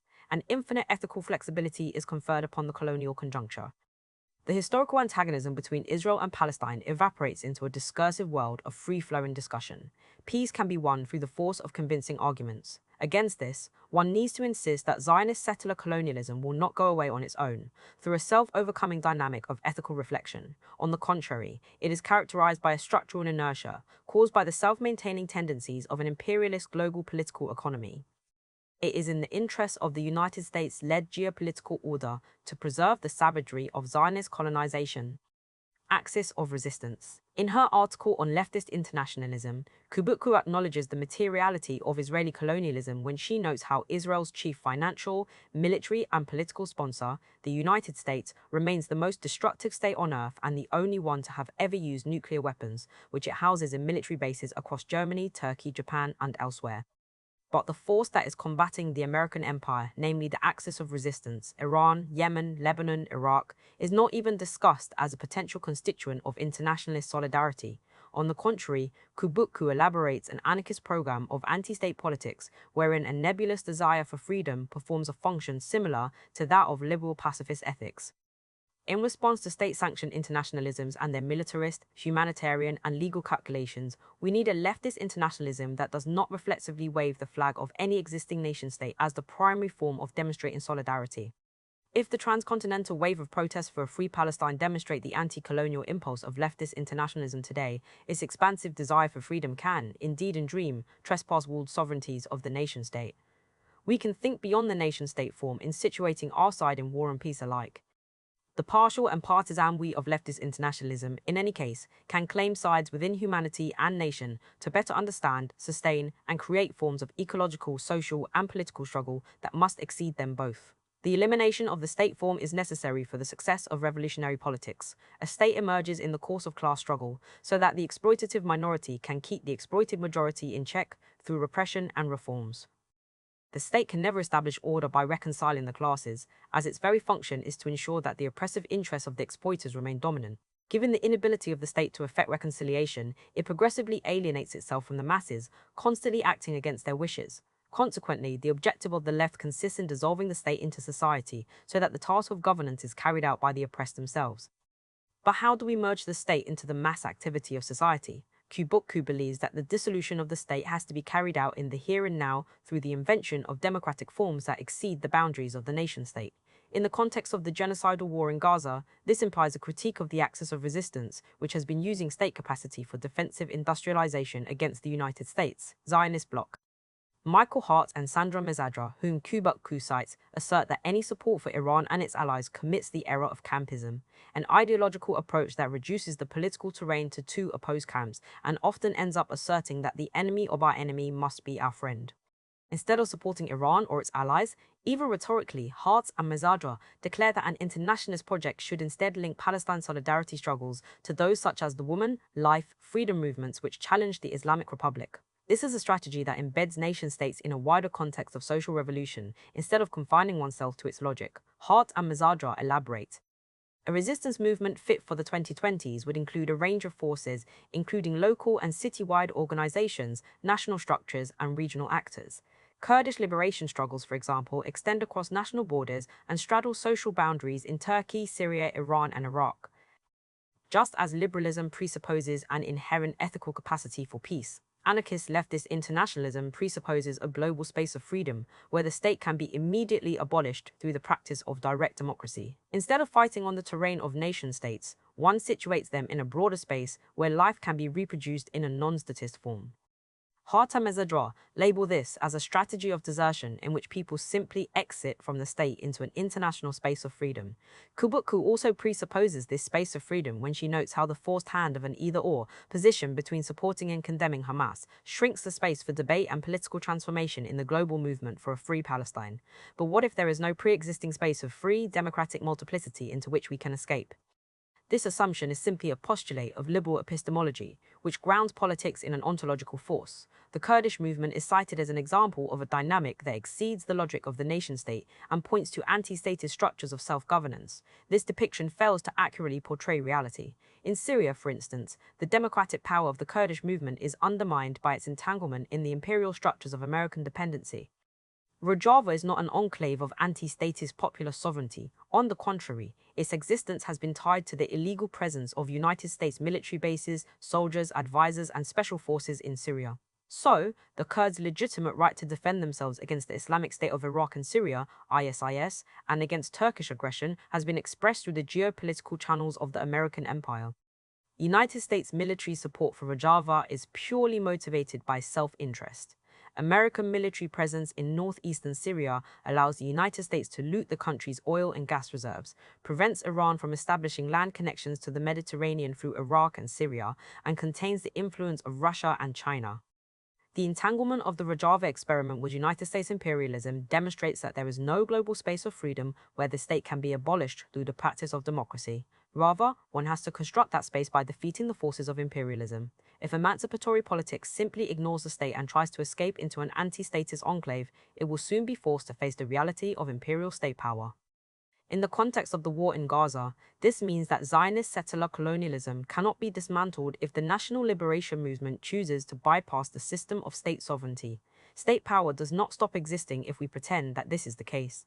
Rather, the collective state power of the United States Zionist bloc has to be concretely destroyed if people are to attain freedom. The exercise of freedom on a global level requires that people have the capacity to manage their lives without any form of coercion. Relationships of hierarchy should give way to self-governed associations in which everyone can participate. However, in order to enable this universal participation, one has to first deal with the forces that are opposed to it. Freedom for Palestine means combating the enemies who desire the continuation of colonial domination.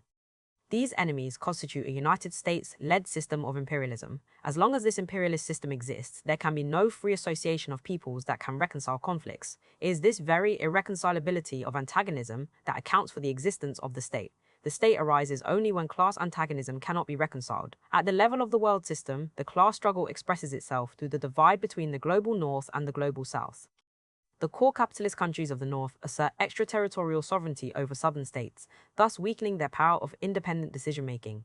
Given a people's irreconcilable antagonism with the imperialist class, they have to use violence against such counter-revolutionary forces. Social interaction cannot be carried out through the democratic mechanism of free association because there are still imperialist powers that are irreconcilably opposed to freedom. This irreconcilability gives rise to the state to the use of organized violence by one class against another.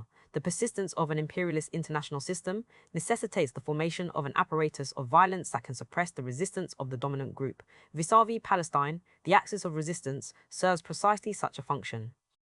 Its use of state capacity for defensive wars undermines the geopolitical stability that is required for the perpetuation of imperialism and Zionism in the Arab region.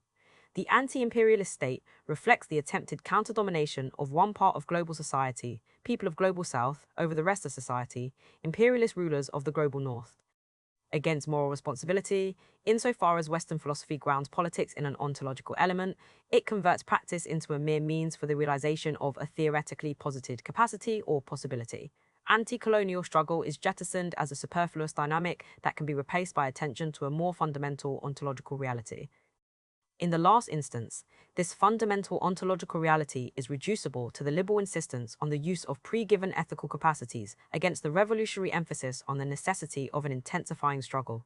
Sailor Ben Habib, for instance, writes about the cruel cycle of violence, almost biblical and apocalyptic in its ferocity, that is underway in Gaza, underlining that a ceasefire must end the extremisms practiced by Hamas and right-wing Israeli parties.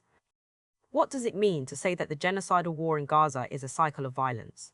It implies that the brutality of Zionism is part of a broader pattern of self-perpetuating violence, wherein the violence of the colonizers begets the violence of the colonized. The dehumanization of Palestinians by Israelis invites a reciprocal dehumanization on the part of Palestinians, creating a cycle in which the oppressor and the oppressed come to mirror each other. When discussing Operation Al-Aqsa flood, Adam Schatz says that it can be explained on account of the rage fueled by the intensification of Israeli repression. This mimicry keeps reinforcing itself. The sadism of Hamas's attack makes it easier for Israel to portray its enemies as Nazis, rekindling collective memories passed down from one generation to the next of pogroms and the Holocaust. In the end, Schatz makes Palestinians responsible for the inhumane violence they are facing from Zionist colonizers. He essentially asks the colonized, "Why do you keep mimicking the colonizers? Can't you act as a responsible moral agent and strive for freedom in a more peaceful manner?" The assumption is that morally upright behavior on the part of the colonized will lessen the sense of insecurity prevalent among the colonizers and thus convince them of the necessity of peace.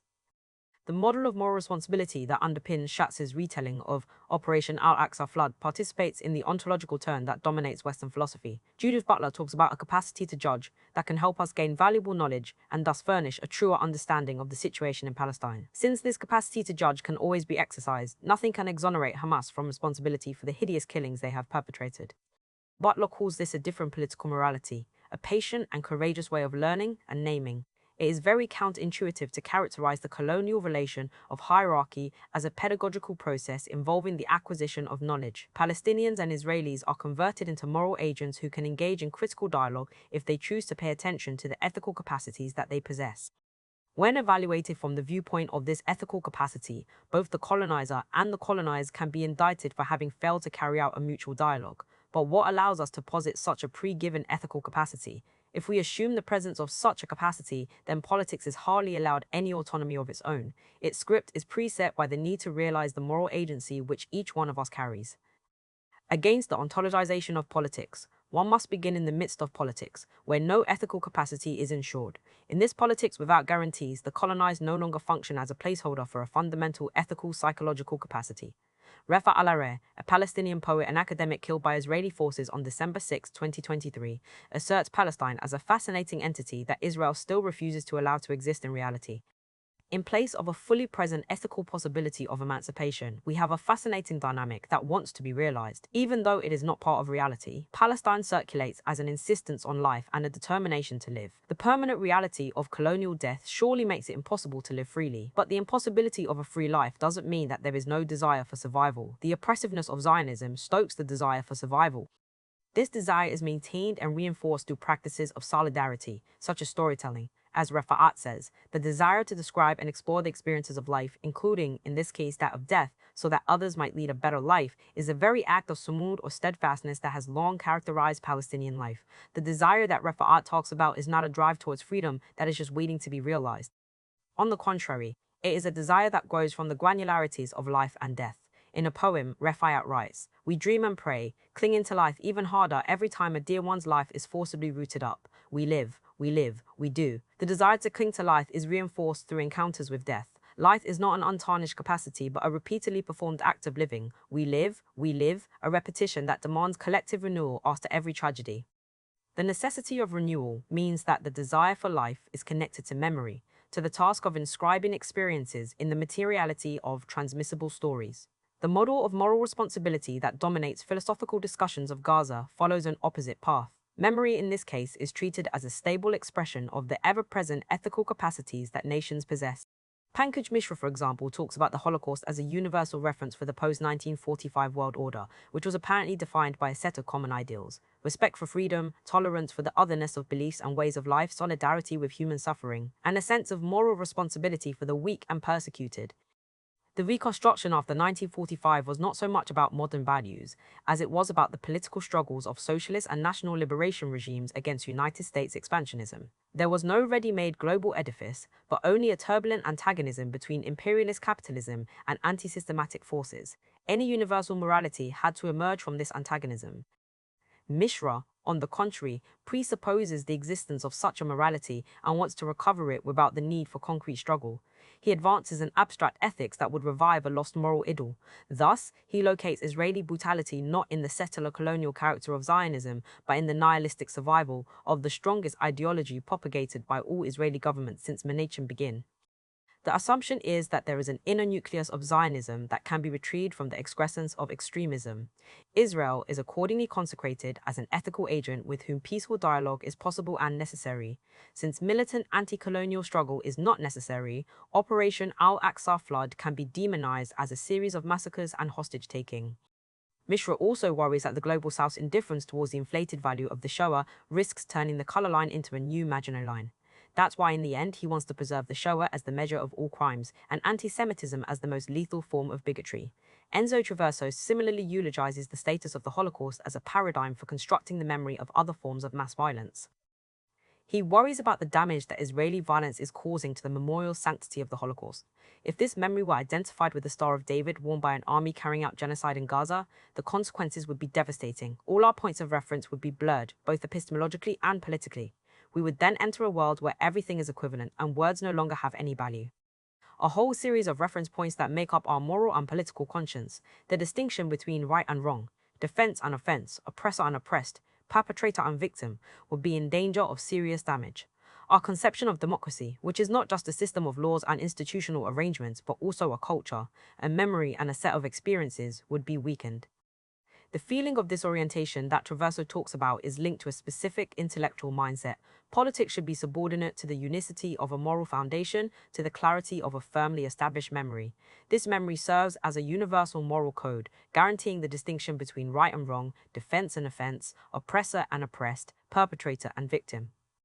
Since these moral distinctions are etched into the collective consciousness of the world, fierce struggle between antagonisms can be substituted by universal compliance with pre-established norms. When politics is being compared to the abstract goal of dialogical ethics, it is inevitable that Traverso will see Operation Al-Aqsa Flood as a terrorist act. Instead of emotionally infusing over its execution, he asks us to undertake a necessary effort at contextualization and rational understanding. Traverso laments that we are not in a position today to analyze the situation with the necessary critical distance, since history is always written after the event. Despite this, he asserts that certain things are quite clear. Both Hamas and Israel are guilty of committing massacres. The memory of the Holocaust thus functions as a transcendental viewpoint, a universal reference from which the participants of a political struggle can be condemned. The memory of the Holocaust crystallizes a moral code that all political participants should adhere to in times of disorientation. Rifayat, however, does not presume the existence of such a moral code.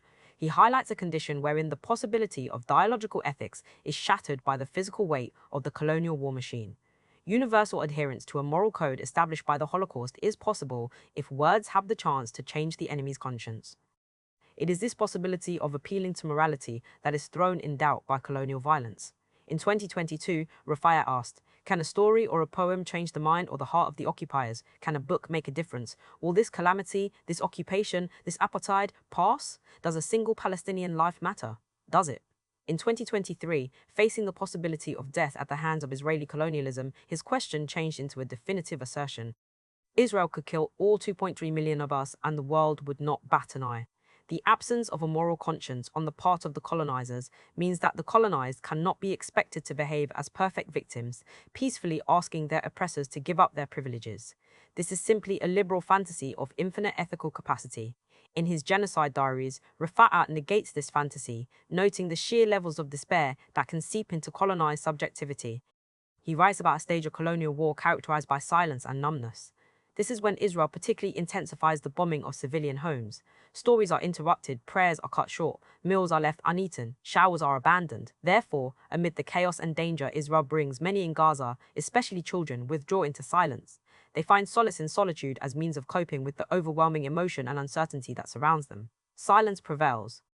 Then numbness follows. As people attempt to protect themselves from the constant onslaught of distressing news, they grow indifferent, because we could die anyway, no matter where we go. Emotional numbness sets in as individuals attempt to detach from their emotions to survive.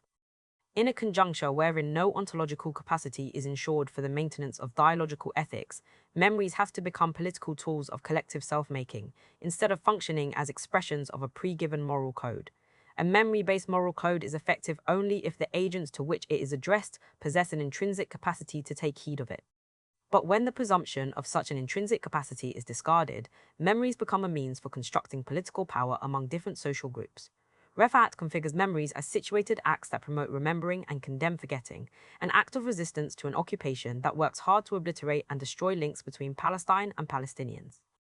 Against the colonial drive towards the annihilation of the native, Rufayat wants to engrave atrocities and rare moments of hope into the fabric of memories. As a partisan in the national liberation struggle, he wants to weave powerful memories so that the colonized can gain the ability to confront and ultimately defeat the colonizers. We Palestinians will keep breathing down your necks until you realize that occupation needs to end, or else we will spoil your most intimate moments by yelling at the top of our lungs, enough, enough. Once memories are embedded in the strategic necessities of political struggle, they are completely delinked from any ontologized or ethicized foundation. The Holocaust cannot serve as a moral evaluator of politics. Assuming the existence of such a moral evaluator converts political agents into moral entities with a pre-given capacity for conforming to a fixed universal code. However, politics knows no such capacities. Israel cannot be treated as a moral entity whose narratives need to be respectfully engaged with. Rather, it needs to be understood as a colonial machine that provides material and emotional security to its settler population. If the sense of security enjoyed by colonizers is not disrupted, then there is no possibility of reconciliation. The future of philosophy. Since the colonial situation presents us with an irreconcilable antagonism between the colonizer and the colonized, philosophy cannot arrogate to itself the right to conduct a moral dialogue. A moral dialogue works only if the entities possess a pre-given capacity to exchange knowledge about each other. However, the colonizer is not concerned with an exchange of knowledge. It is a brutal machine that wants to eliminate the colonized. The colonized, similarly, are not perfect victims with an infinite ethical power for dialogue. They exist under the oppressiveness of colonial death, wherein the desire for freedom has to be repeatedly cultivated through the construction of counter-hegemonic collective power. Lenin remarked that the capacity for proletarian self-emancipation does not come ready-made. Rather, it is forged in the extremes of the exploiter's resistance, which teaches the proletariat to ferret out its enemies from their last nook and corner and to pull up the roots of their domination. Instead of beginning from the assumption of an unlimited ethical capacity, one has to begin amidst the materiality of extremes, namely the violence of the oppressor that necessitates the formation of anti-colonial violence from the oppressed. When an interviewer asked Ghassan Kanafani, why not just talk to the Israeli leaders, he powerfully replied, "That is kind of a conversation between the sword and the neck, you mean?" A conversation between the colonizer and the colonized is never a moral exercise in discovering a common ethical capacity. It is always a deeply political act of warfare that will result in the annihilation of natives if carried out with naivety. Conversation can happen, knowledge can be produced and transmitted, only if the colonized can damage the insular infrastructure of material and emotional security enjoyed by the colonizers. In his last interview, Rafat said, "I am an academic. Probably the toughest thing I have at home is an expo marker. But if the Israelis invade us, if they barge at us, open door to door to massacre us, I'm going to use that marker, throw it at the Israeli soldiers, even if that is the last thing that I will be able to do." The expo marker, a symbol of knowledge, is thrown into the combative exteriority of a militant struggle. Philosophy is no longer tasked with the disclosure of the moral reservoirs of humanity. There is no such hidden moral capacity. Everything takes place on the surface, on the terrain of politics. Instead of searching for a noble power for freedom in everyone, one is faced with the urgency of combating the savagery of colonialism. We are helpless and we have nothing to lose, stresses Rafat. In this moment of desperation, Rafat chose to direct philosophy outwards, towards the imperative of revolutionary struggle. For him, philosophy functioned as an act of life wielded by a proud stone thrower like him. Western philosophy continues to suppress this imperative, floating in the sovereignty of a contemplative consciousness. The duty falls upon us to destroy this anti-political philosophical tradition through militant participation in revolutionary struggle.